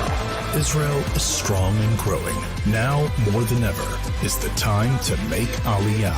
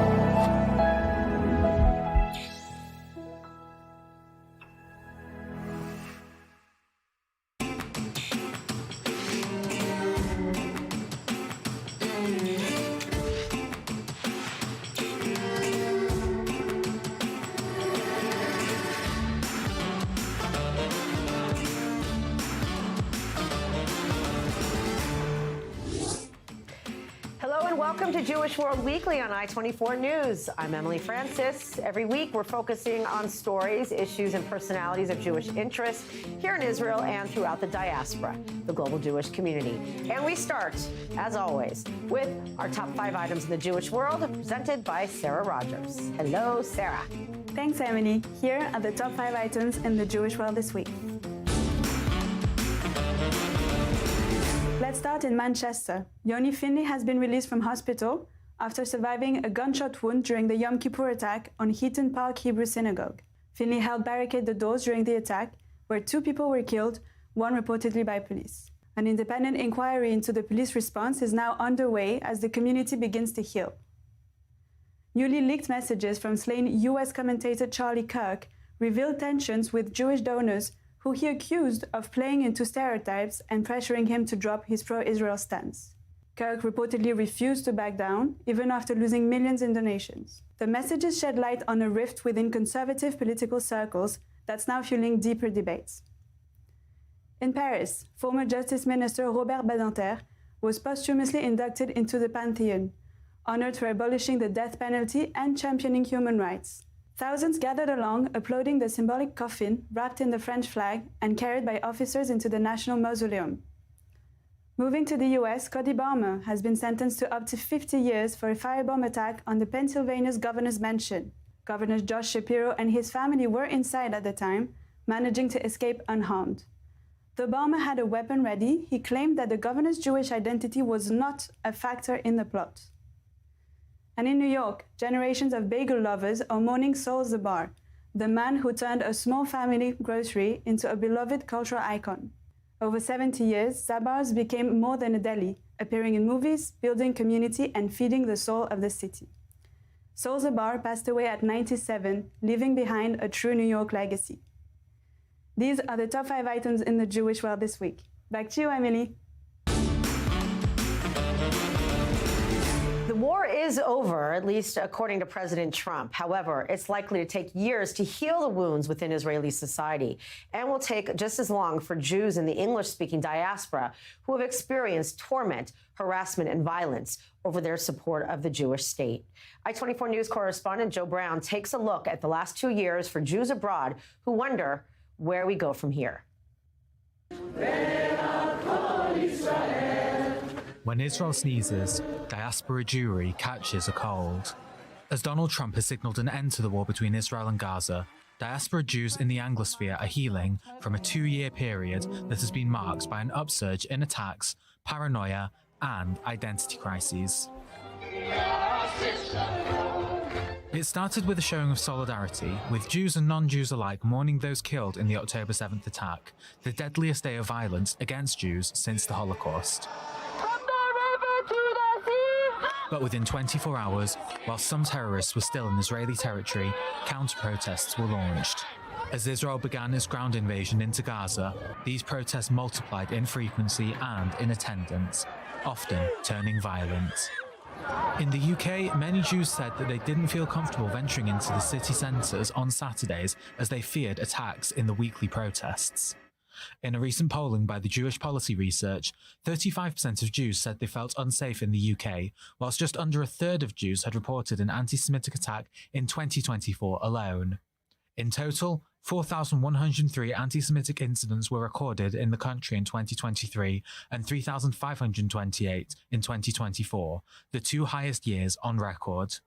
So much so that following the deadly attack on a Manchester synagogue on Yom Kippur in 2025, many people had the same response.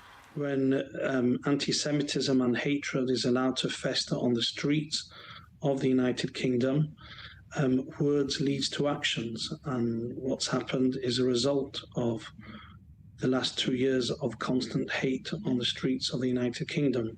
Attacks on synagogues became common practice in Canada too, with holy sites targeted with graffiti and gunfire. While in Australia, some attacks on Jewish sites are believed to have been carried out at the behest of Iran, leading to the expulsion of the nation's ambassador from Canberra. Following one of these attacks, an arson attack on a Melbourne synagogue in December 2024, the government launched Operation Avalite to crack down on anti-Semitic incidents. And despite a flurry of arrests, the Australian Jewish community is still fearful. It's no coincidence that this synagogue, this very synagogue that we're sitting in right now, was attacked just at the beginning of this year with graffiti, with Nazi symbols, with an attempt to burn it down. These things don't happen in a vacuum. When the temperature of the political discourse in the media is so focused on criticizing Israel, there will be ramifications for the local Jewish community, and that's something that we need to reflect on. And the last 2 years for the US has seen a noticeable generational divide. According to a 2024 ADL study, a quarter of young Americans hold several anti-Semitic beliefs about Jews. And these actions can turn into violence, such as physical intimidation on college campuses and deadly attacks during pro-Israel protests, such as a firebombing in Boulder, Colorado, and the death of an elderly Jewish protester in Thousand Oaks less than a month after October 7th. Similar to Australia, the American government has tried implementing policies to help protect Jews, heavily cracking down on college campus protesters and the deportation of many anti-Israel activists. But the damage has been done. Many Jews live in fear and paranoia, and even if the peace plan in Gaza fully materializes, the last 2 years have created a scar that will take a long time to heal. Long before Eminem, American-Israeli rapper Kosha Dills has been bringing his beats and rhythms to audiences since he was a teenager.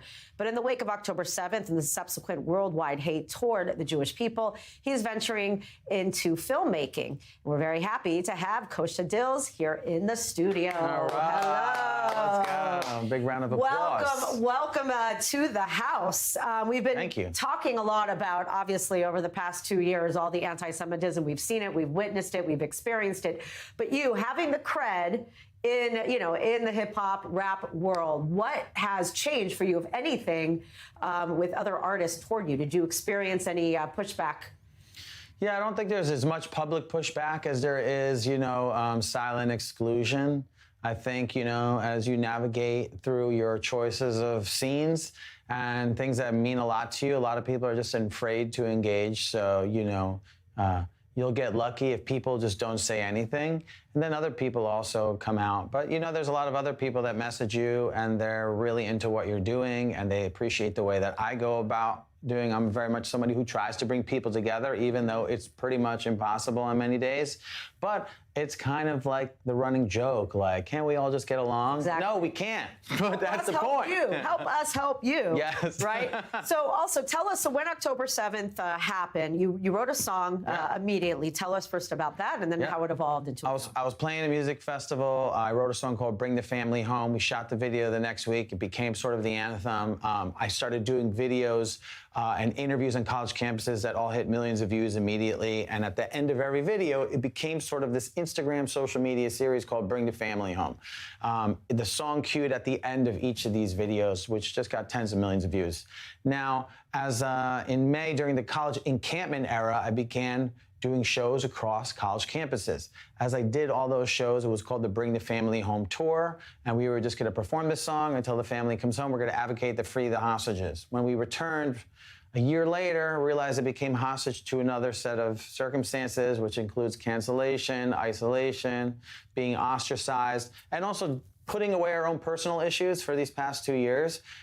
Just because the hostages are now coming home doesn't mean that we're all hostage to our own stuff, and that's why they have the statement "Kulanu Chatufim," that we still all have our own issues, and we buried ourselves in this activism or advocacy, but we still have to deal with real life, and parents getting sick, breakups, romance, finance, and just. It's a whole new kind of day after. We've been talking for years, what's the day after going to be in Gaza? But what is the day after going to be exactly? Like, we've seen also no protests since the war ended, and Hamas terrorists are killing their own people, but we're not seeing any free Palestine protests now.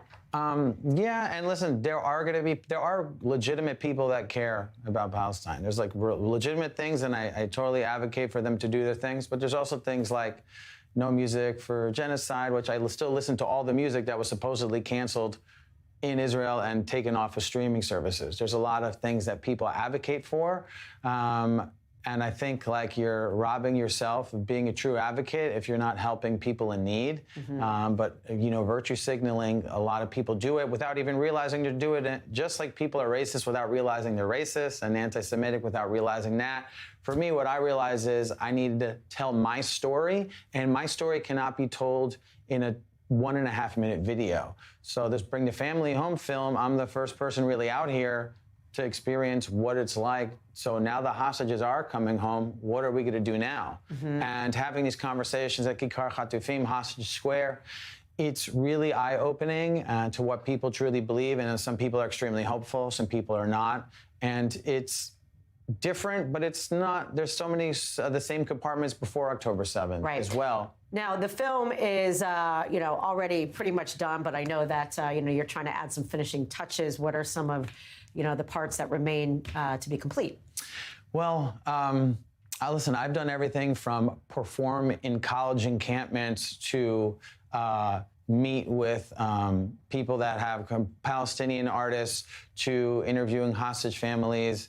And the one thing that I realize is, after we bring the family home, what about our own families? How does this relate to our family? What about me starting my own family? And a running joke in the film is that I'm like single forever because all we do is bury yourselves in this activism and advocacy. You don't really take time for yourself. So there's a lot of personal things that happen in the film.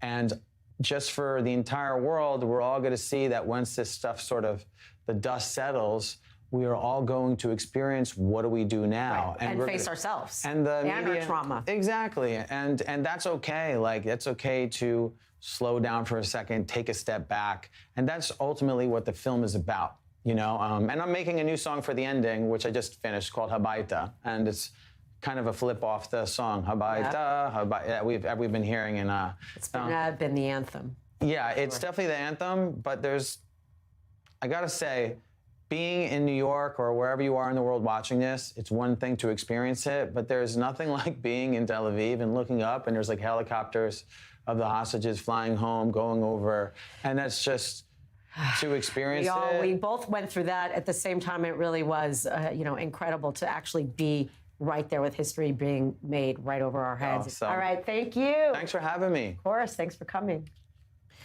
It's one of the most prestigious awards in the world. The 2025 Nobel Prize winners were announced, and once again, Jews were heavily represented. Hungarian writer Laszlo Krasó-Horkai won the prize for literature.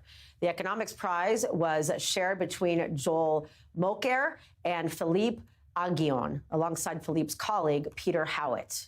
Despite only making up 0.2% of the global population, Jews comprise of 22% of all Nobel Prize winners, including 40% of economic laureates. So why are the Jewish people so heavily represented in these awards? Joining us here to talk about it is Owen Alterman, I-24 News senior correspondent. Hello, good to see you, my friend. You bet. Emily was saying Hebrew, Gavat Yechida, right in our unit. Exactly. So, when we think of Nobel Prize winners and Jewish people, not everybody can think off the top of their head. But let's start with Einstein. Everybody seems to know Einstein. He won, believe it or not, more than 100 years ago, which is crazy. But what is it about him that is so lasting and everybody knows about and credits for what he did? Look, he's an icon. He's an icon for a lot of reasons. He's an icon because of what he achieved in the science. It's an icon because of what he meant for the culture. And it's an icon because of his story, of course, right? A German Jew who was able to leave before the Holocaust comes to the United States, and his invention leads, unfortunately, for better or worse, to the nuclear weapons that both won the war and, of course, continue to threaten the peace. But his story and the trajectory of his story, Emily, it's also a very Jewish story, right? And I think that's something that we connect to, but I think even beyond the Jewish world, that people connect to. Now, also, I was just looking and reminding myself of some of the most notable. Of course, people forget they're hating Israel, they're protesting against Israel, except that part of the Jewish way is Tikkun Olam. So it is kind of a natural fit. I was thinking Jonas Salk. We wouldn't, we'd have polio now if it weren't for him. The Curies talk about, nuclear medicine and whatnot. Bob Dylan. I think it's important to note that many people would be sick, would be dying if it were not for the minds of the Jewish people. Yeah, I mean, the Nobel Prize is one of the great celebrations of human achievement across so many disciplines, right? Everything from physics to economics. And as you mentioned, Bob Dylan, who won, of course, the Nobel Prize for literature. So Jews, we should obviously be very proud of the contributions that Jews have made. And of course, there are different theories for why that's the case and why Jews are so overrepresented. So what is it about the upbringing and the culture, you think, overall, that has just led to that kind of ambition to make a difference and to, solve problems in a way that hasn't been seen before? Well, look, Emily, when you look at how people look and tackle this issue, why is it that Jews are so overrepresented? There are three different theories, right? One is genetic, which obviously is very controversial. Yes. And is not accepted. The second is environmental or cultural, right? What you're talking about, centuries of conditioning to be focused on education that then burst out after emancipation in Europe and especially into the 20th century, especially in the United States. But also we should be very proud here of our Israeli Nobel Prize winners, as well as, of course, Jews around the world. And it just flowers and blossoms and flourishes into the 20th century, comes onto the world stage, and that's what explains it. The third theory is circumstantial. And that what it essentially happens is that the discrimination outlasts emancipation. And you get discrimination against Jews into the 19th and, of course, into 20th century Europe and even America. And what Jews do is they gravitate to those lanes where they can achieve based on merit. And science is one of those. And so a lot of Jews go into academia, start investing themselves in science, have to think outside the box because they can't go through the standard lanes to achieve. And that's what brings out this flowering of achievement. But, and here's the big but, the percentage and the share of Jewish Nobel Prize winners is going down over time. And we see that this year too, right? 2 Jews winning the Nobel Prize in economics, as you mentioned, and a third of Jewish descent in literature. But that's it among all the Nobel Prize winners. That's not the way it was year in, year out, for example, in the 1970s, when 30% or more of Nobel Prize winners, 30% or more were Jewish. And I think there's an obvious explanation for what's going on here. It's the rise of the rest, right? That you're starting to see more parts of the world become more developed, invest in science, from China, potentially over the coming decades, India. And you think about the numbers of people who are going to come on into mainstream science, as well as other immigrant groups in the United States and in Europe that want to achieve and are driven, maybe driven by the same things that Jews were driven by 50 years ago, 100 years ago. And so it just stands to reason that the percentage of Jews winning Nobel Prize winners is going to go down over the time. Emily, much for the same reason that the percentage of Jewish students at Ivy League universities in the United States has been going down over the last few decades. But do you think there's any, matter of, under the radar or unspoken anti-Semitism as well in the decisions? It's hard to say, especially when it's driven by a committee and it's discretionary. And as much as we talk about merit, we talked a moment ago about Jews wanting to be in a place where they achieve merit in the sciences. Of course, judging whose research is more valuable than someone else's is ultimately going to be subjective. But I do think, and it's true with the American universities also that we talked about before, there are objective and legitimate reasons to think and predict and project and explain why the percentage of Jews winning Nobel Prizes is going down, right? As more parts of the world become more developed. As more and more people go to universities, it's a wonderful international trend that there's more and more higher education. There's more and more research in more and more parts of the world. The doors are opening. There's more competition. There are more people becoming involved. And so the percentage of Jews winning those Nobel Prizes is bound to go down. But Emily, it's safe to say for a very, very long time, we'll stay above our percentage of the world population, and it'll continue to be a point of pride. All right. Thank you very much, Owen. You bet. In an era of Jewish influencers upping their games over the past 2 years, especially to fight against anti-Semitism and, of course, to proudly embrace their Jewish identity, one family is taking their purpose on the road. Please welcome Razel and Danny Namdar, known around the world as That Jewish Family. Hello to both of you. Thank you. Thank you for having us. Thank you for bringing your travels here to Israel. You picked a really historic time to be here. Tell us about the experience rather than being at home in Brooklyn to watch this unfold. Oh, you cannot compare. It was such an emotional, unbelievable time to be here. You know, that everyone around the world, the Jews around the world, are just as focused and just as our eyes are on Israel, and we're on the hostages the whole time and praying every single day, every challah bake, any event that was happening around the world was bring the hostages should come home. And it was incredible to be here for it. I think you would know too. I feel like you felt it in the air. Oh, it's in the air. Even now. Even now. Exactly. So talk about, first of all, you're making it cool to be Orthodox. Unfortunately, since the war and the narrative and all this, people equate you're Orthodox, you're a settler, you're Orthodox, you're this. Explain why it's so important for you to really delineate, to show it with pride and understand that there's a very spiritual component behind it. I think that's more probably in Israel. I think abroad, people don't see it that way. Abroad, no, that's what I mean. In Israel, because abroad... People abroad also do in many ways since the war.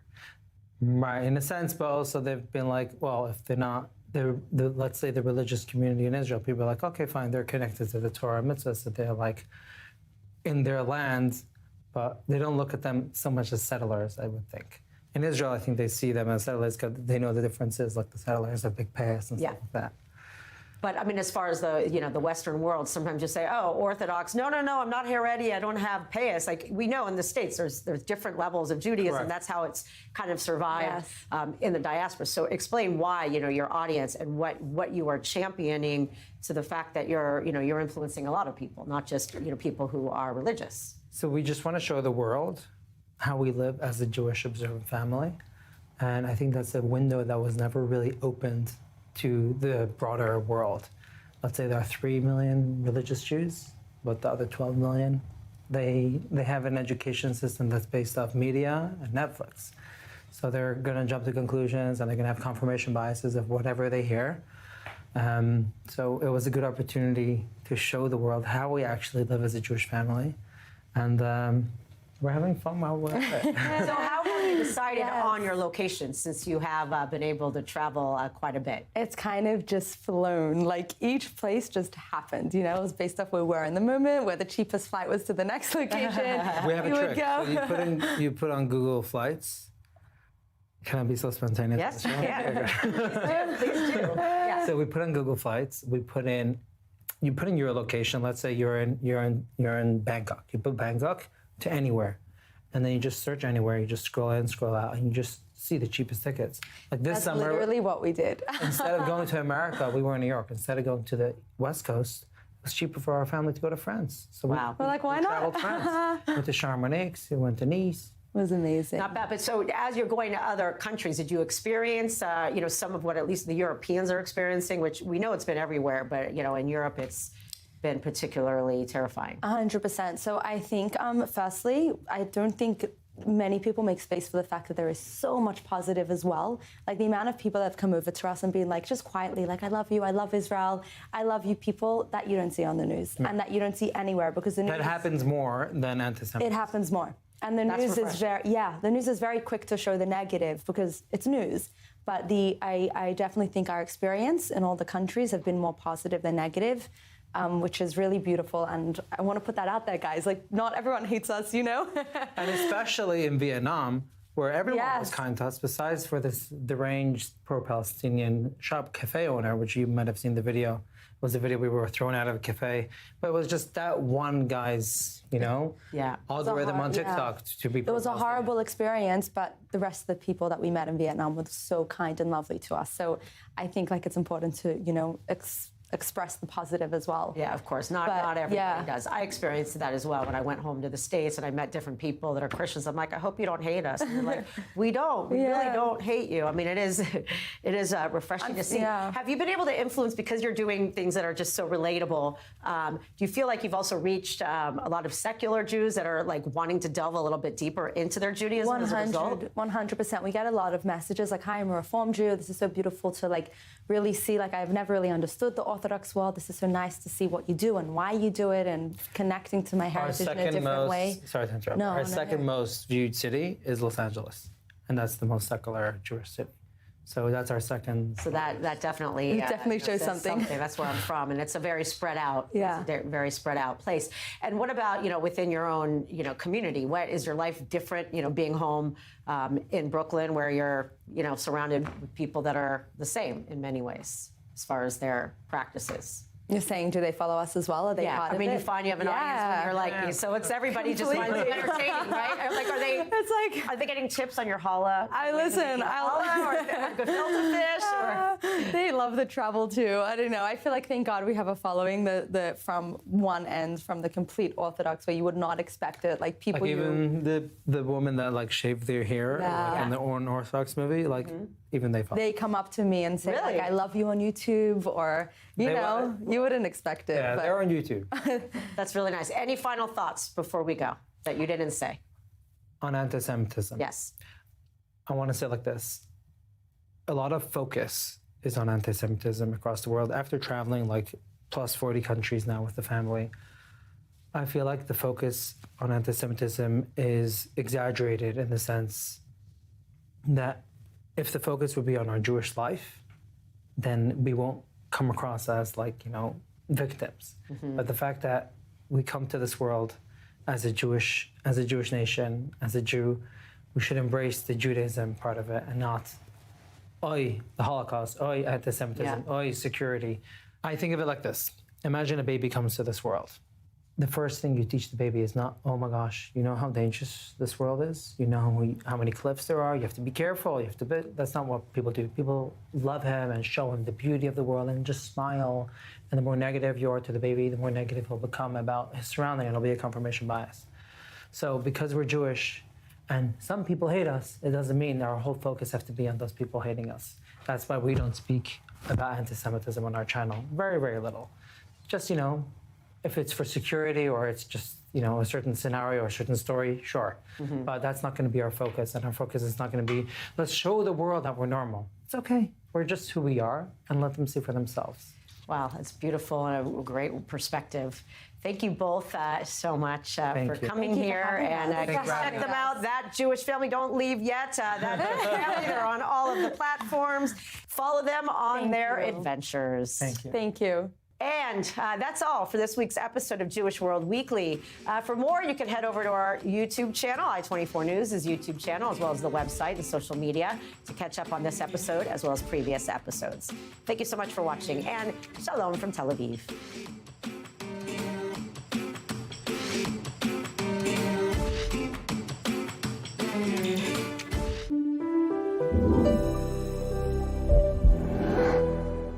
Israel continues to fight for its survival and its right to exist. The moment to act is now. Your investment sends a clear message. Israel is not alone. Go to israelbonds.com or scan the on-screen QR code to invest in Israel bonds now.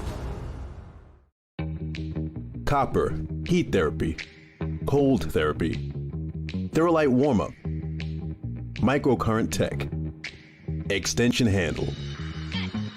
This is the ProSage Thermo Copper, the latest percussion massage gun tech advancement available from Evertone. The ProSage Thermo Copper is the only 6-in-1 percussion massage gun with warm-up technology, hot and cold therapy, microcurrent, and now are you ready for this? The benefits of copper. Get deep muscle warm-up technology and a professional athlete-level massage for full body recovery and relief. Back in 2018, Evertone's invention of the ProSage created the craze in the market for advanced professional-level percussion massage.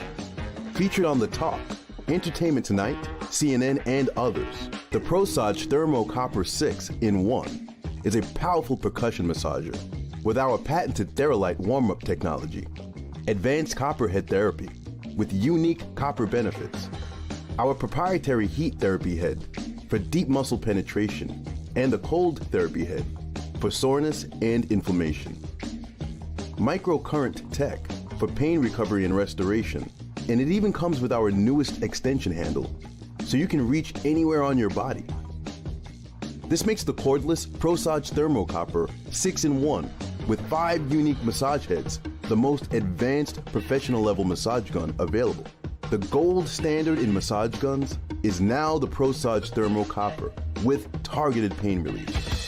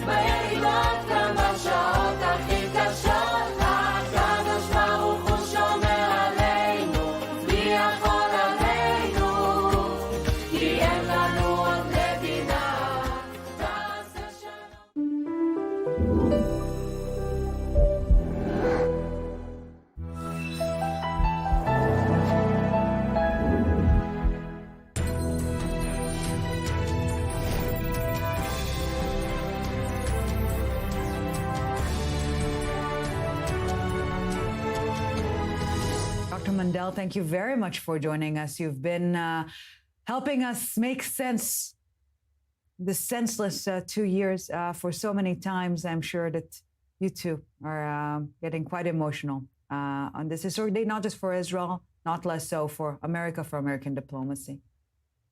I think about where I was on Simchat Torah. I was in Yerucham, and I heard the sirens at 6:29 in the morning, and I headed to Gaza with my friend Seth Franzman for the Jerusalem Post, and witnessed part of the massacre that day. And I was on I-24 the next evening talking about what I seen and what I thought would happen. I was listening to the words the other day of Rachel Goldberg Poland, who eloquently expressed, she's Hirsch's mother, eloquently expressed the polarity of emotions that Israel is feeling and American Jews are feeling. This is such a great time of joy, but it's also so much sadness. Everybody wants to move on, but we can't forget. And in America, American Jews would like to move on, but it's really important to remember that Israel is going to need so much healing. It could be the hidden healing in private of the PTSD of soldiers, families of our nation, or the physical wounds I saw in Soroka Hospital, and I saw the unsung heroes, my friends, Dr. Moti Klein, the head of the ICU, and the head of ophthalmology, Erez Tsumi, of what they did. And we can't forget the injured soldiers and their healing and the disabilities that will follow. However, I put on now the analyst objective Washington person talking. Despite these emotional swings of a traumatized nation, an American jury, and all jury, Israel cannot delay acting on all of its needs, short, intermediate, and long-term, in the next steps. Right. And the first thing is it's essential to get Trump on board with that Israel is going to have preemptive actions like it has in Lebanon. The president wants to have this war over, have a victory, and it will be a victory if the media doesn't report what Israel is going to need to do, because Hamas is not going away. It's not going to be easily disarmed, but it needs to have what it has in Lebanon. So what I look forward to now is hopefully, it's sad that Israel does not have a representative in Cairo, but that hopefully my nation will be speaking strongly for Israel and make sure that the next actions that happen. And yet, as close as the coordination and the ties and the interests might be between the U.S. and Israel at this point in time, this historic day, as you've mentioned, consists of multiple events all at the same time, each monumental on its own. But the Sharm el-Sheikh summit, essentially, this is the real outcome of this deal, the future of the Middle East being drawn now. And Israel, symbolically or not symbolically, is not part of it at this moment. So is it a lost opportunity? I think sidelining Israel is a terrible message. I think if Israel and the president could have used some of the leverage to have Israel there, especially now that Abbas is going. Exactly. Is basically showing that reconciliation, the normalizations, are farther off than Israel hopes. That the Middle East can exist without Israel, essentially. That's the underlining message here. Or that other countries, including Israel's adversaries who are going to be there, are going to be able to dictate Israel's security concerns regarding Gaza. Nobody can dictate Israel's security concerns. It is true that because this 20-point plan was presented as an American plan, not as an Israeli plan, it got more footing. But going forward here, there are so many things. Who's going to disarm Hamas? Who is going to dismantle the tunnels? What are this multinational force? What are they going to really be able to do? This 10 to 15,000 Palestinian police trained by the Egyptians, will they confront Hamas? There's going to be anarchy that's there. And who's going to de-radicalize? The people are talking about opening the schools. So who's going to de-radicalize the educational system of Hamas? Are we expecting Qatar to be there? I will tell you that I believe that the Saudis, the Emiratis, Bahrain are not happy that Qatar is going to have a huge influence here in Gaza, and that is the Muslim Brotherhood, which means that is, again, how Hamas got its financial support. Yeah, we have several conflicts unfolding at the same time. The Israeli-Palestinian conflict, the Arab-Western conflict, if you will, and also the internal conflict within the Muslim world here in the region, all unfolding at the same time. Well, Dr. Mandel, you've been covering for years American-Israeli relations and vice versa. And for years, there was this saying that should Netanyahu run in U.S. elections, he could easily become president. I expect that this week it is clear that, well, this can be debated, no debate whatsoever as for Trump's popularity here in Israel. What do you expect to hear from the president today from the Israeli parliament? I think it will be a victory lap, a well-deserved victory lap. I'm one of the people who believe that this 20-point plan, even though presented as an American plan, I believe this is an Israeli plan. I can see Ron Dermer's fingerprints all over it. I think when you step back, and I was listening to Yaakov Lapin talk before, with the idea that we would think even a few months ago that Israel could get all the hostages up front and to remain in 50% or so of Gaza before anything else takes place is a tremendous victory. But this is a victory and phase one. And I do worry, as others do, and I heard Ariel talking about worrying about the hostages, the remains of the hostages not being found. Could there be many Ron Arads that are out there, that because the hostages are not going to come home who were killed by Hamas, and they probably don't want forensics to see what was done to them, so they're not going to be made available. Many fears, many concerns ahead, but at least for the coming hours, we're focusing on the good that is about to attack us, right? I don't mean to bring anybody down. No, God forbid. No, it's we need to be realistic, but being realistic does not mean not allowing optimism to take the lead when it's due. Dr. Eric Mandel, thank you so very much for sharing this profound morning with us, for you, for us, for everyone. Thank you very much, Dr. Mandel. Thank you for having me. The sun goes down and the holiday of Simchat Torah begins, a holiday that will forever be linked to the atrocities, the brutality of the savage attacks on Israel by Hamas on October 7th. But today is so strange in many ways, isn't it? Because it's a day of celebration, but it's also a day of turmoil and uncertainty and sadness as well. Absolutely. Laura and I was in studio at the Jaffa port when the sun was rising atop hostages square before the releases, and indeed optimism was swamping the streets of Israel, north to south, east to west. But now, as the sun is setting, it seems that warring is taking its place, albeit I have to say it's been an overwhelming day, full of emotions here. You can see the crowds are a bit smaller now, but throughout the day we've seen people come and go, just really wanting to stick to this sense of togetherness. Every helicopter that hovered above, you saw the crowd cheering. Of course, the Trump speech in Parliament was broadcast here live, so there was a whole lot happening here throughout the day. But in recent hours, what is taking over the main discourse here is the official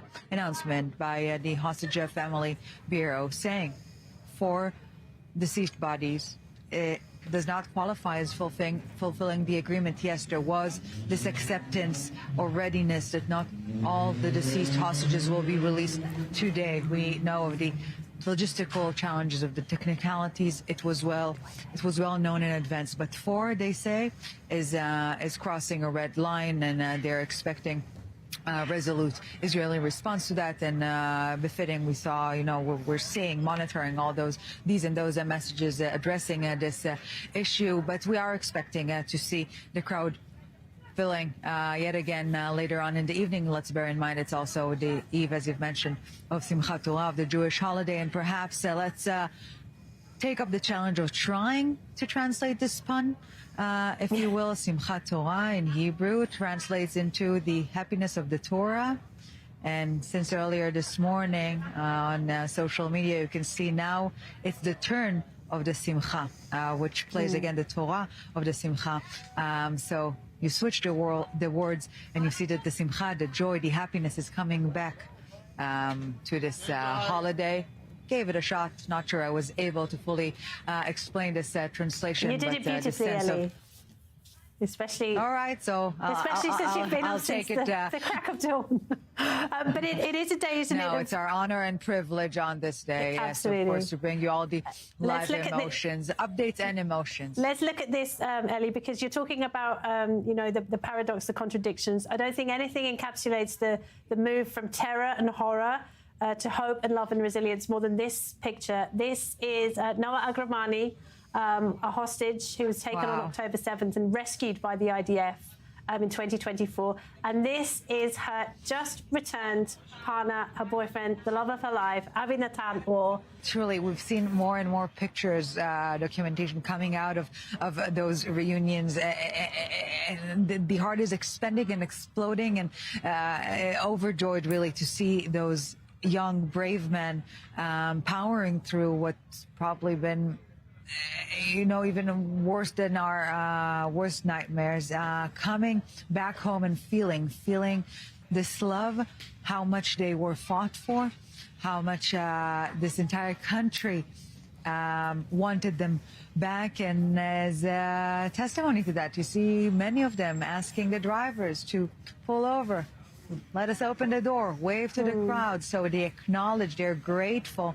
We do know that some of them at least were able to watch some Israeli news, most notably I-24 News. So they were exposed to how much they were fought for, and I believe that you can see on their faces. Ellie, we're hearing from Alon Oyer's mother that he had absolutely no clue what was going on outside. He was obviously held completely isolated. And he was literally overwhelmed and shocked today when he came out. There's no one captivity. There are captivities absolutely. Plural. But he came out and he saw people with posters with his face on it, and he was stunned and shocked. He had no idea what has been going on in the past 2 years. It's astonishing, isn't it? Laura, only a few days ago, 2 days ago, was it? Yes, Saturday night, I was here in Hostage Square. I was interviewing Or Levy, released hostages from one of the previous rounds, and he told me, because we were watching together this report on a fellow hostage, and asked him, are you familiar with all the data, with all the details? And he said, no, I'm still slowly but surely, filling all the blanks, because I don't want it to be too much, overexposure, so to speak. Obviously, his family is protecting him, so it will take them time to realize. Just today, Laura, we've seen the twins, Gali and Zivi, reuniting after a long while. They haven't seen another. It's an iconic photograph, we don't know. yeah. Exactly, Ariel and David Cunha. We really don't have enough information at this point in time about their individual captivity experience, if we can use this horrific term. And in this respect, as a side note, perhaps a challenging debate, because we've seen earlier in the day those video calls from inside the strip of the hostages that were released later on in the day with their families. Of course, images that will be engraved in Israeli consciousness and global consciousness forever. And the interesting question, whether it qualifies as psychological terrorism or not, because it is not terrorism per se. It is not meant to torture, but it is 100% meant to, control, isn't it? to claim the mark, to show control. Yeah, exactly. They're trying to maintain so control. it also indicates that. Yeah, go on. Yeah, Hamas is elevating its game, so to speak. They're having their last day, aren't they, as having control and trying to just inflict the last bit of torture, which is probably why they're holding on to the bodies of the deceased hostages, because that is the last card that they can play. But I think for me, the overwhelming sense that you get when you see these images, it's just the power and the strength of the love that these people have for each other and for their country and for their people. Particularly see the mothers with sons, fathers with daughters, and also you've got to think about Omri Moran. He's got 2 little girls. He's been missing for most of their lives. And Elchana Bobot, he's got a little boy. Little 2-year-old and a few months-year-old. Yeah. Yeah, and they grew up now. They're 4 and 2. The younger daughter doesn't even know her father. She knows of him. Lishai, the mother, as our Nicole Tzedek reminded us earlier in the day, shared way back when, that every night they go out, they look at the moon and they say, "Good night, Daddy." Tonight, it will be the first night they don't have to go out. They can actually say, "Good night, Daddy," and he's there. So it's really an inconceivable day that is still ongoing, but the longest day in our history, starting October 7th. To some extent, coming to a close or a certain close today, is a sigh of relief. You think this is the moment when the country can breathe again? Yes, and again, symbolically enough, on the eve of the Jewish holiday of Simchat Torah, October 7th was the morning of, so you cannot really avoid the signs, you cannot avoid the sense of closure, a much needed, and you know what, maybe even a bit forced sense of closure, if you will, but you could see, it's not my first rodeo here on Hosser Square, never ever did I see so many faces, you know, just not swollen, not crying. Smiles. You can feel the relief in the atmosphere today. I was walking through Jaffa today. You can feel the relief. People are smiling. People are happy. And President Trump himself felt it. Yeah. It's been the biggest hostage crisis in history. I mean, 251 people were taken, and most of them, thank God, have returned to life. Now the challenging part of the journey begins, because all the released hostages, they have a long way to go. The veteran ones. Yeah, and they say that it's making decisions again. Let it be drinking something cold or something hot. Remember, Eli Sharabi spoke about, do you know what it means to open a fridge? The simple things, isn't it? The simple things. But for now, they're basking in the love and adoration of their families, as it should be. And may they heal, and may they never know another day's sadness, really. Eli Hochberg, beautifully put. Thank you very much indeed, Eli. Thank you very much. That's Avinatan, or boyfriend of Noah Agramani. We saw him reunited with her earlier. There he is, back with his parents. And we didn't hear anything from him. We didn't have any sign of life for more than 2 years, and there he is back with his parents. Yet another miracle, 20 miracles we've had today. I'm delighted to welcome to the studio Dr. Einat Wilf. She's a former member of the Knesset and the author of several books, including We Should All Be Zionists and The War of Return, How Western Indulgence of the Palestinian Dream Has Obstructed the Path to Peace, a book she co-wrote with Adi Schwartz. Delighted to have you with us. Dr. Wilf, thank you very much for being with us. We were just discussing the very well-attended conference that's going on right now in Sharm el-Sheikh. Everybody from the leaders of Hungary, Canada, France, Bahrain, whatever you want, they're all there talking to President Trump about the future for Gaza.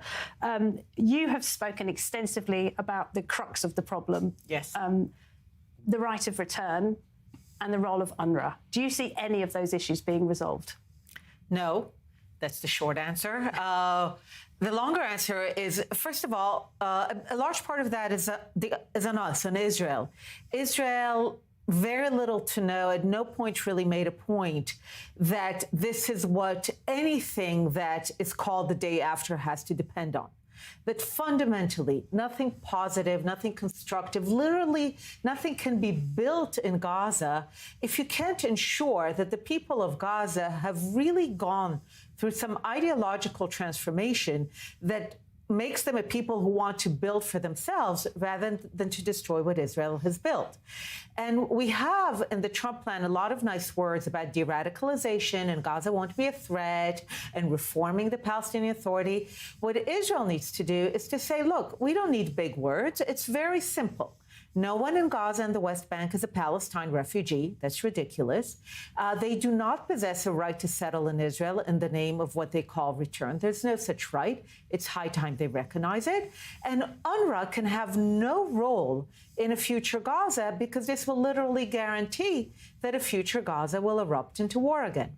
So has anybody spoken about the status of the Palestinians who live in Gaza? Once this war is over, once the Gaza Strip is being rebuilt, are the people who live there going to be considered refugees? Because we talked about the Jabalia refugee camp. We talked about these neighborhoods, you know, concrete blocks, which were called refugee camps, and they clearly weren't refugee camps. Is that going to change, or is it going to be the same? Or when you've got people like Pedro Sanchez and Qatar calling the shots?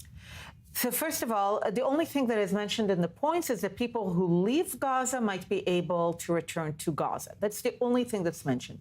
I know that someone like Jared Kushner knows the issue of return, UNRWA, the refugees, but nothing is being said about it at the present. Again, I think this is absolutely important that Israel make the point that this is what Israel and anyone should want de-radicalization reform to mean. And again, for example, what the Trump peace plan says, people who leave Gaza can return to Gaza. Wonderful. But let's also settle that that is the only place they're returning to. There's no right of return into the sovereign state of Israel. You are now residents of Gaza. That is all you're ever going to be. And the whole notion of Palestine from the river to the sea has to end. Dr. Wolf, you use a phrase, I think you coined this phrase in your excellent book, The War of Return. You talk about West-splaining, yes, and how that has been the situation for Israel over the years. And are you reminded of that when you see what's going on in Sharm el-Sheikh, when you see Pedro Sanchez, President Macron and all the rest of them lining up to decide the future of Gaza without talking about those very important issues that you must be very frustrated that they don't talk about the real issues? It's true, although I do see something else here, because the American president referred to it today in his speech in the Knesset. He talked about how bad the situation was getting for Israel. This anti-Israel momentum was building. It was getting vicious. It was getting, and I think he sensed it, and he said it today, that it was getting dangerous. And what he did with this, and this is part of it, is to stop that momentum and even to try to reverse it. So, yeah, call it peace, 3,000 years, whatever. But first, I think his key concern, and he really spoke about it today in terms that showed he was genuinely concerned, he had to stop what he saw was this, like, growing wave of this anti-Israel rhetoric and essentially put a stop to it and reverse to it. The other thing that he also said today in the Israeli Knesset is that he expects the Abraham Accords to continue. And he also said it in a way that, like, I want it quick and don't put any obstacles. And that was kind of a message to the countries here. So I actually think he's going to put much more of his weight than we expect about getting at least some of the countries that are sitting there. And the more he's putting countries in there, the more he's actually creating a kind of like just peer pressure. And everyone's around the table. Nobody wants to be the one exactly. to let down the team, so to speak. Exactly. Yeah. And he keeps on talking about it. Everyone wants in. Everyone wants in. And I think he wants to build this peer pressure that, again, he saw the peer pressure build against Israel. And now he wants to build the peer pressure in the opposite direction. Yeah, you're right. He did talk about that in his speech, how, Israel could not continue fighting because of the international pressure. A word on UNRWA, if you want, the UN agency for refugees, this special agency dedicated to the descendants of Palestinian refugees. We can see Guterres is there. Do you think we're going to see any change at UNRWA? I hope so. For a lot of people, it seems as if I obsess about like a small agency that's doing good in the world. Very few people understand that UNRWA is the central fueling station of what I've come to call Palestinianism, this singular obsession with the non-existence of sovereign Jews, with the non-existence of a Jewish state. UNRWA is essentially the mechanism by which every generation of Arabs in Gaza and the West Bank has been raised to believe that it is their noble goal to liberate Palestine from the river to the sea. If UNRWA is allowed to stay in any capacity, in any way, to keep telling Arabs in Gaza that they are Palestine refugees into the 5th generation, that people have a right to settle in Israel in the name of a right of return, which again is not a right, they don't have it. If UNRWA is allowed to stay in any way, shape or form, all the beautiful ideas, just like they did last time, are going to again come to naught and literally blow up. So this time around, and this is my message, not just abroad, but this is my message to the Israeli government. Yes, Israel's going to say yes to all the Abraham Accord plans that are going to be put on the table. But unlike last time, we can't be complacent and think, oh, the Palestinian issue is now a side issue. We need to understand that in parallel to the Abraham Accords, we need to dismantle Palestinianism as an ideology so that it is replaced with a constructive ideology that wants to live next to the Jewish state rather than on its ruins. There is nothing you can give them, and we've seen it again and again, as long as they believe that their entire identity is tied up in the non-existence of Israel. You don't give them a right to return. First of all, there is no such right. So they don't need to give it up. They need to finally acknowledge, 75 years too late, that there is no such right. There's never been such right. And the sooner they understand But what does that mean for countries in the region like Lebanon, like Jordan? Because these countries are home to the descendants of Palestinian refugees. They are not allowed citizenship. They're not allowed to work. They're kept out of the labour market. They're second-class citizens, essentially. It would also have to include those countries, wouldn't it? So, first of all, in Jordan, which is the other group, 40% live in Gaza and the West Bank. Even by their vision, they're in Palestine. They're not refugees. Another 40% live in Jordan. To its credit, gave them citizenship. They were born in Jordan, never left Jordan. Nowhere in the world are you a citizen of a country and a refugee from a country in which you never lived. So they're not refugees. There's no issue there. In Syria and Lebanon, we know from recent census, most of them left. So the numbers are actually very small. I do believe that any agreement with Syria has to finalize that these are Syrian-born Arabs. They're Arabs, they're the same ethnicity, seriously, they're Syrians. And they have essentially a lot of Syrian rights. They just need to finally formalize it. There's a small contingent in Lebanon. They need to be settled in Lebanon or in other countries, but the number is actually really small. The actual refugee problem, if you want to solve it, is tiny. It's a few thousands of people in Lebanon. That's it. The symbolic issue, that's the problem. And the only way you end a symbolic issue is actually by ending it, not by sugarcoating it. The Palestine refugees basically have been deprived of the message the tens of millions of refugees were given in the wake of empires disappearing and new states being established, which is it's tough, it's tragic, and it's over.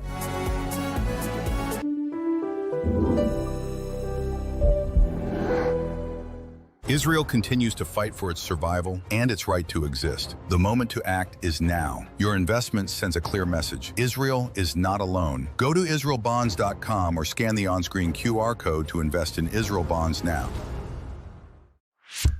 You live in Israel or you are preparing for your Aliyah? Congratulations. You have a smartphone? Perfect. Download the Olim app for free and discover everything we have to offer. Booking medical and administrative appointments, bills paying, debt verification, instant translation, contractor recommendation, request tracking, and much more. And if you can't manage it on your own, our team speaks your language and assists you with all your procedures in Israel, starting from 199 shekels per month, unlimited and for the whole family. Don't hesitate any longer. Download the app or contact us.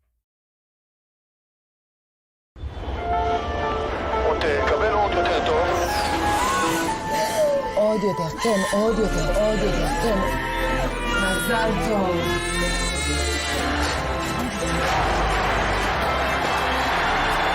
אתה הכי טוב.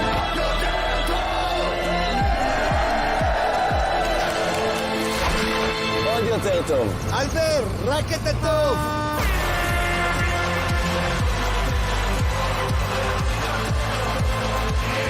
ועוד הנפקה מוצלחת לחברת ההייטק הישראלית.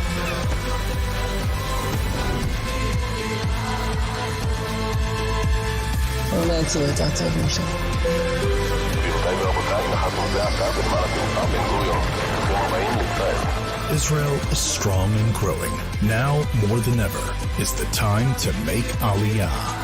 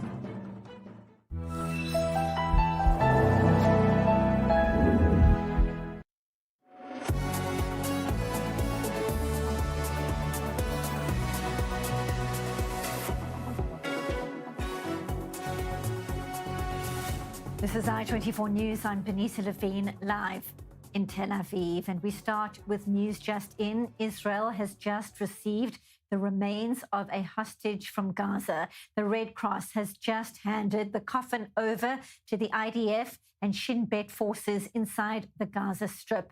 Hamas has yet to fulfill its part of phase one of the Trump peace deal, which is supposed to see the return of all 48 hostages from Gaza. 20 living hostages were reunited with their families exactly a week ago, but the terror group claims it needs time to locate all the bodies of the murdered hostages. The latest handover a short while ago means the remains of 15 hostages have yet to be returned home. So for the latest, we go live to correspondent Robert Swift. He joins us once again from the Abu Kabir Forensic Institute. And Rob, the last time we spoke in recent hours, the Red Cross was on its way to that meeting point. Now, confirmation, a coffin has been handed over to forces from the IDF and the Shin Bet. What update can you share and what happens next? That's right. Just in the last 20 or so minutes, it's been confirmed that the body has been brought back into Israeli territory by the IDF, and it's making its way to this location, the Abu Kabir Forensic Institute now. Now, when it does arrive here, the forensic scientists will begin their examination of it, both trying to identify the identity of the individual as well as the cause of death. And they have said that this could take up to 2 days to complete that process. Worth noting, of course, that there was one misidentification, or rather, Hamas returned a body which was not a former Israeli hostage last week. So while it is suspected that this is an Israeli hostage being returned, of course, there is that question mark until the final checks are completed here at the Abu Kabir Institute. The question marks remain. Correspondent Robert Swift at the Abu Kabir Forensic Institute, thank you very much for your coverage on this day. Now, after 2 years in terror captivity in the tunnels of Gaza and after being treated in Israeli hospitals for less than a week, 7 brave men have been discharged and are back at home. Massive crowds coming out to cheer and share the love, as our Emily Francis explains in this report.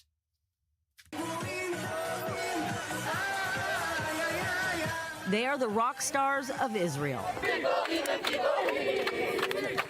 returning to their homes with a hero's welcome.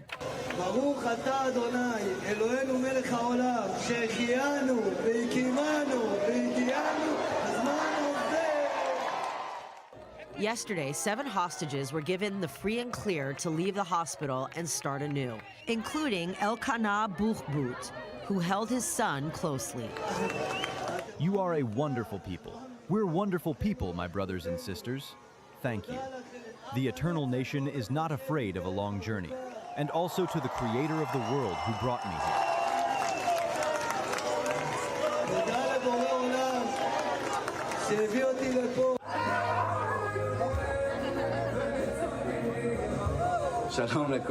Hello to all of the amazing people of Israel. I'm David Cuneo. And I'm Ariel.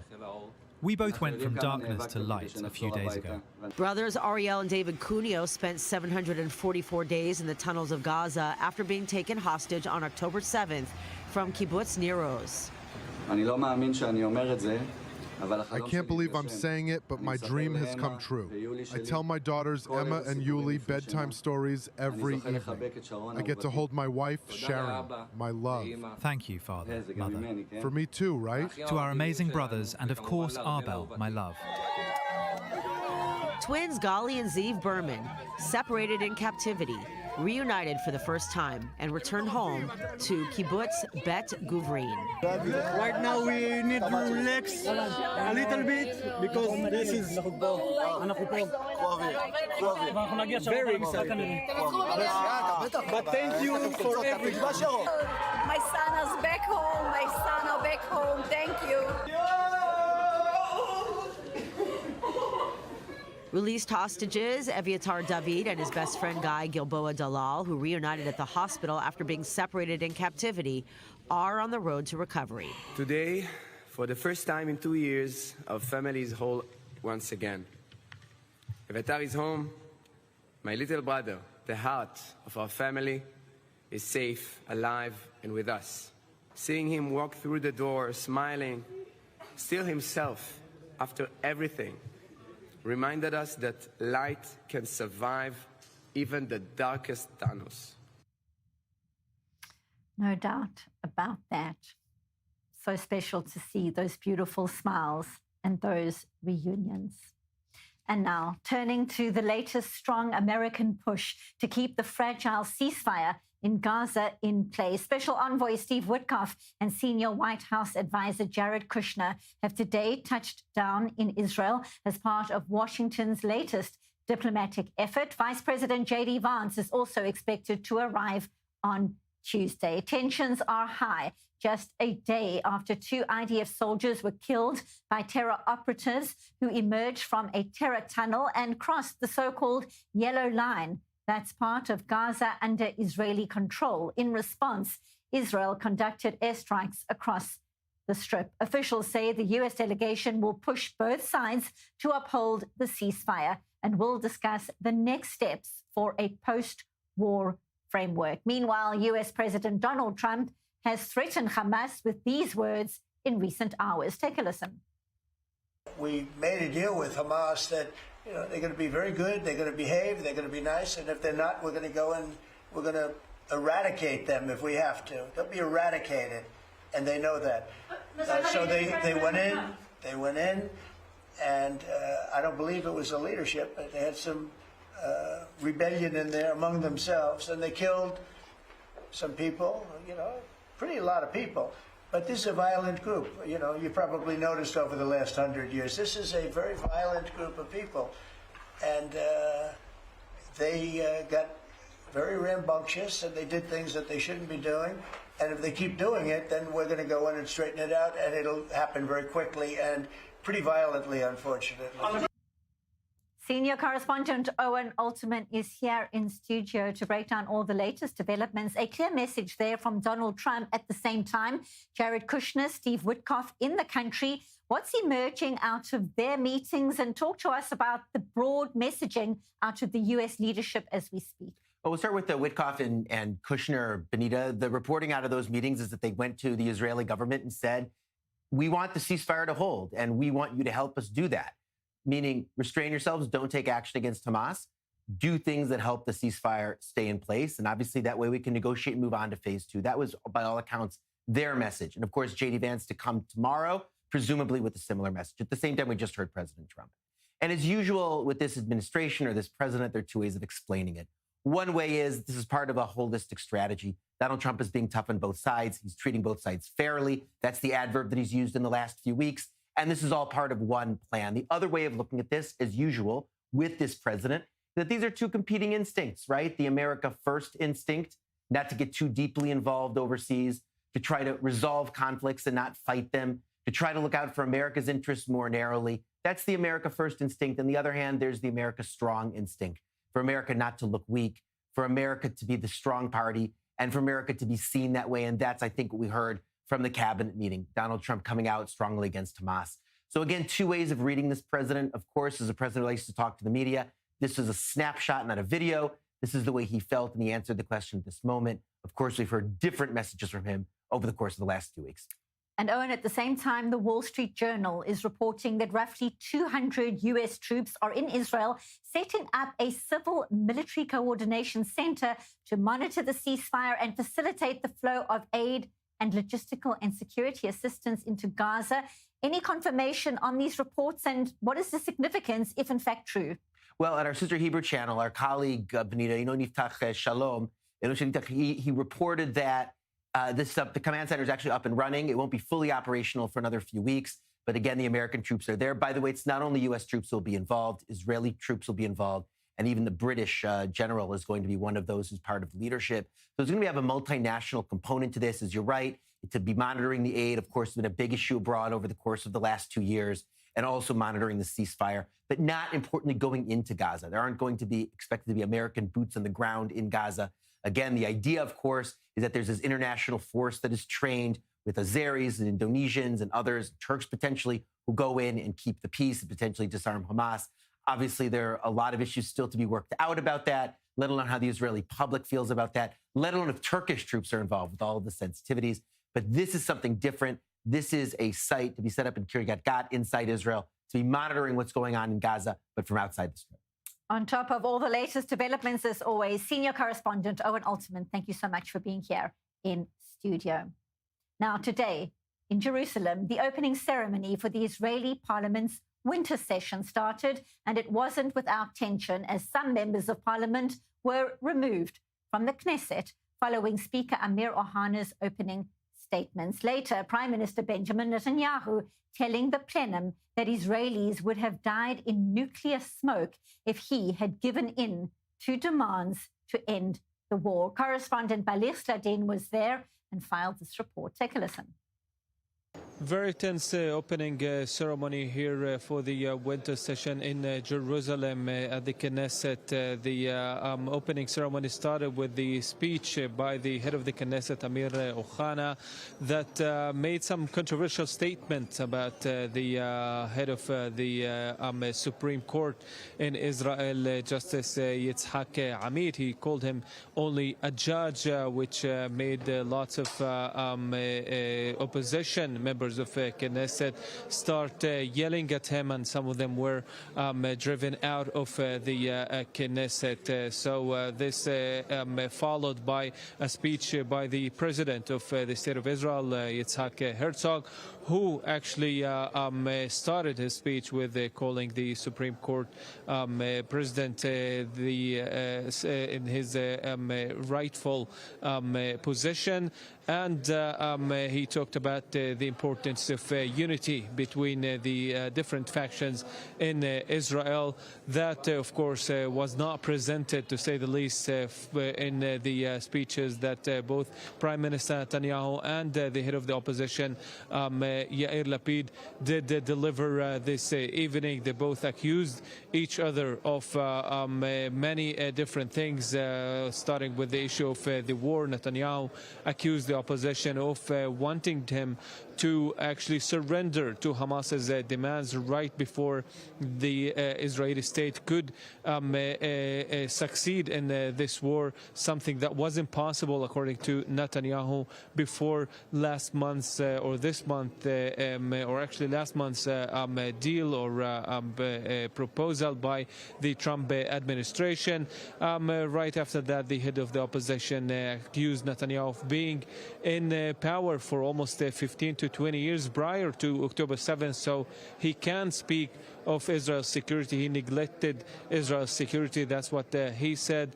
And then lots of exchanges of accusations between the two before decision was called off. So we see that this winter session starts with this, and this could be the last session actually for this Knesset, because different reports talk about the possibility of doing the next elections in March next year. That could be possible, but we know that Netanyahu is aiming toward completing the government's days, as he calls it, and hold the next elections right on its time, which is next September or October, because Netanyahu hopes that he will be able to achieve more achievements in terms of expanding the Abraham Accords and normalizing relations with different Arab and Muslim nations.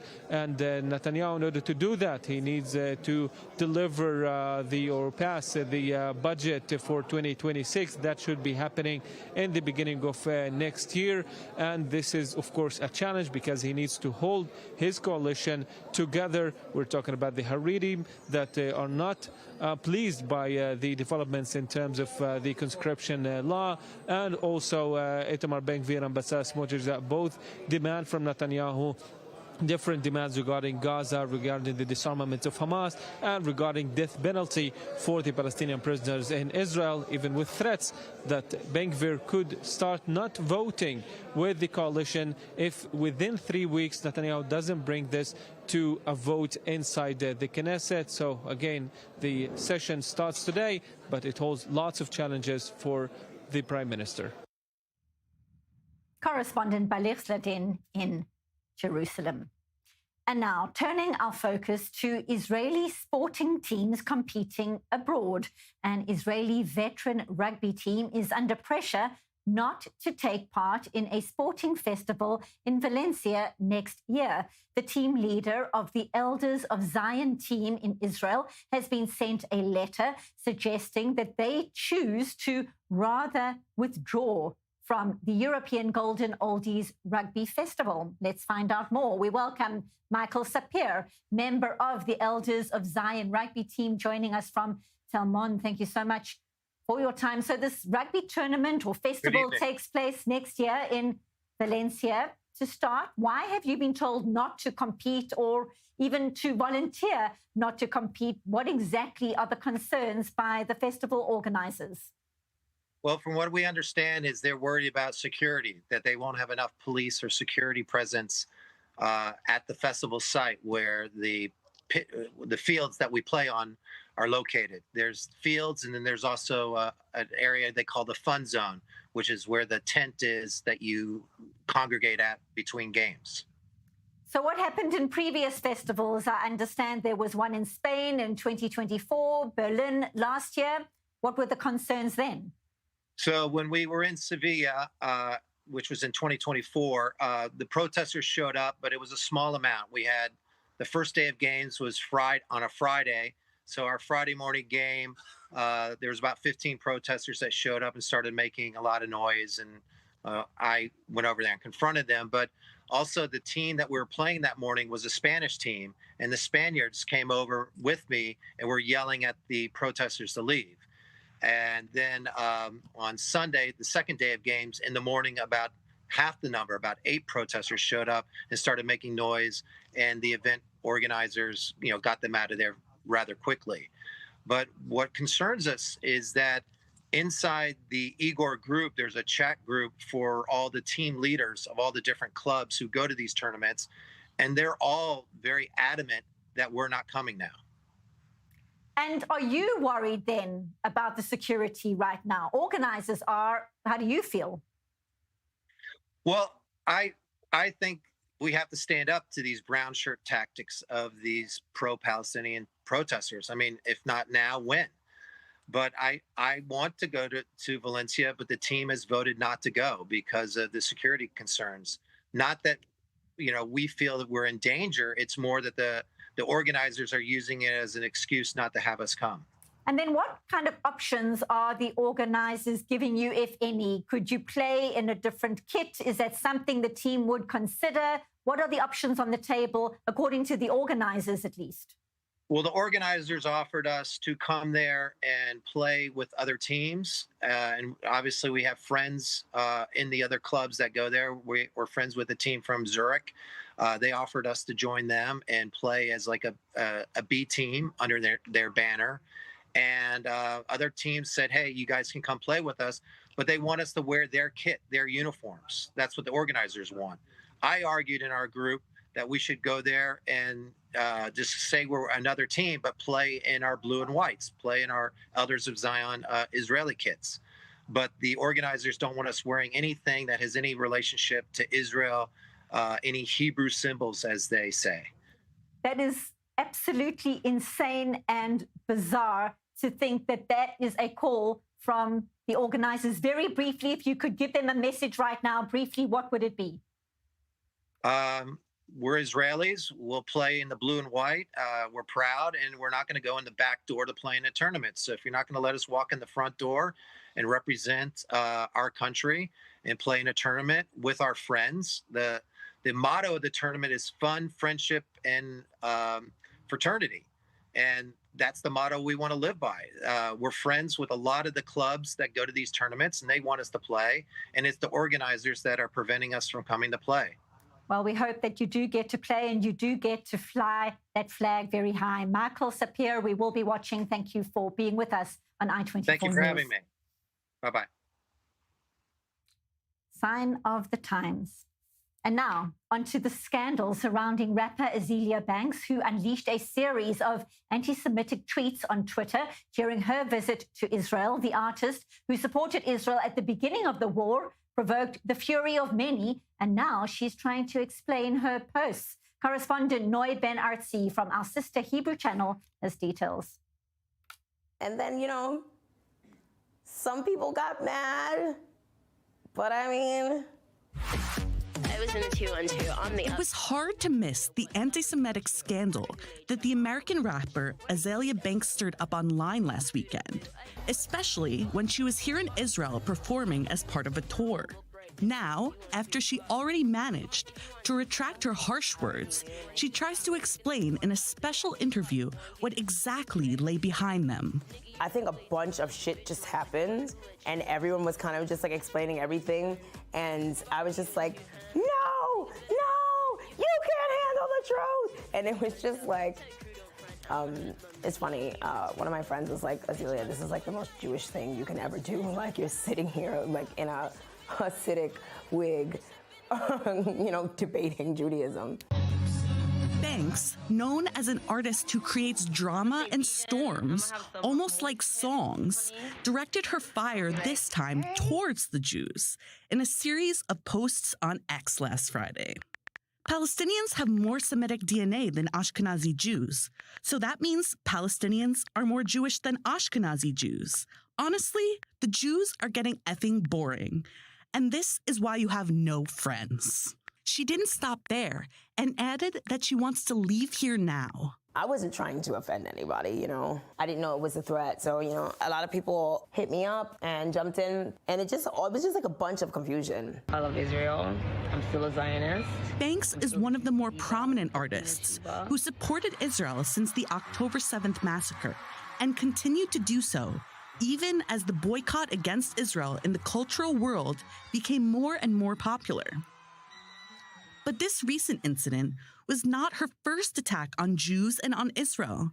In 2018, she came to perform in Israel and unleashed an offensive series of tweets against Israel, claiming racist and humiliating treatment. She swore she would never return to Israel, but even then, just like today, she retracted her harsh words. I guess, didn't check the news, or, you know, I was just kind of really in my artist mode, and I had a Muslim security guard, and I didn't know that flying to Israel with a Muslim would be like, I didn't know. I decided to come back when because I mean, when you see it, it doesn't make any sense. It's like, if you have a brain, you're like, okay, honey, America has done some fucked up shit, like, unprovoked. But if we set aside the rapper's mood swings and the unclear anti-Semitic attack, let's remember that the purpose of her visit was actually support for Israel during an especially difficult time. Between her performances, Banks visited the site of the Nova massacre in Ra'im and was horrified to see how a place meant to celebrate music and life became a terror zone. It was really sad to just see just the pictures of all the kids, you know, and the DJ too, you know. It's kind of psychologically traumatizing or terrorizing in a way, when you're an artist and you do, you know, you're out on the stage and you're open and you're exposed and stuff, and just kind of you know, terror, you know, day terrors of things like that happening, or just feeling guilt, you know, if your fans came to your concert and some shit like that happened, you know, some mom sends her kid to the Azealia Banks show and he doesn't come home, And someone who identifies with the struggle of the Afro-American community, she has a lot to say about those who rush to come out against Israel in the name of social justice. People kind of start to twist reality and sell you their version of what they want you to get, because I think there's just a lot of brainwashing and fear.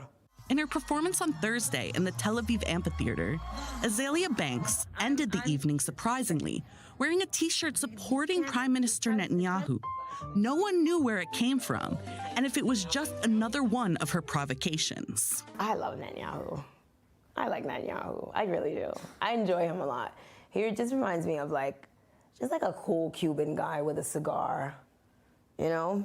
And I don't know, sometimes I see this leader who's dealing with so much. When I look at him, I just see someone who's really just trying to do the best for him. He's really just trying to do right by his people. Azalea Banks promised that she came to make noise, and she delivered. But in the end, after all the headlines and storms, when she steps on stage, it is perfectly clear where her heart belongs and where she truly shines. Sometimes you just have to simplify things, you know? It's like, okay, I make music. Music is for ears. People in Israel have ears, and so I'm gonna go let them hear some music.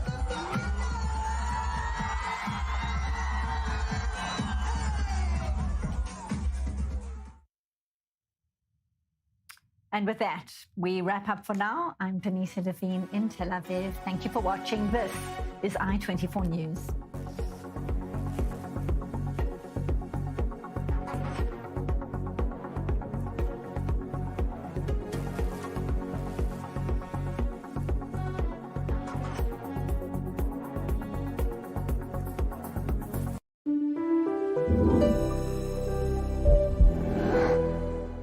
Are high interest rates keeping you from selling your home? We have a way to get you more money for your home while saving thousands in commissions.